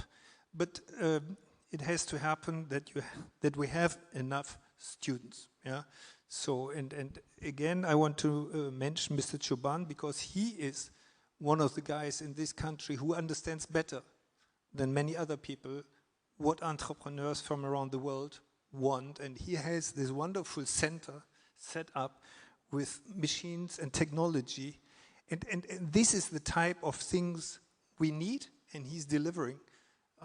So let's go along this path. And maybe one more thing to finish. I will finish with how I started my day, which was in the taxi to come here. And I always talk to the taxi drivers. I always ask them, how's life? And the guy said, not in English, but he said, life is good, but could be better. And I thought, wow, what a better statement than that could be. It's good, and it could be better. And this is exactly what I like about Moldova. People are hungry, and they're looking forward to a better future. And this is exactly what is in the roots and traditions of this country, being, we call it these days, highly mobile. They're not only going abroad or coming back, but also mobile in their minds. And I think for other investors who are maybe sitting here thinking, should we invest or not, one of the things we should definitely not underestimate about Moldova is the enthusiasm we feel in our companies, the agility we feel. And I can say we have developed here in Moldova to be patented technologies for our German partners. And our German clients, they ask us, because they know we deliver competence and solutions from Moldova. So there's everything here. There's wonderful people. I love to invest here. Thank you very much. Thanks. It's a really fair point about the dual education, and also it goes along with R&D, which we desperately need more and more in this country. So I absolutely agree with you. Thanks for the feedback to the Moldovan people. Never complaining. And it's very exciting because actually at the World Bank Group we have a EU guarantee program called Better Futures. So it's very much aligned. I wanted to give just the opportunity to the audience to ask questions for the last few minutes. Maybe if there's anyone who wants to, you know, given the opportunity, you have a minister and a number of experienced entrepreneurs. Ah, yeah, there's one question there.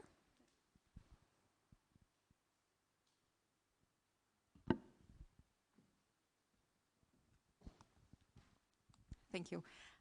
My question would be... Can you also introduce yourself? Yeah, sure. My name is Aliona. I work in the ecosystem for startups. So obviously we want to encourage the local talent to create their own businesses. You're obviously more established businesses already. My question would be, what exactly gave you the courage years ago to establish a business here in Moldova?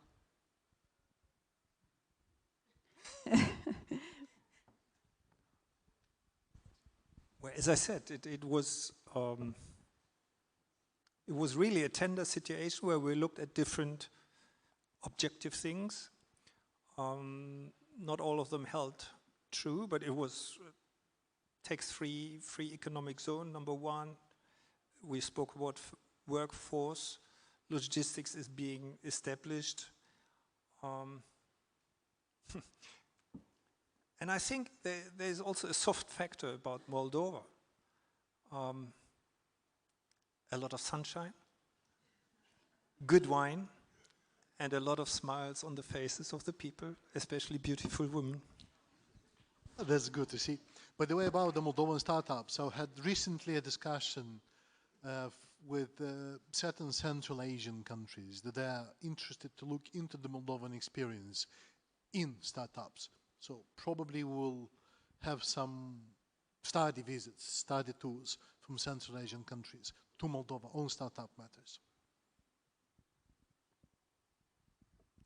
Thank you, and that's that is a very important. I think it warrants another panel of discussing how we can support startups and entrepreneurs.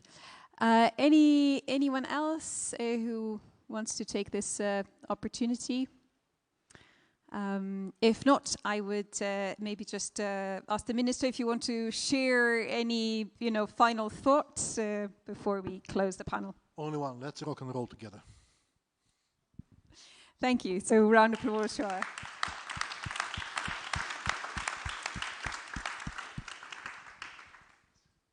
Thank you very much. Thank you very much for the panel.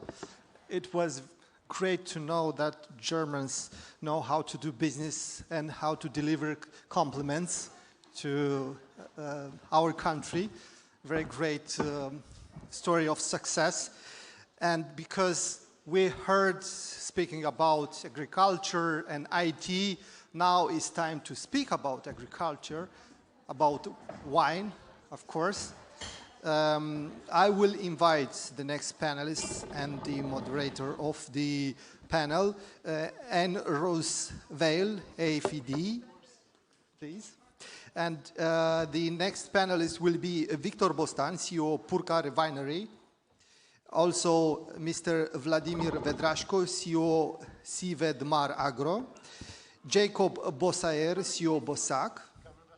Jos Kramer, CEO VCP Structuring and Sales, TCX. Ina Butucel, State Secretary, Minister of Agriculture and Food Industry of Republic of Moldova.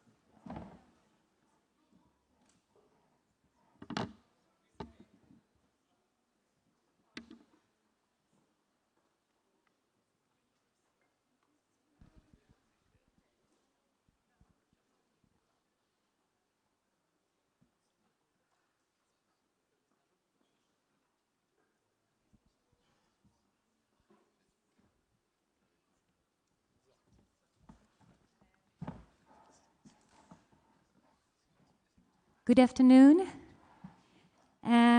So, ladies and gentlemen, it's a pleasure for me to moderate that panel. So, my name is Anne Rose Veil, Deputy Head for Europe, Middle East and Asia at the French Development Agency, Agence Française de Développement.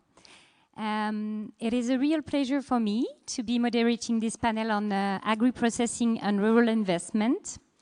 And to be here today for this event, and actually I'm grateful for the invitation that gave me the occasion of visiting Moldova. It's my first time in Moldova, and it is with great emotion that I witness the energy and the determination of the country in its EU pathway. And so I'm very happy that the AFD group is growing its activities here in the country as well. In support of this trajectory. So we are going to talk about agriculture. As you know, Moldova agri-food sector represents an important investment opportunity for the country. The sector is strategic for the country's growth. It accounts for more than 18% of GDP. And 45% of the country's export revenue. Also, the sector remains a very important employment sector, with about 21% of the labor force. So for all these reasons, it is a key economic sector for Moldova, but also obviously facing increasing challenges due to climate change. This is why AFD Group is actually developing investment in this critical sector through both public and private financing.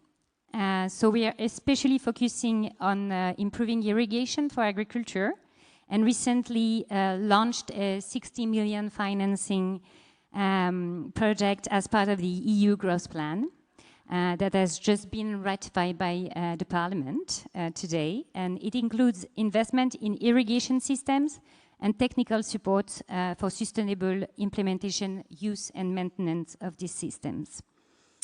And our private branch, Propaco, is also providing access to finance through a microfinance institution like Microinvest that we saw on the stage this morning. So here, I'm not going to say more about AFD involvement in this key sector, but I'm happy to present my panelists. As you know, there is a great potential in Moldova. Moldova has the raw material base, the market access to attract capital. But as we also know, the gap between this potential and actual investment is still important.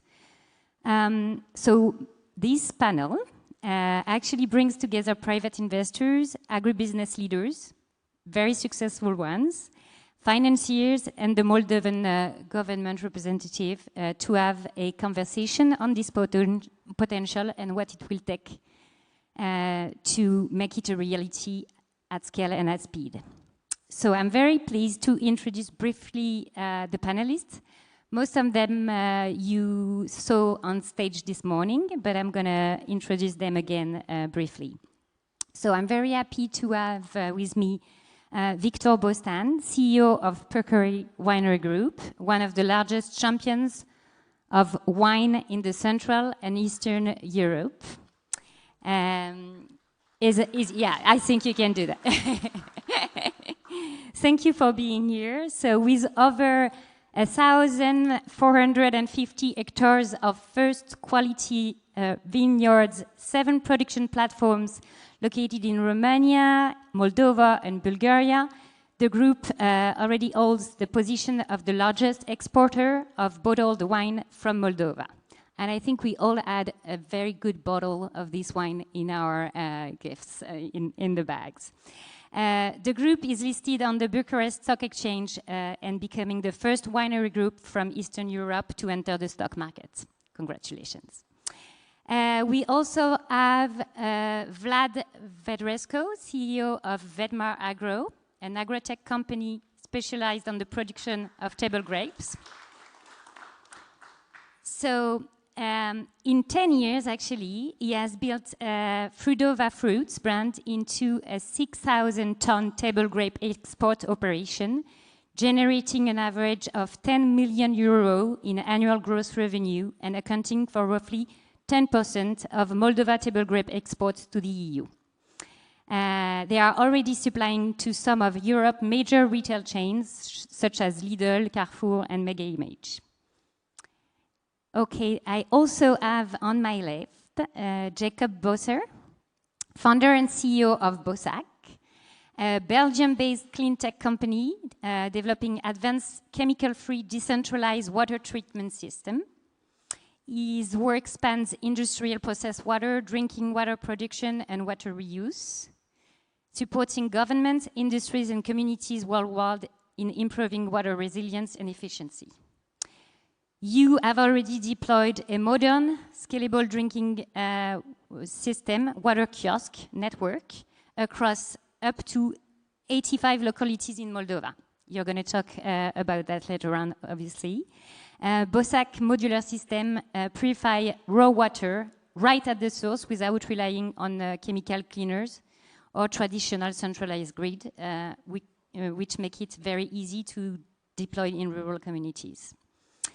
We also have Jos Kramer, Senior VP at TCX, the current exchange fund, and a Netherlands-based specialized development finance fund established in 2007 by a consortium of development financial institutions, but you'll tell us more about your organization and what it does, to provide local currency risk hedging solution in emerging and frontier markets.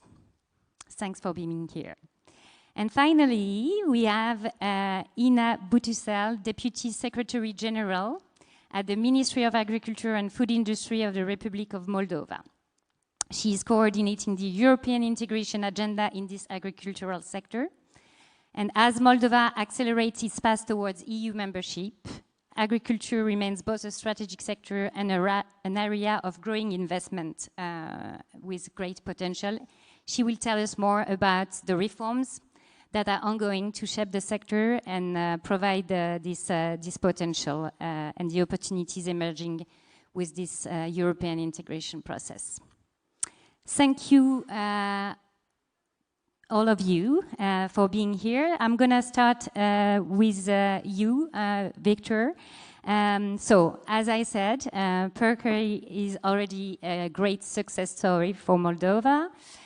You've successfully attracted international capital. You've built a premium export brand from Moldova.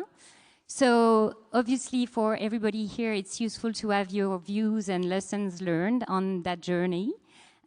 So if you would be so kind as to tell us what were the biggest barriers basically to overcome for you, and what you learned in that investment journey that can benefit from for the other. Yeah, thank you. Bună ziua tuturor, îmi cer scuze, voi vorbi în limba română, e mai comod pentru mine. Da, cred că compania Purcari a fost printre pionierii care a reușit. Aștept.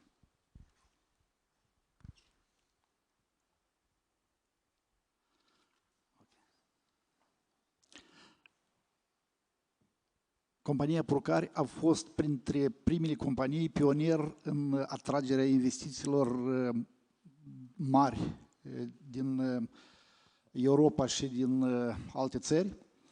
Deci primul proiect care a fost realizat în 2008 cu Banca Mondială, fondul AFC a Băncii Mondiale, a fost de 5 milioane de dolari în investiții în capital. Fondul AFC a devenit acționar a grupului de companii Purcari. Aceasta a fost 2008, când am fost un pic mai înainte de criza financiară mondială și având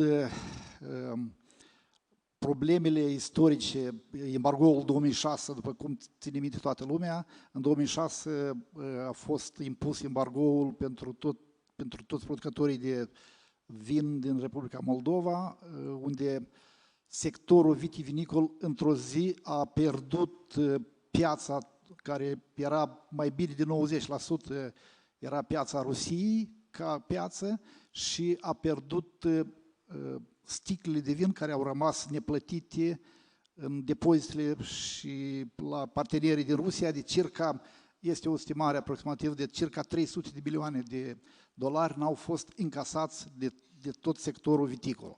Deci a fost la pământ sectorul a fost pus la pământ și acești 5 milioane de dolari care am primit suport în capital, Vinerea Bostovan și Purcari, aveam deja circa 800 de hectare de viță de vie, circa 700-800 de muncitori care lucrau în câmp la această vie. Aveam o dimensiune foarte mare, a fost necesar în continuare de a atrage investiții și în 2010 am reușit să atragem de la fondul american Horizon Capital, care este localizat în Ucraina. Am reușit să atragem de circa 18 milioane de dolari în capitalul companiei. Apoi, foarte rapid, a urmat listarea la bursa din București. Am reușit să obținem și această posibilitate, bursa din București. Și în acest fel noi am reușit să stabilizăm partea investiții financiare și să stabilizăm compania și să-i dăm această creștere și această dezvoltare care o avem astăzi în prezent. Care au fost provocările, care au fost impedimentele? Cred că, în primul rând, eu și toată echipa nu am fost pregătiți pentru așa dimensiune de discuții și negocieri cu investitori internaționali și am învățat toate lucrurile pe parcurs, deoarece în Republica Moldova nu este o instituție care pregătește specialiști în acest domeniu și în 2008 chiar eram la începutul acestor lucruri. Dar le-am învățat toate pe parcurs. Deci atunci când a venit AFC ca investitor la Purcari, deci un grup de circa 15 persoane au lucrat, au stat în Moldova și ne-au făcut un due diligence integral total, și agricultură, și oameni, și dezvoltare, și piețe, și toate, financiar, evident financiar. O lună de zile foarte activ am lucrat cu acești 15 experți care au fost atrași în acest proiect și am reușit chiar învățând toate lucrurile pe parcurs, neavând zero experiență. Apoi, deja având experiența cu AFC, a fost un pic mai ușor cu Horizon Capital, dar aici am întâlnit o altă forță care au fost foarte puternice în negocieri și iarăși pregătirea noastră nu a fost atât posibil, nu a fost atât de bună ca să ținem foarte sus negocierile, dar oricum, până la urmă, am reușit să facem proiectul și împreună cu ei am dezvoltat proiectul și l-am adus la o maturitate foarte mare, listare la bursa din București și actual, acum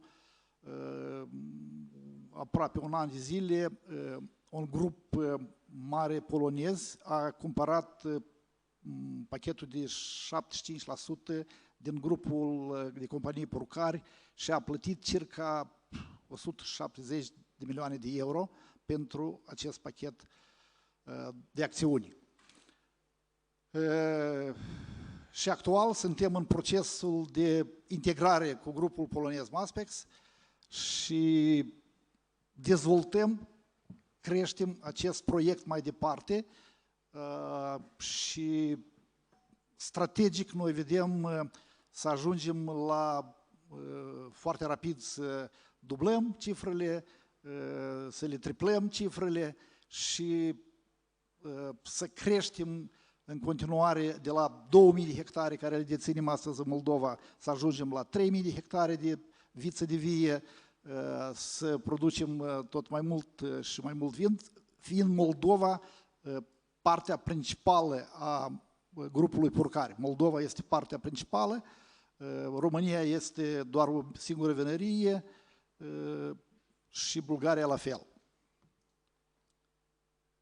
Nu știu dacă am răspuns toate provocările, a fost aceasta, că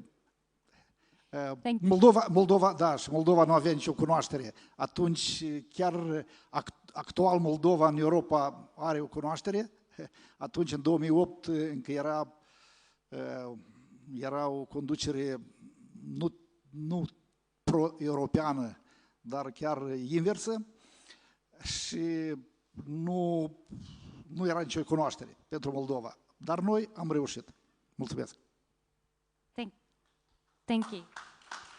Sorry, I'm not going to translate for those of you who don't have the translation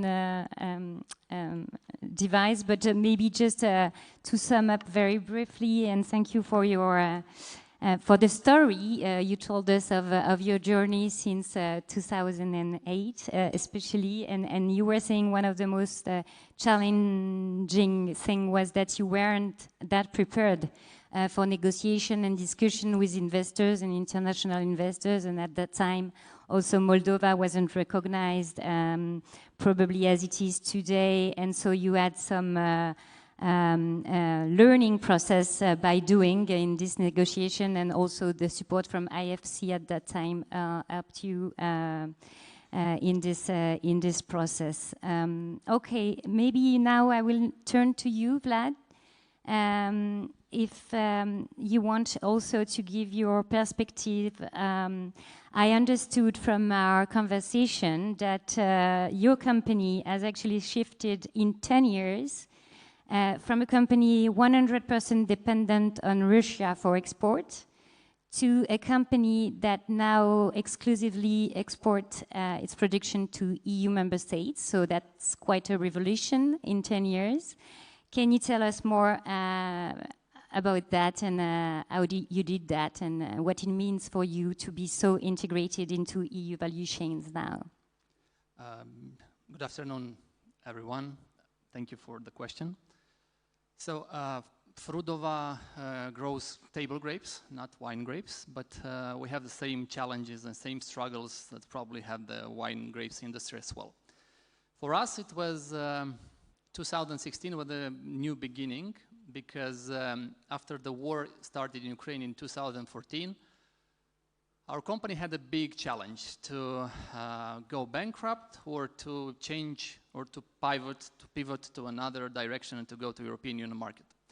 But at that moment, to go to European Union market was something, a dream, because we were used to collect grapes, store grapes, put grapes in wood boxes, and sell to traders to Moscow wholesale market. That was the main business model, nothing else. Very simple, very short. So in 2016, it was our first visit to a wholesale market in Europe. It was Warsaw, where we had an experience where we took a pallet of table grapes with us, and we sold those table grapes box by box in 5 minutes. So there was the revelation of, for us, that it does exist other options than to wait for to sell the grapes in Russia, and we started to prepare. First thing what we did, we created a co-op. So we went to the 5 producers in our area. I'm coming from Costești and Milești area, which are the most intensive production of table grapes in the country. More than 2,500 small producers of table grapes in the area. So we went to the ones that were, how to say, on the same mindset with us, and we said, let's try to do something together. Long story short, in 2 years we were able to, after a lot of efforts, a lot of investment in infrastructure, packaging equipment, cooling facilities, modernization of our vineyards to pergola systems, we were able to list our company to Lidl Romania, and then to Lidl Germany, Lidl Poland, and Lidl in Baltics. So Germany, Poland, and I think at the beginning was Croatia, I think. I don't quite remember, to be honest. So this was the first experience for us to go on the shelf with our table grapes. The challenge was that we were not prepared. We simply were not prepared. I mean, we knew what to do, but we were not prepared because competition was rough. Italian grapes, Spanish grapes, grapes from Greek were very well packed and very well, good certification, packed, big volumes, delivery programs. So we started to understand that we should grow fast, but we should grow fast organically to keep that quality, quantity, certification, and all that. And this was the biggest challenge, to convince people to come in our co-op, to convince them that we are a reliable and trustworthy partner, and at the same time to find new partners to cover this expansion, because we had bigger volumes now, we need new partners. So in 2021, we were listed in Biedronka after a lot of efforts to start selling to them. And then it started other retail chains, big distribution groups for fruits. I mean, it was, I'm telling right now very brief, but it was a very, very hard time for us to adapt to all these new changes. At this moment, we have very modern plantations. We are, how to say, the very high technologized company. We have infrared heating for our grapes to protect ourselves from frost. We have plastic foil to protect from rain. We have software to track everything in our plantation. So basically, we are well prepared now to stay on the same shelves with Italian grapes, with Spain grapes, with Greek grapes. The biggest challenge that we are working now to face is transitioning to seedless grapes, because Moldova is a country with harsh climate. Our winters can give us temperature as low as -20, -25. So we need to find ways to plant and grow seedless varieties here to go to other markets beside Eastern Europe or Baltics or Balkans. We want to go to Germany more aggressively, we want to go to UK, we want to go to other markets, but we need to solve this equation of growing seedless grapes here. Thank you very much. So a long journey of modernization, keeping the quality as a challenge, and now new challenges with this seedless development of table grapes. Thank you. I'm now turning to you, Jacob, CEO of BOSAG. So let me know a little bit more about your system that you've been developing here in Moldova. When did you start it? And so basically you're doing water purification systems for rural communities. Can you explain a little bit more what it is? Yeah, sure. Thank you for being here. So yeah, I'm Jacob. I'm the founder of BOSAG, a company that's active in water. We actually have two divisions. One is BOSAG Industries, and we build water purification systems containerized for companies to reuse their water. Water is in a lot of parts of the world a big challenge. Not enough in summer, way too much in winter. Polluted, quality is not good, so we process that water to good processed water for industry. But we also have BOSAG Communities, which are the second division, and there we build mainly decentralized drinking water supply units. Also containerized units, where we make drinking water from any source. We even have a project in Belgium when we start from domestic wastewater to potable drinking water. Direct potable reuse is quite new, first in Europe, by the way. So these projects are very focused on getting access to drinking water anywhere.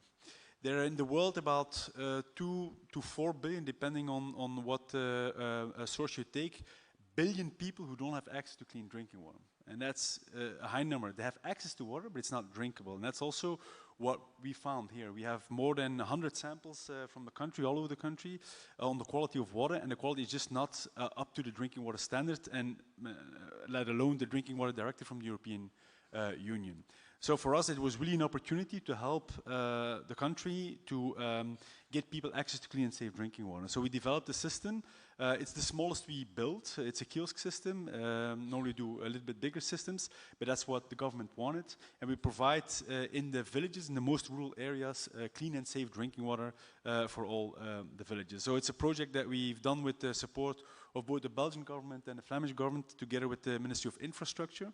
It was a very good cooperation. Of course, the first steps is quite a challenge. You have to get to know the country, how to adapt. We also founded a company here with Moldovans, because our strategy is to do it for Moldovans, but by Moldovans. We do it in any country. So we set up companies there, so the Moldovans can do the job for us. Why? Because they understand a lot better than we how the country works, how it operates, and we supply the knowledge and the efficiency that we can bring to providing clean and safe drinking water. So that's, in short, what we do. Okay, great. Thank you very much. And so we heard this morning that you are up to new programs here with the help of also the EU. Can you tell us a bit more about that as well? Yeah, like I said, for the Ministry of Infrastructure, water is a really big focus point. It's also in the growth plan, so drinking water availability is key. And there's a lot of talks about energy, which is of course key for industry, but most people probably don't know the biggest water consumer industry in the world is energy. So also their water is going to be under pressure. So we need to make sure that water is available. So the focus on water for us is of course very good, but it's also very necessary to make sure that an economy and a society can develop. Because we drink every day water, it has to be clean, it has to be good. Just the benefits in health spendings are immense. And that's of course with that message we I think convinced the government both in Europe Commission and the government here in Moldova to work further on this track. And that's exactly what happened this morning to formalize that commitment on working together to make sure that every Moldovan has access to clean and safe drinking water. Thank you very much. Let me now talk about the challenges in financing investment. And here I'm happy to give you the floor, Jos, from TCX. Maybe you can explain to the audience a little bit what TCX is doing and why it is such a good opportunity to boost also investment through local currencies. No, thank you, Anne, and thank you for having me. So yeah, the thing is, I've been listening this whole day basically, and I've not heard the mention of currency risk, and we do think it is a very important risk because imagine Moldova, as we all have heard, is a very exciting country with lots of business potential. But at the same time, people are sometimes wondering there is not enough still coming to the country in terms of private capital. But of course, if you most of that capital will be mobilized in hard currency, so in dollars or in euros, mostly euros in Moldova probably. But the thing is then that you have a currency mismatch as the recipient of that money, be it a bank or be it further down the chain as an agricultural corporate or SME. And that is exactly the challenge that TCX was established to address. So with IFIs, NDBs, international banks, we work together, enabling them to offer local currency in countries like Moldova, where hedging in the local market is not possible. Because you can imagine if the leu would depreciate while you have a debt in hard currency, then your debt service will be in local currency, might be exploding if the local currency is depreciating. And that is something that, that is important to manage, and we offer that possibility. And one thing I would also like to mention is the EFSD Plus pricing facility. It's a facility in which TCX works together with the European Commission, enabling certain selected transactions to receive a discount on their hedging costs, and thereby making local currency financing more accessible for certain priority sectors like agriculture, SMEs, and also like energy. And maybe an example, it was the visibility moment that we had this morning with EFSA, MAIP, and ourselves, where we signed this deal that was destined for agriculture as well. And I think that is one of the main conclusions, that currency risk is not a theoretical discussion, but no, it's really essential that let's say banks and financial institutions in Moldova have the possibility to lend in local currency to real Moldovan companies, offering a safer and more sustainable financing in their own currency. Yeah. Thank you. I'm now turning to you, Madam Deputy Secretary General. So, as we've heard, there's a necessity for Moldova to modernize its agricultural sector and to reach the EU standards, and that's part of the challenge of the EU integration process. And Moldova has committed to shifting agri-exports up the value chain. But investors, they need predictability, and we know that for that, specific reforms from the government are also expected. And so I'll be happy if you could tell us more about what's going on already in terms of reforms that you've been engaging in this integration process. Thank you, Anne, for raising such an important topic for us. Indeed, if we want Moldova to move from exporting predominantly raw agricultural commodities toward higher value agri-food products, predictability and investors' confidence are very important. As investors need a very well articulated policy which are aligned to the sector needs. Investors need very transparent rules, reliable supply chains, and long-term vision of the government in terms of development of the agriculture sector. The EU accession process has accelerated a number of the key reforms in agriculture sector as well. This reform aimed at improving investment climate for agriculture sector and in increasing the interest of investors into agriculture sector and rural development.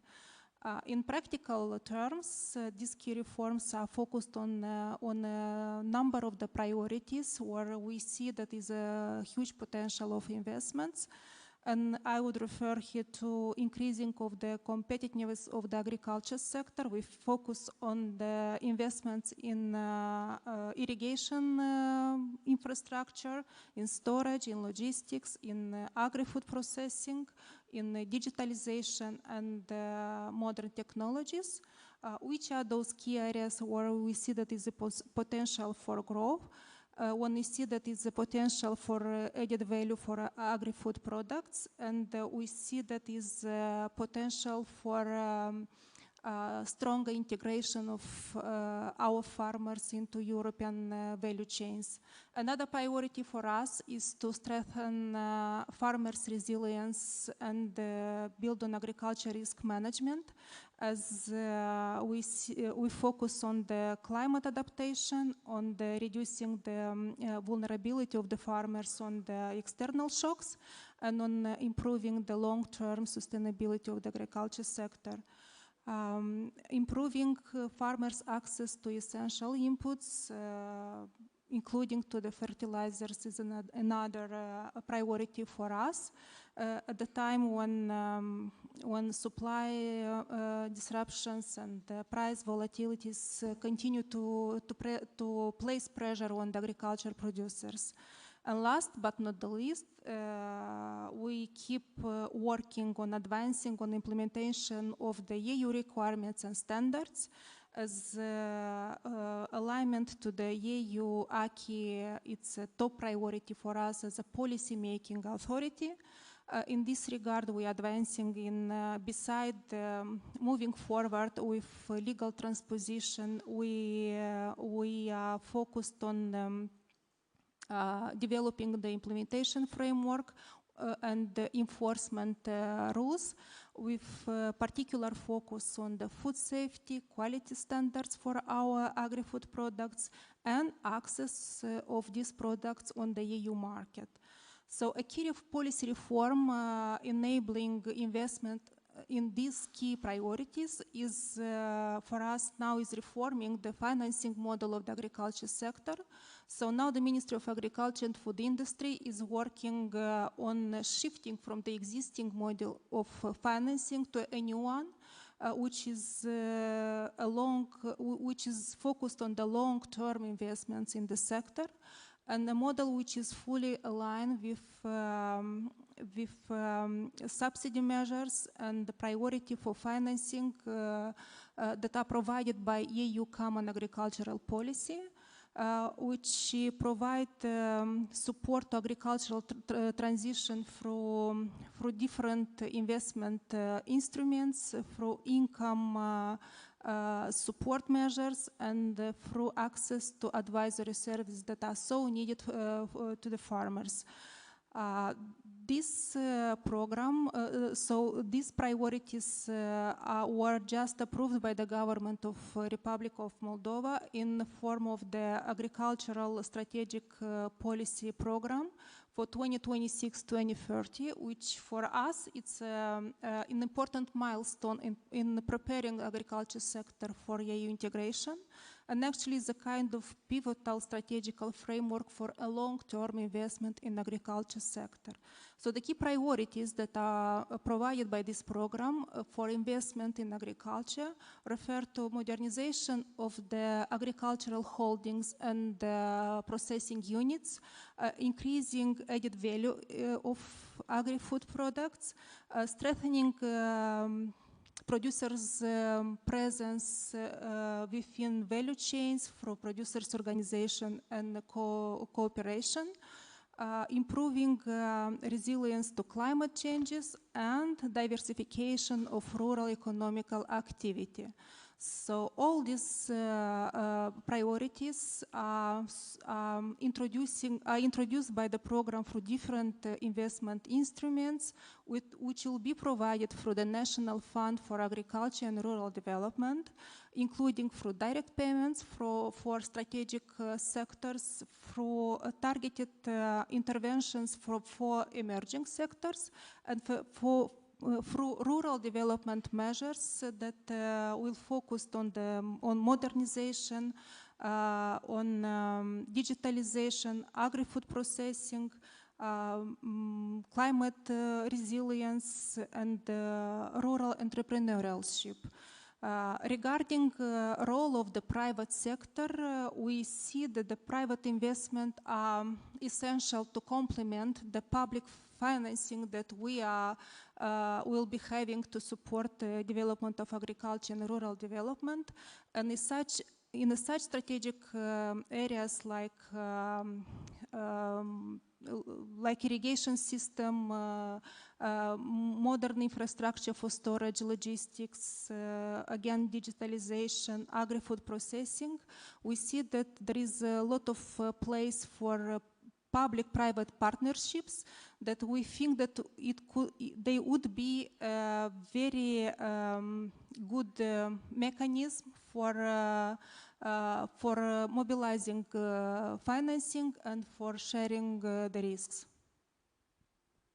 Thank you very much. So we see there is a lot of strategic thinking going on and new reforms ongoing to make the sector develop. Maybe I'm turning again to you, Vlad. As I understand, behind your export volumes, there's a network of local grape producers in Moldova. And how do you work with them in practice? How are you making them join forces? What does it look in practice, and what will it take to scale up this model more broadly? So in 2016, when we started to invest in infrastructure, we cooperated with World Bank on a program called MACP.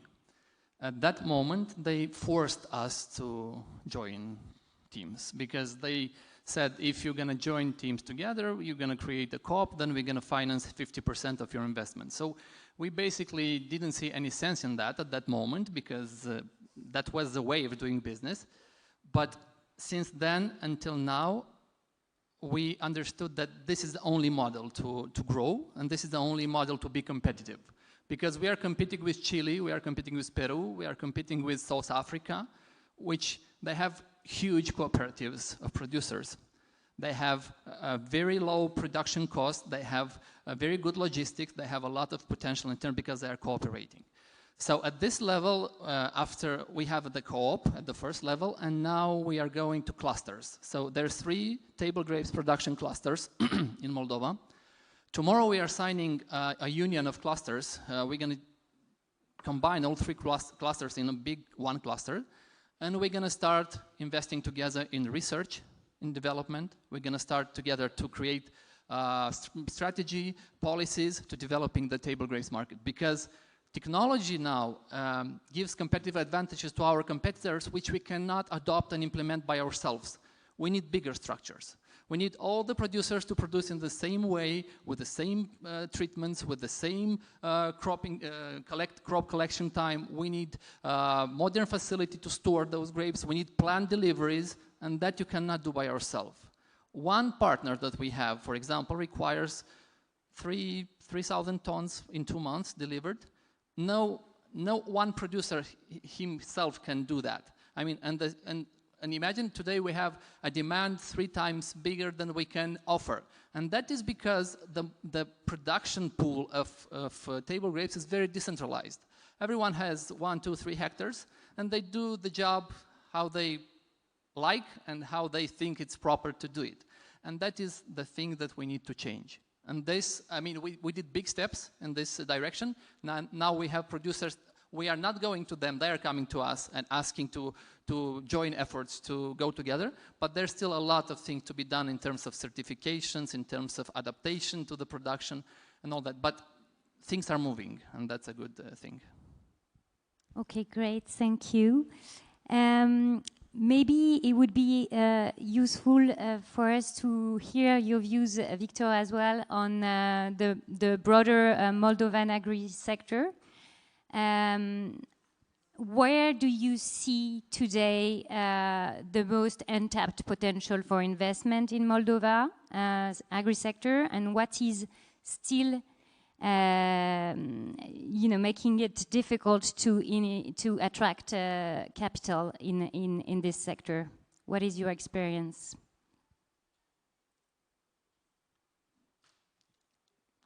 Cred că principala cu ce se lovesc agricultorii în Republica Moldova, principalul este irigarea, care astăzi este doar parțială, foarte parțială, și zona sudică a Republicii Moldova, raioanele sudice, Vulcănești, Cahul, practic nu este irigare. Și în această zonă nu este posibil de a crește culturi cu randament corect și cu garanții de an la an. Cred că una din problemele la fel importante este logistica, ceea ce în alte discuții s-a discutat despre modernizarea portului Giurgiulești ca să avem acces mai simplu și la containere și vapoare de altă capacitate, ca să reducem și simplificăm logistica, care este o parte mare în cost și aici ce spunea în panelul următor că $2.000 costă un container din China până în Hamburg, dar din Hamburg până în Moldova costă mai mult de 2.000 ca să-l aduci. Problema 3, care eu cred că la fel este undeva în mâinile guvernului, de a dezvolta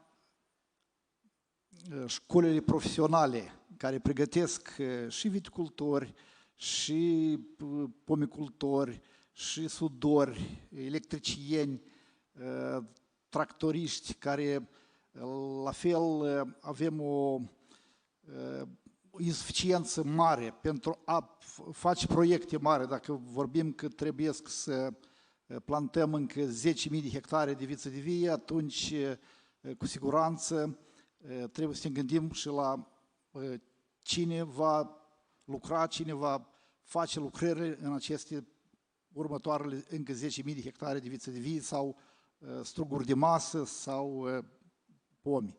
Deci logistică, irigare și forță de muncă calitativă, pregătită calitativ, deoarece a dispărut acest vinou, rezultatul transformărilor prin care a trecut țara de la perioada sovietică la perioada modernă.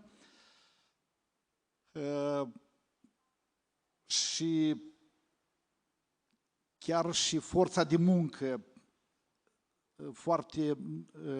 chiar și forța de muncă calificată mai puțin, la fel este o lipsă mare în țară, deoarece avem circa 1 milion de oameni care au plecat și pleacă în continuare, și ca să dezvoltăm sectorul agrar pe toată țara, să facem proiecte foarte mari de dezvoltare, să plantăm vii, să plantăm livezi, să facem grădinile care, istoric, Moldova, toată Valea Nistrului și Valea Prutului erau pline cu grădini, care milioane de tone de fructe se creșteau, se mergeau la fabrice de conservație, se vindeau se exportau pe atunci în Rusia.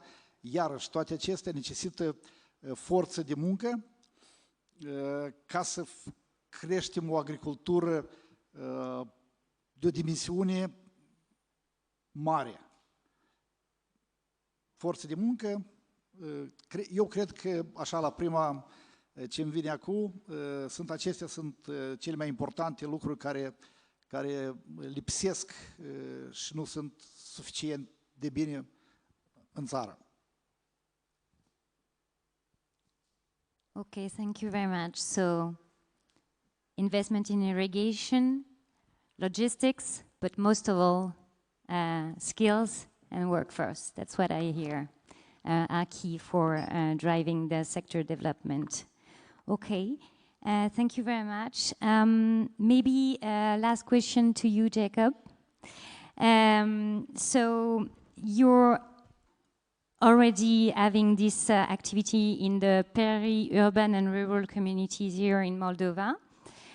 What do you need to scale your model and activities today? And what would you like to take the opportunity to ask as part of this panel? Yeah, what happened today for us is, of course, very important. It's a support of the various governments that are involved, because the European Commission, that support is important to attract investment, to make sure that we can do these projects, to convince the banks, to convince the financial institutions to fund these projects, and of course the cooperation from government. Now, we cannot complain. I have to say the first project we've done took me 3 years from the first contact with the government and then signing the deal, so that was a long period, but now the relationships are a lot better established. We know who to talk to, and it's been told several times before that the government is really willing to move forward, and we feel that.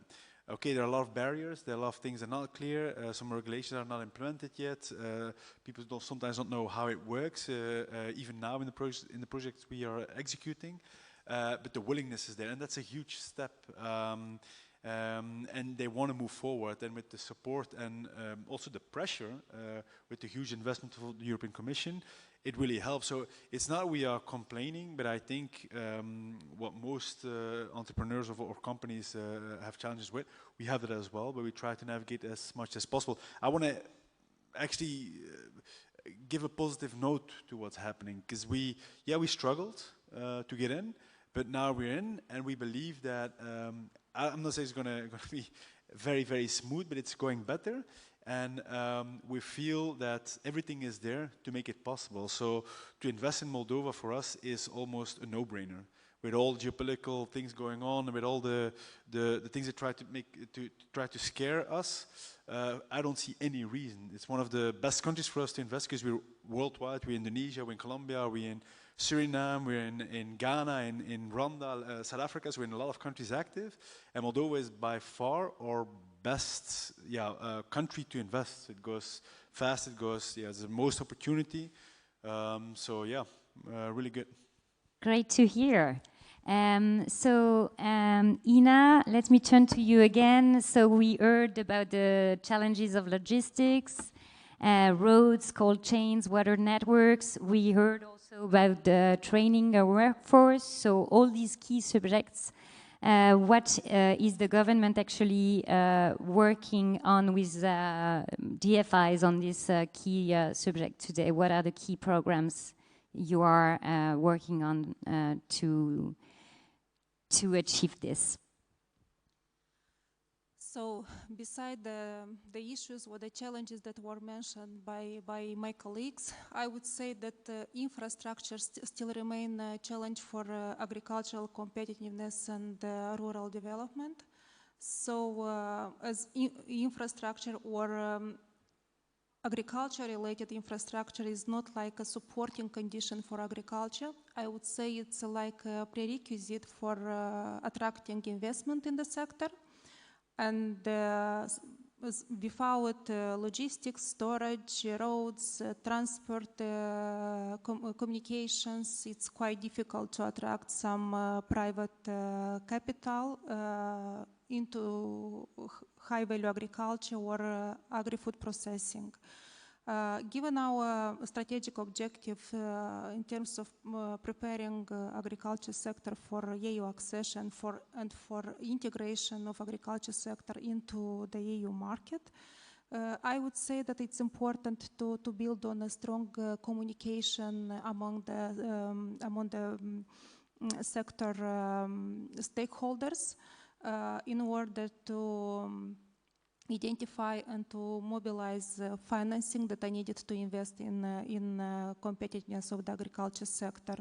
So we as a public institutions, international financial institutions, investors, development partners, producers organizations and private sector, we all play a very important role in ensuring that these investments are mobilized and focused on the strategic infrastructure that is needed for improving productivity and resilience of agriculture sector.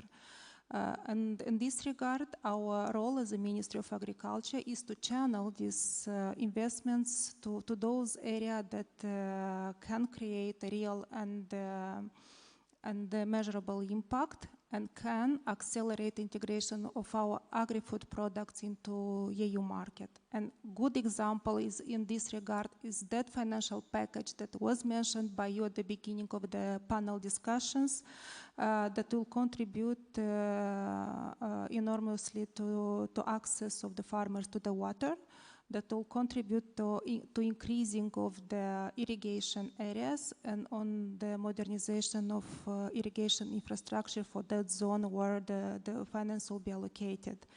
So we think that such investments will contribute not only to the increasing the productivity and the competitiveness of the agriculture sector, but will contribute to creating new jobs, on ensuring food security of our country, on creating new opportunities for rural communities, and on Moldova's successful integration into EU market. Thank you very much. So we see that there is lots going on and the government is really trying to be conducive to this investment for the sector, and obviously with the help of some financial partners. Last word will be for you, Jos. We see that there is many good things going on and very positive opportunities. What, in your experience, and probably apart from Moldova, is the last piece that typically needs to fall into place before capital comes really in? What is your experience on that? Yes, thanks for the question. Yeah, I think it's rarely a last piece that fits the whole puzzle. It's a very complex, of course, landscape. But I think what I would say in general is that, especially international investors, but probably also local investors, they dislike uncertainty, be it uncertainty regarding geopolitics, national politics, maybe logistics, availability of water, a qualified workforce. So uncertainties like these are always, let's say, detrimental to international investment. On the plus side, of course, we have in Moldova the EU accession process, which I think is a positive anchor and serves to give direction to, let's say, all the reforms, institutions, products, norm standards, etc. So that is, I think, a very good thing that's happening, and it has been mentioned also a few times before today that EU accession is not a solution to everything, but it would be a very good thing for Moldova. At this moment, it's a dot on the horizon, so let's hope it really makes real progress. I think from TCX's perspective, one uncertainty that I would like to mention is, as I said before, uncertainty regarding your future debt service because of this currency mismatch. And that, of course, the good news is that we can do something about that. We can hedge your financing and basically transform a hard currency financing into local currency financing. And of course, that also touches upon the development of a local capital market with long-term local financing, local currency financing, but also credible benchmarks, etc.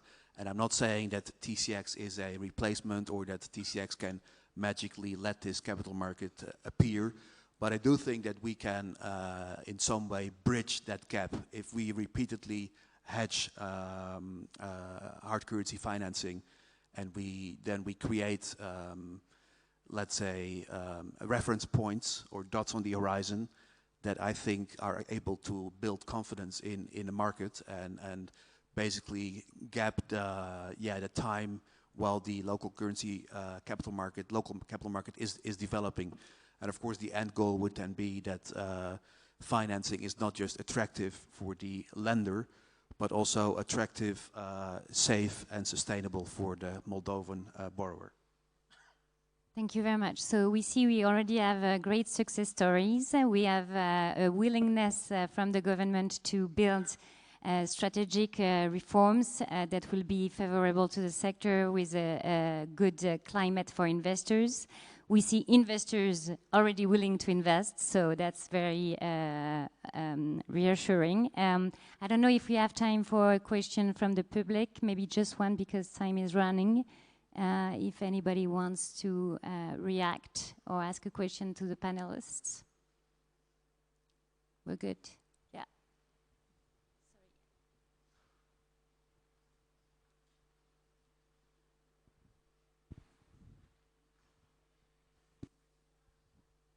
I have a question for Mr. Victor Bostan, if I can ask in Romanian, and after that I can translate if the case. Domnule director, dumneavoastră ați menționat niște provocări tare interesante.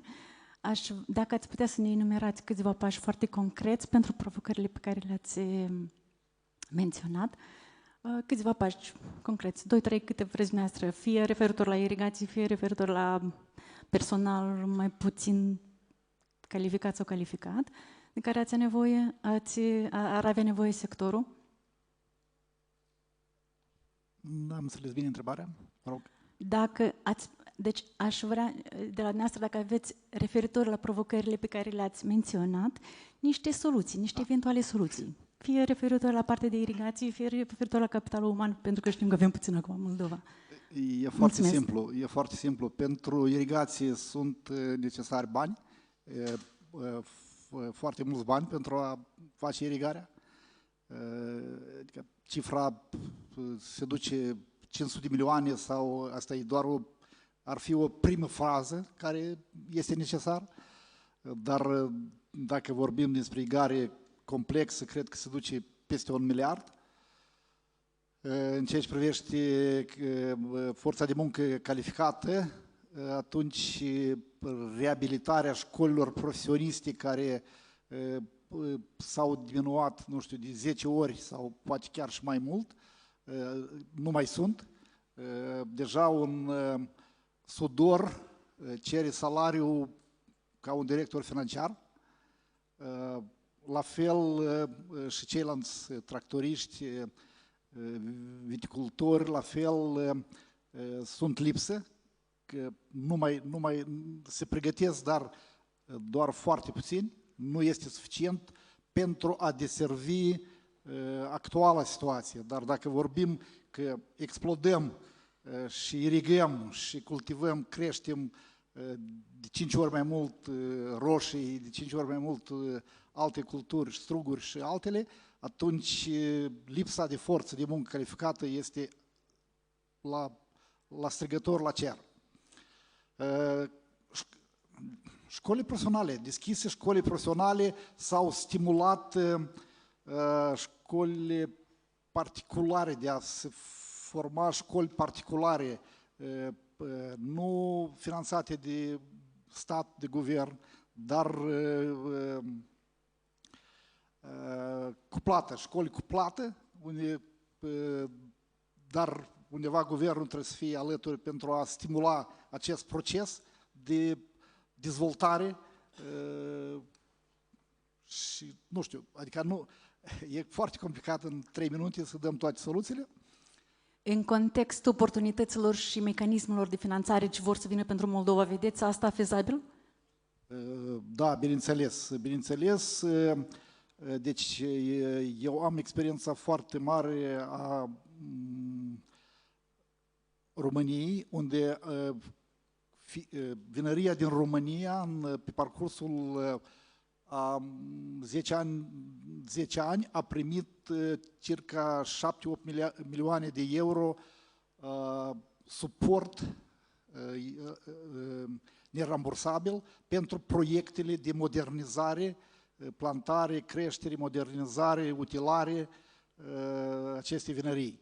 Deci, evident că toate proiectele care se așteaptă să fie proiectele europene sunt un suport mare pentru a moderniza și a crește agricultura la toate subiectele agriculturii, și pomicultură, și viticultură, și vinificație. Vă mulțumesc frumos! I don't know if we have time for another question. We're running out of the time. What do you think, Mathieu? Is there any other question, pressing question before you close?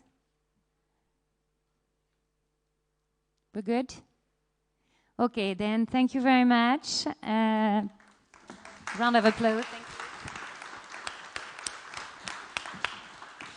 Thank you very much for insights and for the success story from Purcari.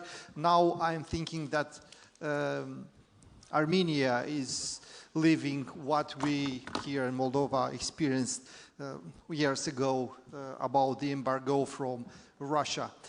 Now we have a break for half an hour.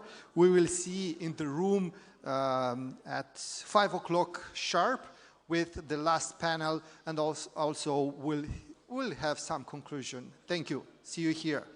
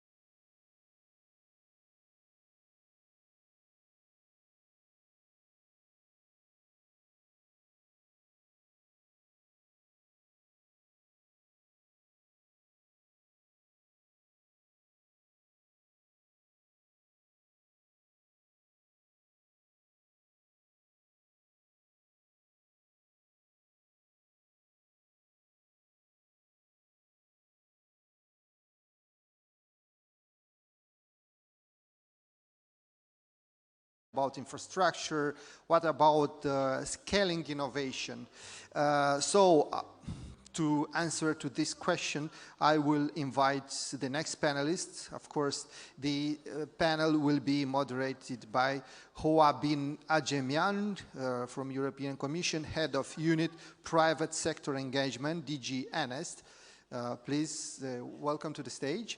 And the panelist will be Georgia Apostol, Director for Distribution Development, Balkan Pharmaceutical Moldova, Marcel Vârlan, CEO at Micro Nanotech, Doina Nistor, Board President, Moldova High Tech Park, Tomasz Bocek, Vice Governor for Target Group Countries, CAB, and Galina Rusu, Secretary General of the Ministry of Education and Research of the Republic of Moldova. Please.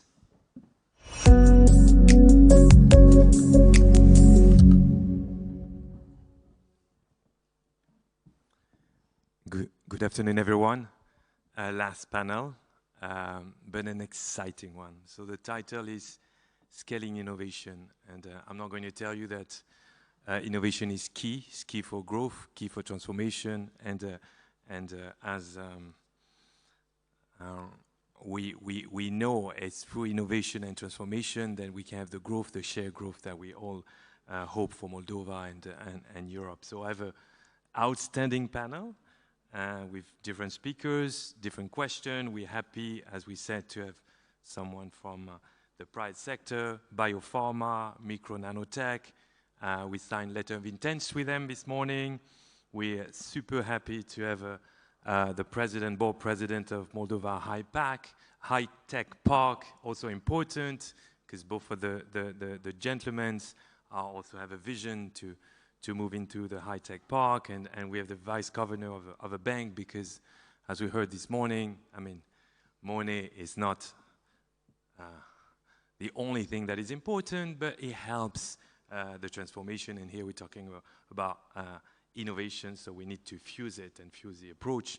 And first and foremost, a great honor to have the Secretary General Ministry of Education, because it all starts by skills and the vision, and we all want to work on it. So allow me to start this first round of questions and then to interact with those who are not too tired at this time of the day. So George, you're the Director of Distribution and Development of Balkan Pharmaceutical. We heard this morning that your company is one of the key players in the sector of pharma. You're employing hundreds of people and you're building on skills.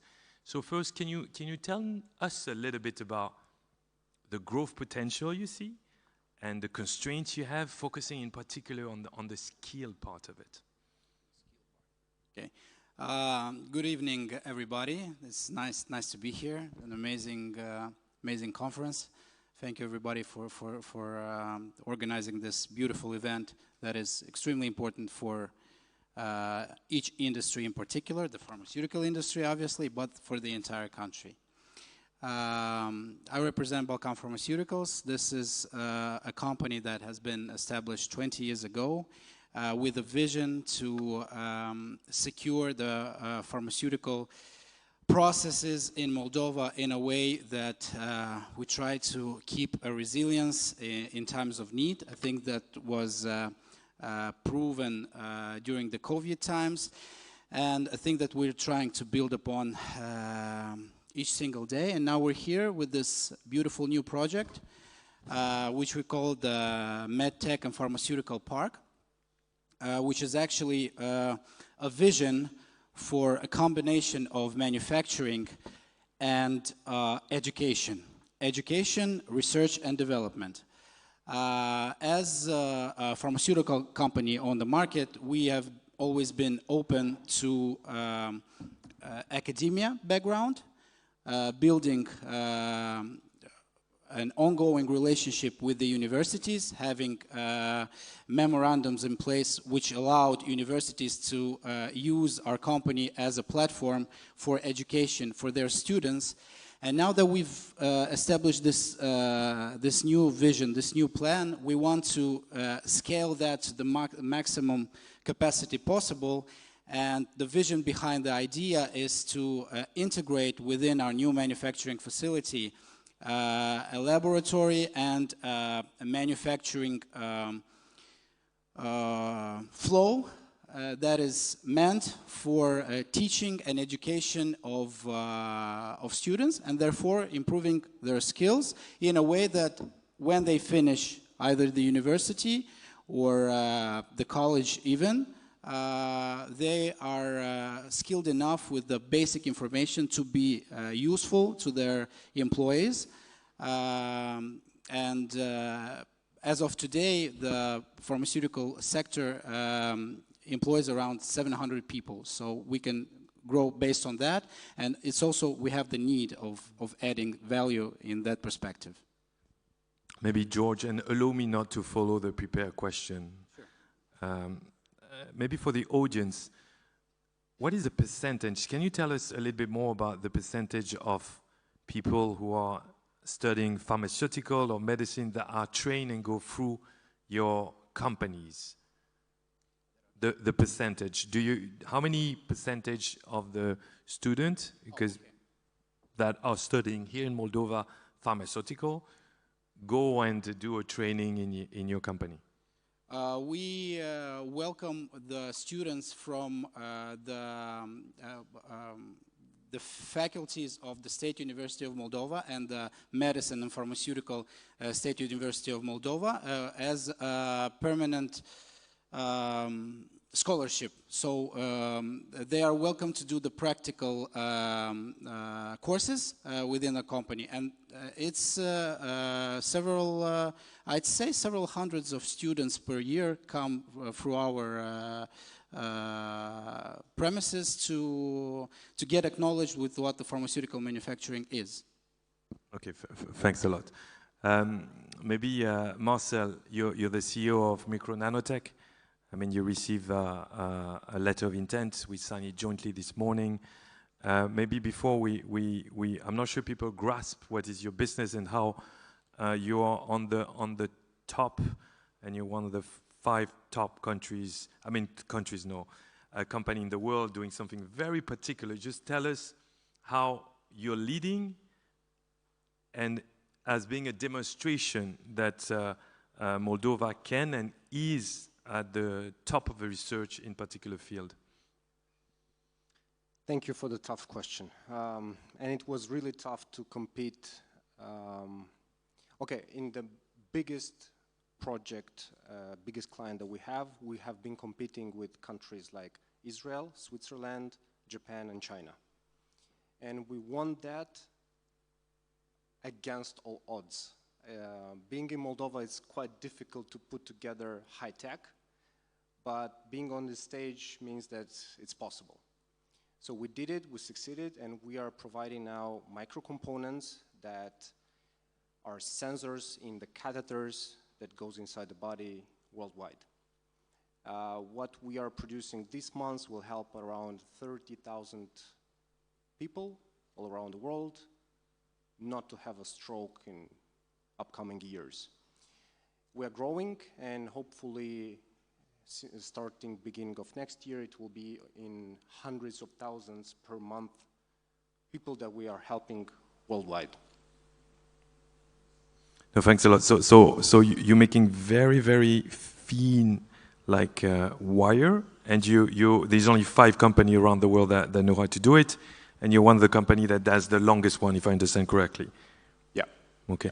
So from your perspective, being at the top of the innovation in the sector, how could Moldova and the ecosystem in medtech grow and be at the top of sectors, in other sectors? What do you think are the recipes, and how would you advise us, public sectors, the banking, to support and Moldovan students to develop businesses and be at the top of the international competition? Well, straight away, it's by helping us put together high-tech park. Fantastic transition. And I'll explain you why. Again, in competing with countries like Japan, China, Israel, Switzerland, It was tough because in order to put together a technology, to put together equipment, you need so many components and so many suppliers, meaning that we have to search worldwide. On the other hand, countries like China, Japan, Switzerland, they have everything required in the near village or city or anywhere around them. In Moldova, we are somehow still isolated by the supply chains and by the value chains. So having together high-tech park in one place will bring together academia, will bring other companies that will facilitate us growing even faster. Fantastic. So I'm so honored, and I'm sure my colleague that helped me set up the panel thought about the transition, and I'm so thrilled to have the president of Moldova High Tech Park. And Doina, can you tell us a little bit what you've done, the vision, and how you would support what Nanotech was saying and multiply innovation here in Moldova? Thank you. So Moldova High Tech Park is about a dream. It's a dream by the young people of Moldova. When I spoke about the high tech park, the people who are asking me, how is that high tech park doing, are the young people, the students from the technical university, the college students, the high school students who love like robotics. They want a new place to work, live, and study. So this is how we came with the idea of a high tech park. We want a little innovation district where we can combine talent. We can bring in companies like Marcel's company. We can bring in like the medical faculty, the medical university, the technical university, and we can also bring in the government and create this innovation district. On the Moldova High Tech Park, we have 50 hectares in Staucheni, and I want to applaud the Moldovan government because they've allocated the best land, the premium land. They could have sold it, to developers for apartments.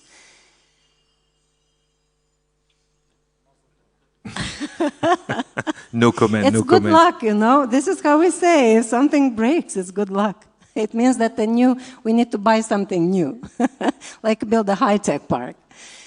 So on the 50 hectares, we want to bring companies, corporations, innovators, startups, university, government together to develop Moldova innovation economy. We have several.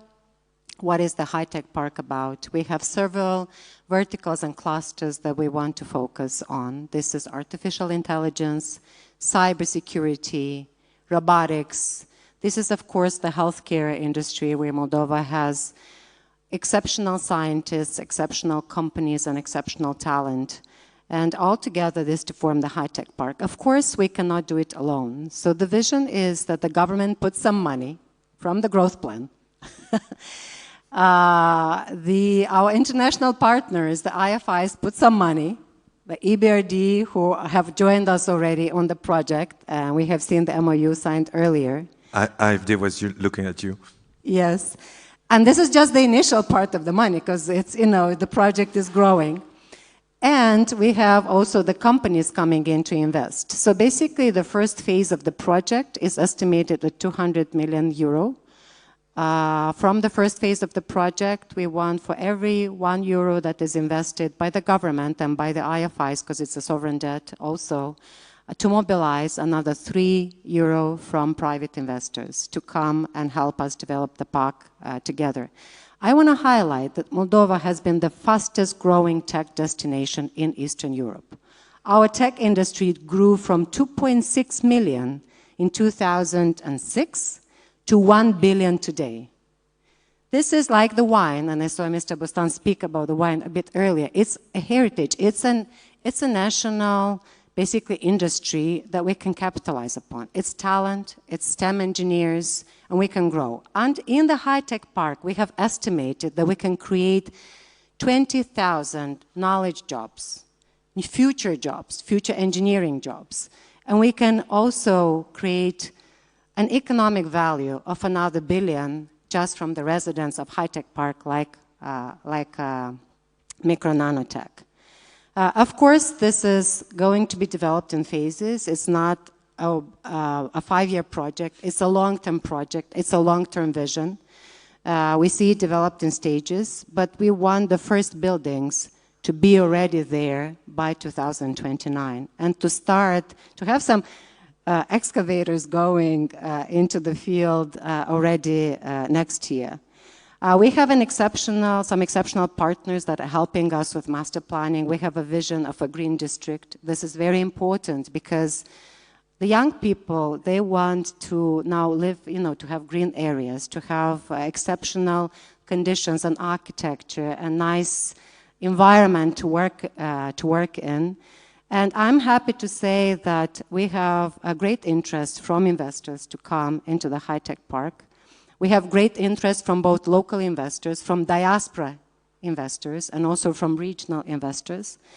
And last but not least, we have the intent to have a GovTech cluster. So basically, the government is not stepping in only to fund the infrastructure and provide the land for the project, but also with the plans to co-locate there a GovTech core, starting with a data center, relocating some research science institutes so that we can actually form an innovation core. No, thanks a lot for the vision, the direction of travel. We'll come back on the challenges and the path, but you were talking about financing and partners. We're thrilled to have Thomas Boschek on the panel, Vice Governor for Target Group Countries of the Council of Europe Bank. You previously had a lot of high-level position, ambassadors in the Czech Foreign Affairs Ministries. A question, the Council of Europe Bank is known to support sectors as education, research, innovation.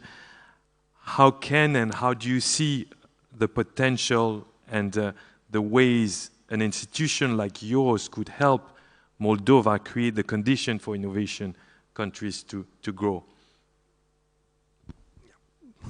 Good afternoon. Maybe I will start just to say a few words about the CEB. I don't know how much you are familiarized with that.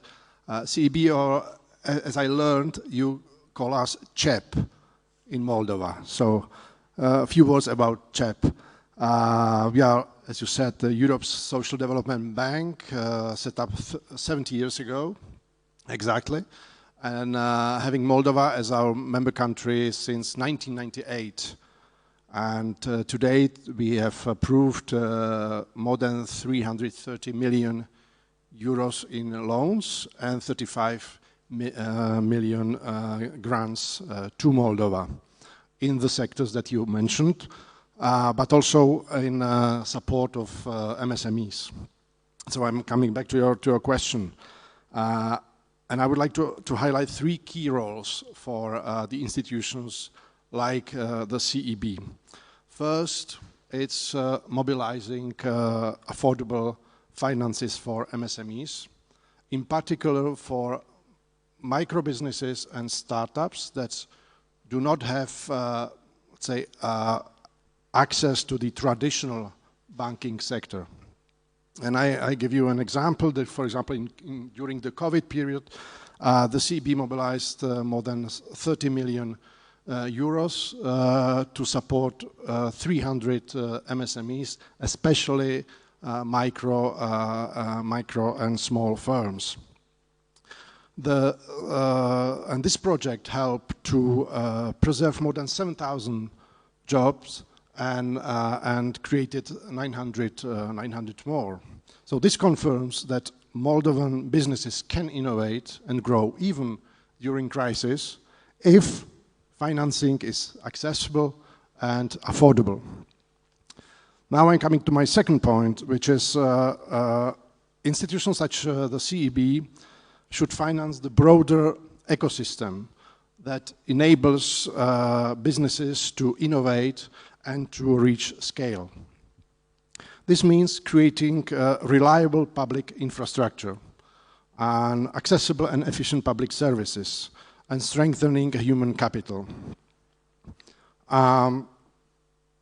Our current projects in country include a regional public territorial hospital in Balti, a public housing program, expansion of the model school network, and the modernization of the vocational education and training system. And while the model school network and upgraded VET, or vocational education and training system, will help to better align skills with labor market needs, the housing and healthcare investments aim to address two key drivers for emigration: limited access to affordable housing and reliable healthcare services.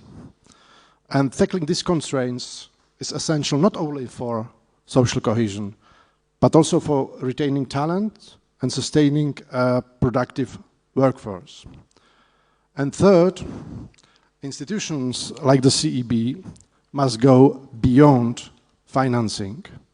We need to be real partners on the ground, because funding alone is not enough. What matters is having the right skills and the right expertise to turn investments into concrete results. And that is exactly our approach at the CEB. We combine financing with targeted technical support and strong project preparation. So that is how complex investment actually get delivered, not just approved on paper. So let me be clear, innovation does not happen by itself.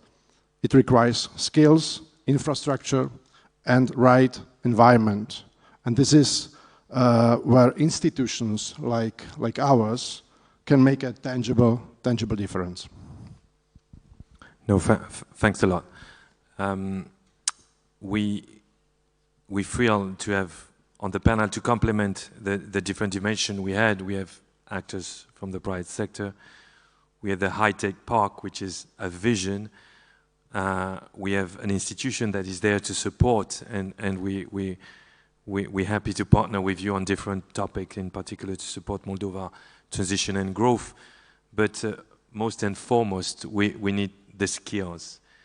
And Galina Rusu, you are the Secretary General of the Ministry of Education Research of the Republic of Moldova, but in particular you're leading reforms aimed at strengthening the alignment between education and the labor market. Having been in the sector for a long time, it's a mantra that we hear a lot. Mismatch between skills and the market. Very complex issues that can be tackled in many different ways. How do you do it in Moldova, and how do you want to build on the success, and we heard about it, that happened in the tech sector, to spread it even further, for example, in the biotech sector? Thank you. Thank you. Good afternoon, everyone. It's indeed a pleasure to be here and to have this discussion.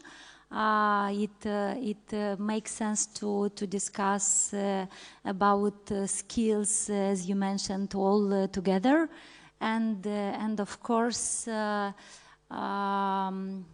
preparing, in the way of preparing the needed skills. We have to have these discussions and these interactions in order to anticipate and develop the needed for our country skills. Of course, we understand that not only in our country skills become the last period of time become the most important element, factor that contributes to the competitiveness of a country, and we understand very clearly that we cannot compete as a small country. We cannot compete through scales. We only can compete through talent and through the development of the needed competencies to use the talent that we have in our country in order to be more visible and competitive, of course. to develop the needed skills in our country. If the model schools were mentioned, I should also mention that, of course, we are thinking of developing the needed competencies, starting with the kindergarten, but today I will refer to the higher level maybe. And of course, in this sense, we are working, we are focusing on the modernizing the qualifications, the modernizing of the study programs. In particular, in the sectors that can contribute to the development of our country. And of course, here we are speaking about, according to the smart specialization study and program, we identified the most valuable sectors maybe for our country, the sectors that we can develop and we have more potential. And here, of course, we speak about ICT, we speak about health technologies, we speak about renewables, and trying to modernize more these sectors, of course, not leaving the others, the other sectors. We are working on the updating of curricula, including the competencies concerning digital, green competencies, entrepreneurial competencies, and transversal competencies in order to prepare our students, citizens to new technologies, new economies. We are strengthening the STEM competencies, and in the context, let me mention that two of our reforms concern the motivation for STEM, since we feel that in our country we have this potential, and to motivate students to come to this, to study these specialties, we are in process of increasing the scholarships for students choosing STEM specialties, and also to increase the allowance for teachers choosing choosing these subjects in schools. Of course, speaking about also the development of new laboratories and so on, technologies in schools, starting with schools, in order to fortify, to strengthen the sector. Let me mention also an element that is working, we think at the Ministry of Education, that is working very well in our country, and this is dual education. We started it in VET, in Vocational Education and Training, and it seems that it will work, it starts to work very well in higher education, and mentioning that in pharmaceutical sector students are prepared in your laboratories is exactly the pattern, the model of dual education. Last 2 years, the number of students, they are not so big numbers, but the number of students in VET students in dual education doubled. It's a success for us, and more companies are involved in the process. But to be true, at this moment, in order to encourage companies, economic sector, to be with us, the academia and the research and innovation sector, we have motivation, or we have as motivation the compensation of costs, of the half of the cost of the companies, costs of the companies that have in dual education. So at least this is a factor that maybe works in order to make these three parts, let me say, 3 parts: education, research, and business all together, in order to work in this direction. Also, in order to develop the needed skills, of course, we are open for flexible pathway along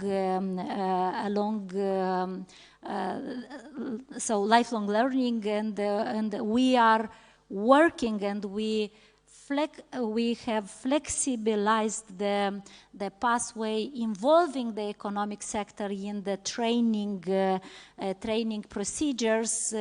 Now in our country, micro-credentials, upskilling, reskilling programs usually are developed together with the academia, with the economic sector, but private sector can also be provider of skill development, and it helps very much, since we understand, even if we have very great support in order to develop our educational sector, I mean in order to open laboratories, bring technologies in classrooms, we understand very clear that to have the same level of new technologies in classrooms is very difficult. So we prefer to have these triangles and to prepare skills all together.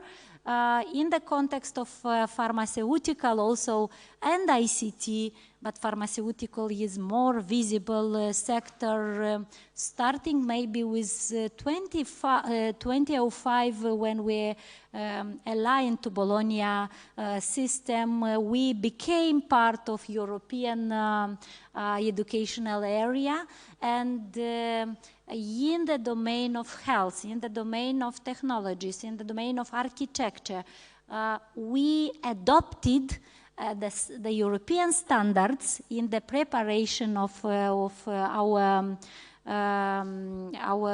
specialists, and now we can say that we are reaching these standards.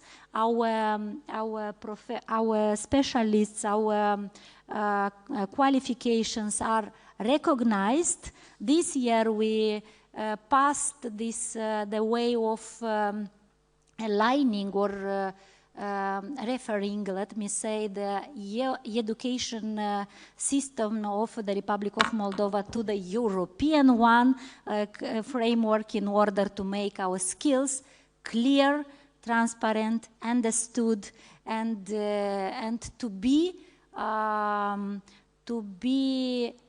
with the private sector, with the research sector, in order to make the talent of our citizens, since we are sure we have this talent here on the ground, to make the talent closer to business and to contribute to economic development of our country.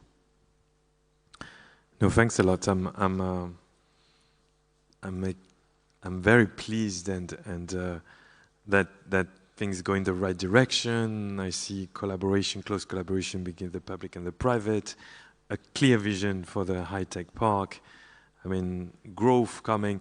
Let me ask, when you read the news about tomorrow, you read that AI will change everything. AI will disrupt the market.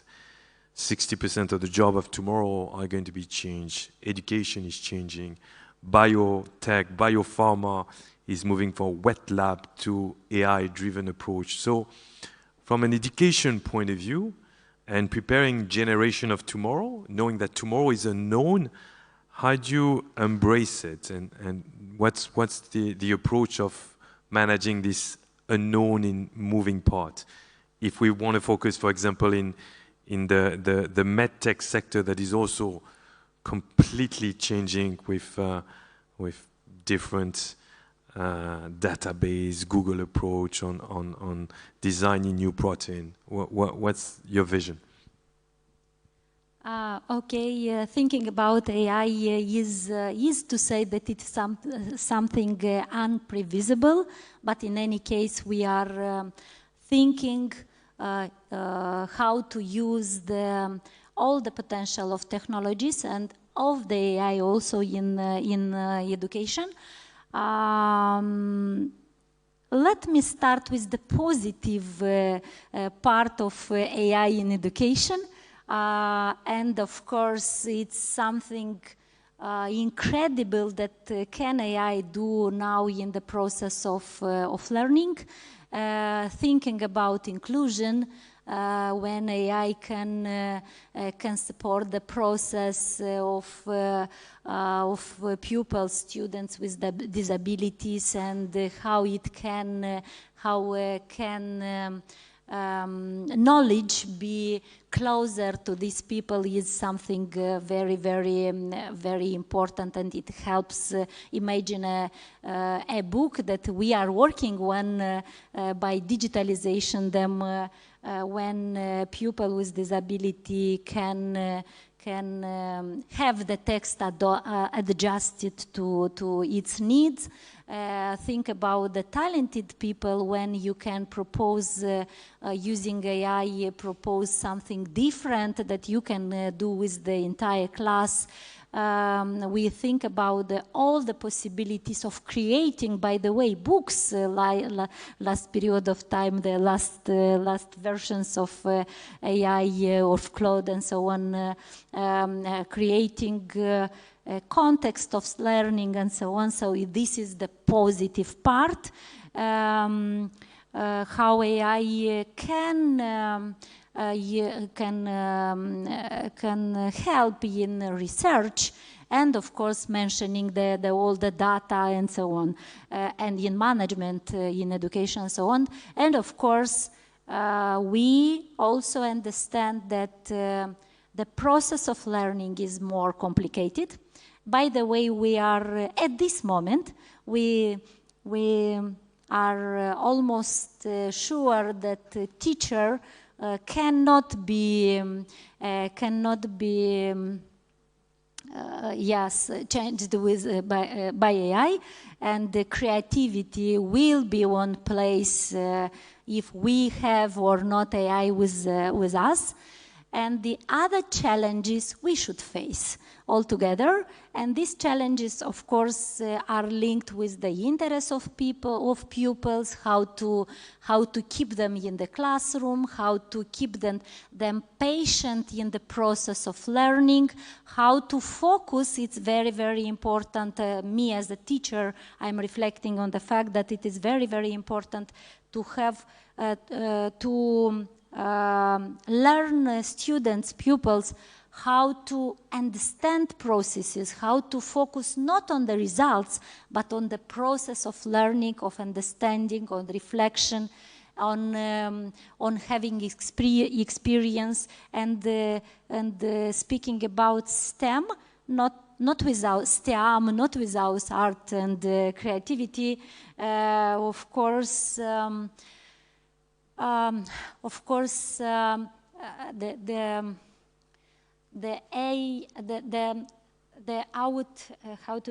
The bringing of knowledge not only in the classroom but in the real context of understanding, of reflecting, of developing, of experience, practices, and so on, they cannot be changed by AI for sure. No, thanks a lot. Let me continue the tour de table, and back to George. And we heard about skills and the collaboration, and we feel to see that you want to have a role as a Balkan Pharmaceutical, also to work closely with the government to support the skills.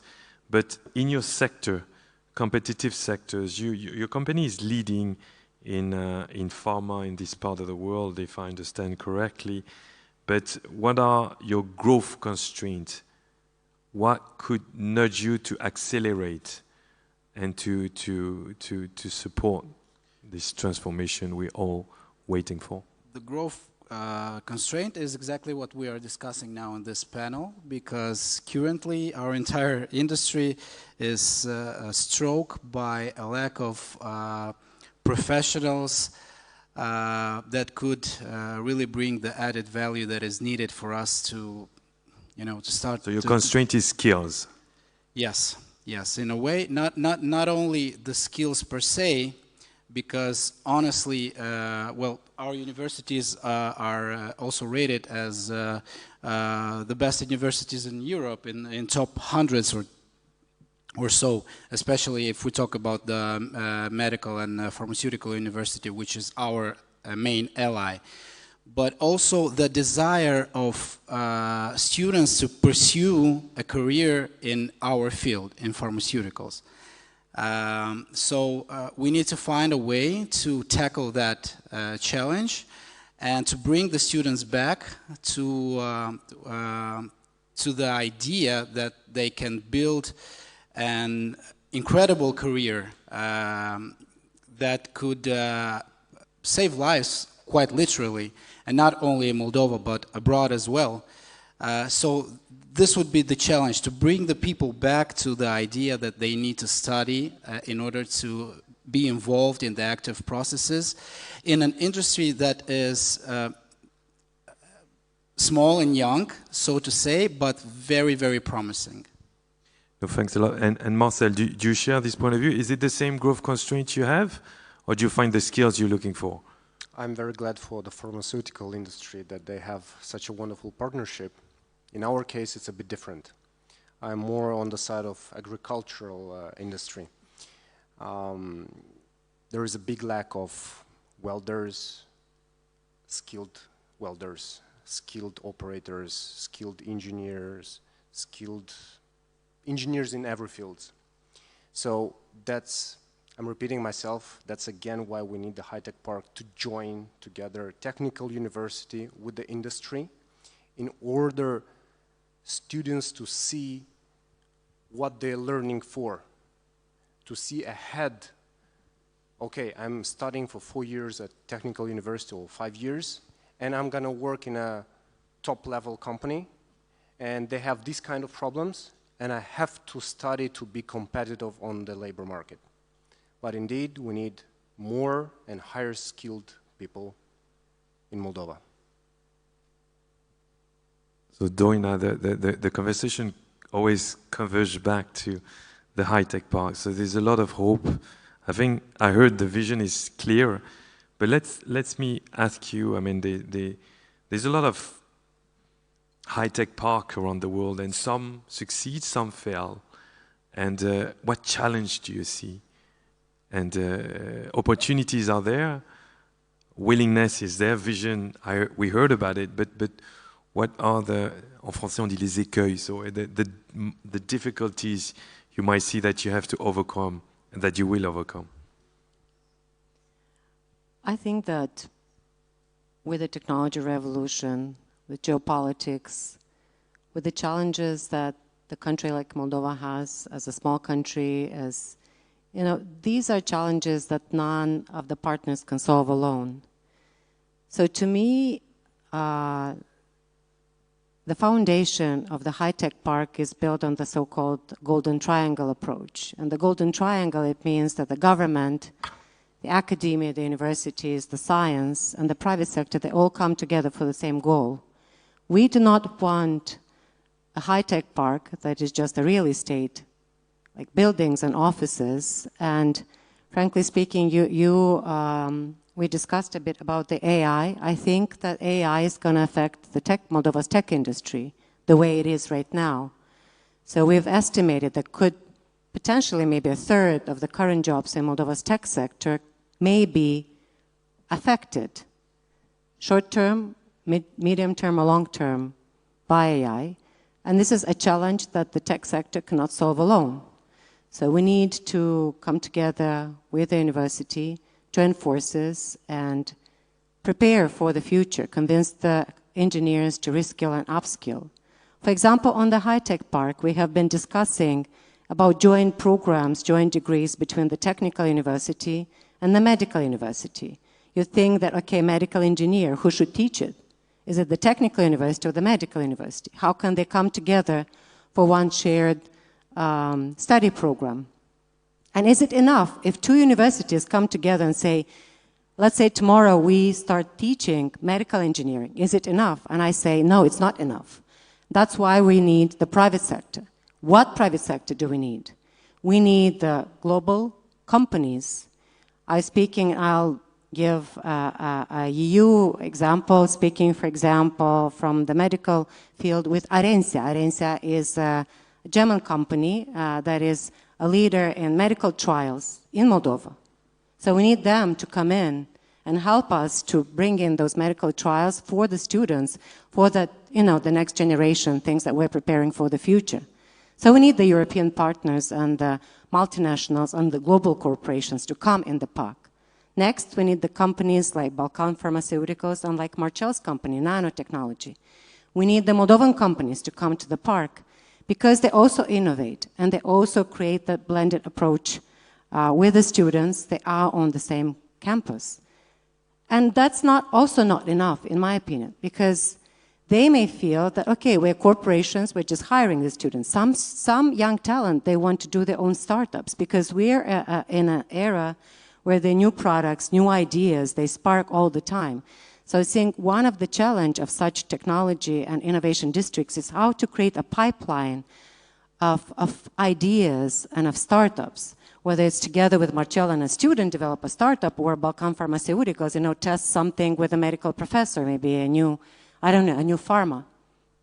And I was fascinated, like when we are co-designing or co-creating the so-called high-tech park, of what if we bring everyone together on the same campus? And this is not a new idea. I think it's more difficult to actually bring it to reality and how to have everyone working and innovating towards that shared goal. Because in my opinion, we cannot have a sustainable economic future in Moldova without innovation, without the technology. We cannot create the jobs of the future without innovation. We cannot have the right education without the innovation element. So we are basically building a high-tech park for tomorrow that we don't know yet, for an uncertainty. And that, of course, brings a lot of challenges on our own side, like of planning, what do we build first, what we build second, at what point do we bring the private investors in? Is it the time? Now, what kind of private investors do we bring in for such a complex project like the high-tech park? But I want to say, like on the positive note, for example, Moldova this year got the ranking as the fastest growing number of startups in Eastern Europe. We never had that. I mean, we struggled over the past years how to get those startup ecosystem going. And I'm very happy. We have 66 startups, like active ones. Is it enough? It's probably not. But the rate at which that is growing, that is a signal that is, it's boiling. The young people, the talent, the innovators, that is going. And by the way, the second fastest growing Moldovan startups are in the pharma and the healthcare industry. So IT is number one. And healthcare is number two. So we really see that potential basically to clusterize healthcare and health tech and have that build on the tech competencies and future AI competence that we may have from the tech industry and combine that with pharma and with the medical competencies. And I think that together can bring a whole new industry and a whole new basically momentum of growth, of high caliber, high quality growth, innovation-led growth for the country. No, thanks a lot for the vision and the vision on the unknown also, because we're all moving into unknown territories. And Thomas, you were saying the Council of Europe bank is a bank that invests in innovation. I mean, in supporting education, social, in this golden triangle that Doina talked about. How do you see your institution helping better connect investment in education and the need of the company, so the company and education?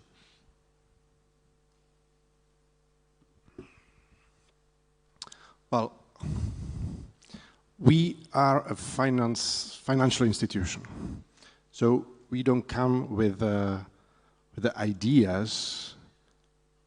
These ideas should come from, let's say, being private sector, being state institutions. If there is a project, we can come and finance it. Okay, and we definitely, and we have spoken about it, we have a lot of sympathy for high-tech park. There's a future, I think, for our cooperation. But as a social development bank, we try to finance also everything that is connected to it, so that the people don't leave the country, that the brains stay in the country. So if you don't have accessible, affordable housing, if you don't have, let's say, if the air is polluted, if you don't have good social services, no matter how skilled people you will have, they will not stay. They will leave. And this is the role of the institutions like ours, to make the conditions for the people to stay. And here I see this connection. Yeah, you complement the triangle in many ways, but there's more to the triangle in the economy, but it's a third dimension. It's a pyramid. Galina, let me ask you a question, and maybe we're running out of time. I mean, it's a wonderful vision. I think we've been all thrilled to hear about the collaboration, the high-tech park, the work between you and a growing medtech ecosystem that we feel also to support the need for social, to make sure people are happy and thriving to be here. But as you know, countries are competing. We're in a competing world. And it's hard to be the leader in every single sectors. And us, when we're supporting, and part of my job is to engage with countries around the EU, we are happy to see this enthusiasm and this growth. But what do you think is the niche, if any, and where should Moldova further focus in this competition of innovation? Or should you embrace the unknown and walk the walk, and what will come, as we don't know what will come? Open question. Thank you. First of all, speaking about challenges, we understand that to develop a skill, it takes so long, and the gold triangle that we are speaking here today is the only way that can help to make this path shorter. Thinking about where is the niche of our country, theoretically speaking, at the normative level, we somehow decided it. When I say we somehow decided it's about a study, it's about the smart specialization program to be implemented at our country, and theoretically we have a plan. And it's the good way. And saying we have a plan in the specialization, in smart specialization program, we identified the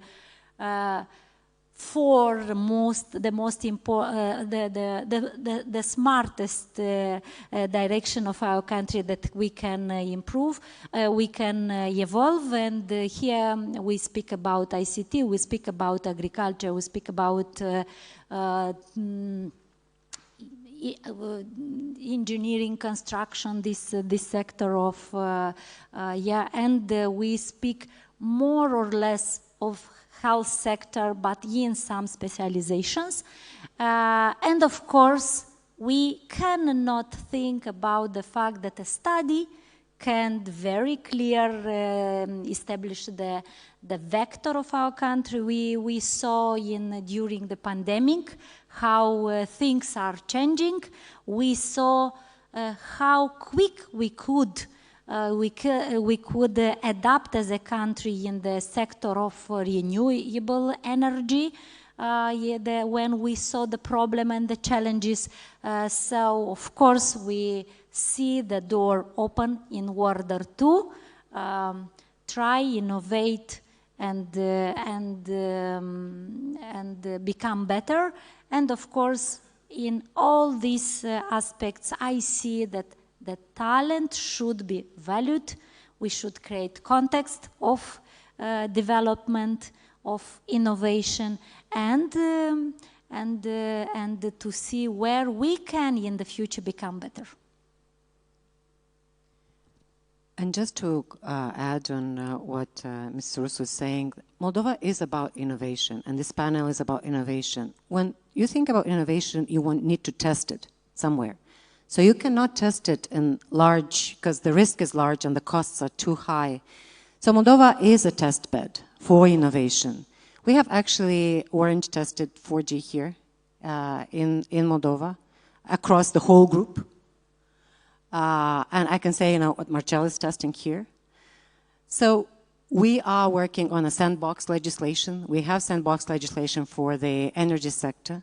But around the high-tech park ecosystem, we're working on sandbox legislation because we want to be a country that tests innovation and new technologies. No, thanks a lot. Maybe, I don't know if there is any questions. I see one question from a colleague there. I don't know if there's a mic or I have to stand up. Or you can come here, it's okay.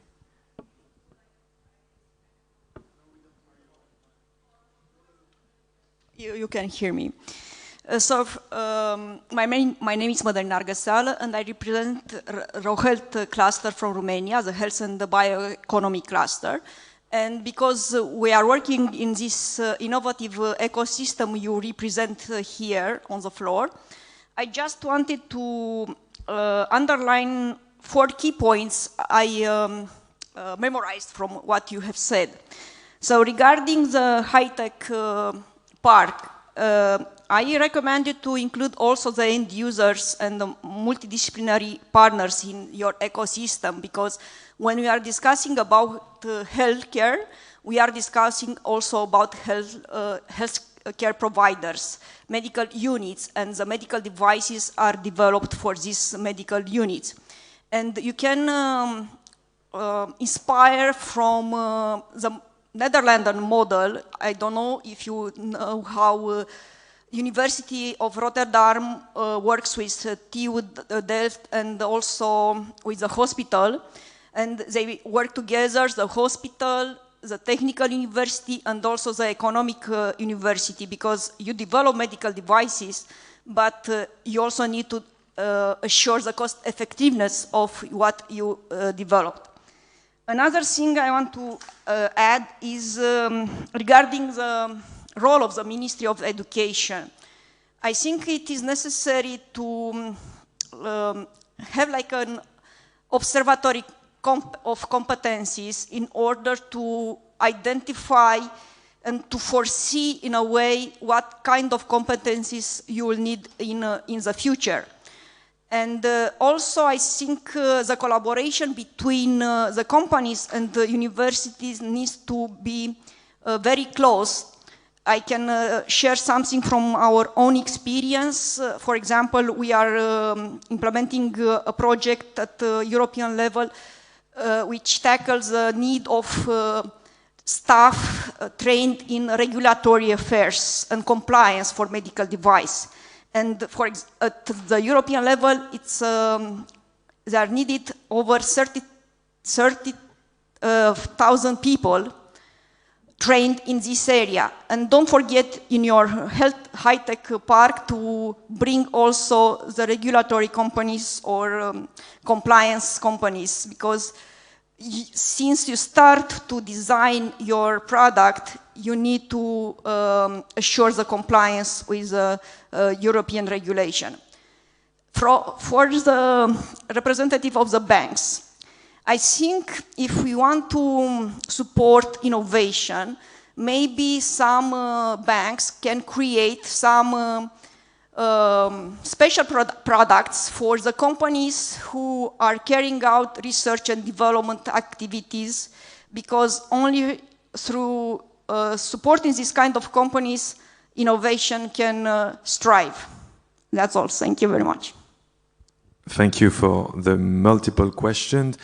we'll give back the floor to our panelists who wants to answer very shortly because we're running out of time. If any one of you want to respond briefly. Thank you so much. It was a lot of information, and I'm glad that you brought it out to us. Indeed, regulations, it's very important in health care, and I think both of our companies have already passed through the complexity of it, both MDR in Europe and FDA in the United States, so it's a lot of competence here already in Moldova. Education system, of course, supports us with their part, and high-tech park for sure will be a success. So on this positive note, and on the certainty of a success and a clear strategy to embrace the unknown, on the strategy of putting Moldova in and focusing on innovation at the heart of the Draghi report to become Europe's next success story. I think today was a demonstration. I would like to thank all the panelists. I mean, it was the last panel and the room is not full, but still we have people who've been there all day waiting to hear from you and they learn a lot. So thanks to you. Thanks a lot for all of you and thank you to have stayed for that panel. Thank you.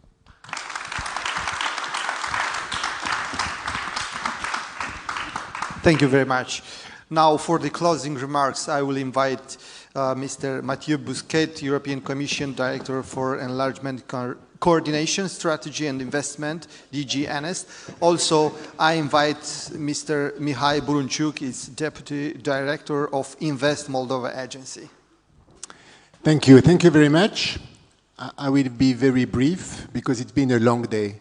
I mean, some of you may think that having a room which is not full is not good. I think it is the opposite. An investment conference, everything takes place there, not here. And this is important. So we have the panel, we have the vision, we have a discussion, but then what matters is also, I mean, the bilateral contacts, the networking which is taking place in this place. So I think on that, I mean, it was a very good success, and seeing so many people wanting to discuss how to invest in Moldova was brilliant. So on that, I mean, I'm very happy, I have to say. Before concluding, I mean, I think it's been a long day, but it's been a good day, at least, I mean, from my perspective. And if I want to recap what we heard clearly a government that has a vision, a strategy that wants to implement reforms, that is implementing reforms. We heard about the changes that have taken place in this country. We heard about investors that have been investing long time ago and are seeing the change. We heard a government which is responsive and which is open to discuss with you. So I think this is all key elements. We heard the importance of predictability. And what else that anchoring Moldova being an enlargement country, opening the negotiation formally, is it that not about predictability? So the sandbox, which is very good, I mean, it's for a limited period of time, because then, I mean, all the acquis will be implementable here in Moldova. And that's also a very powerful message. So on that, I mean, we have predictability and we have a stability. We also heard about opportunities. And of course, I mean, what is happening close by in Ukraine, the possibility of reconstruction in Ukraine, I mean, the impact, preparing for it is also important for Moldova. We heard that in terms of logistics. We heard the transformation of the enabling conditions in terms of transport and logistics, enabling conditions also in terms of access to finance. And I want, I mean, here also to thank very much, I mean, the IFIs, the international financing institutions that joined us today. Most of them, I mean, moderated some panels, I mean, which show how much, I mean, they are committed, I mean, to support further investment in Moldova. You heard a supportive commission and a supportive commissioner. I mean, nobody can replace Marta Kos, but I mean, you can see that from the top level and to the level of all my teams and the delegation, we're also here to support you, to support the government of Moldova, and to support investors in their investments. So we will follow up. I mean, there have been plenty of meetings with my team, which I want to thank again, from the Commission and from the delegation. So there'll be plenty of meetings. We will continue and we will see how further we can support. So having also a supportive Commission is key. I want also to thank, I mean, the Deputy Prime Minister had to go. You just saw him maybe before he was called by the President, probably, I mean, to get some feedback about the success of this event. But I mean, I want to really thank our colleagues from the government for the organization of this conference. I want to thank very much Invest Moldova, Mahib. I mean, it's a nice place where we are, so that was very good as well. And of course, I mean, I want to thank Mariana and the European Business Association for support and logistics. I mean, this morning, I mean, I think she was very brilliant in managing very well the signature ceremony. So clearly, I think the key message is there are opportunities, there is a willingness, there is a vision, there is a strategy and a trajectory. So it's time to invest in Moldova. So to all the people that are newcomers, that are new investors in Moldova, I mean, please do these investments. You will get strategic positioning before Moldova becomes the next European Union member. So thank you very much from my side and from the Commission, and we will continue the discussion. Thank you. Thank you. Thank you very much, Mr. Director. Ladies and gentlemen, dear investors, thank you for those who still are in this meeting room. Today, indeed, we gave a right signal to the foreign investors, to the European Union, that beside the fact that the Republic of Moldova is a safe place to invest, it gives to the investors indeed stability and predictability. I understand that between me and the official reception which we prepared on behalf of the EU-Moldova Investment Conference is just a little short of time. This is one I will try to keep short and sweet. We start the June with this beautiful event. We have announced indeed a portfolio of about 1 billion euros which will be invested directly in the economy of the Republic of Moldova.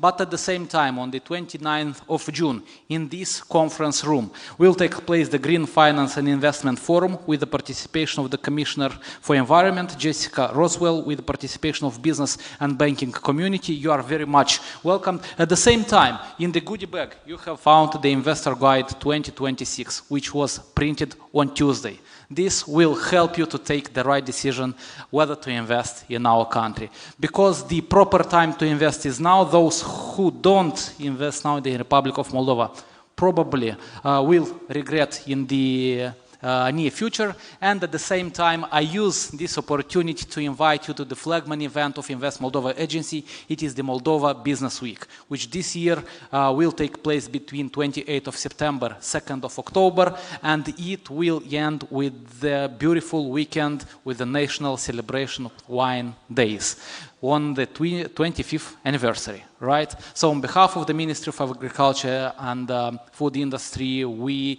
invite you with a very warm welcome. At the same time, I want to thank the organizers who made this event possible. It is the government of the Republic of Moldova, European Commission and DGNS team who provided in great endeavor to have such a beautiful event with great results. Now I want to invite all of you to an official reception which will take place at Zaxi restaurant. It is a rooftop restaurant within the Radisson Blu Hotel. It is a walkable distance. We have finally a good weather outside. Thank you once again, and let's celebrate the endeavors we made today together. Thank you very much.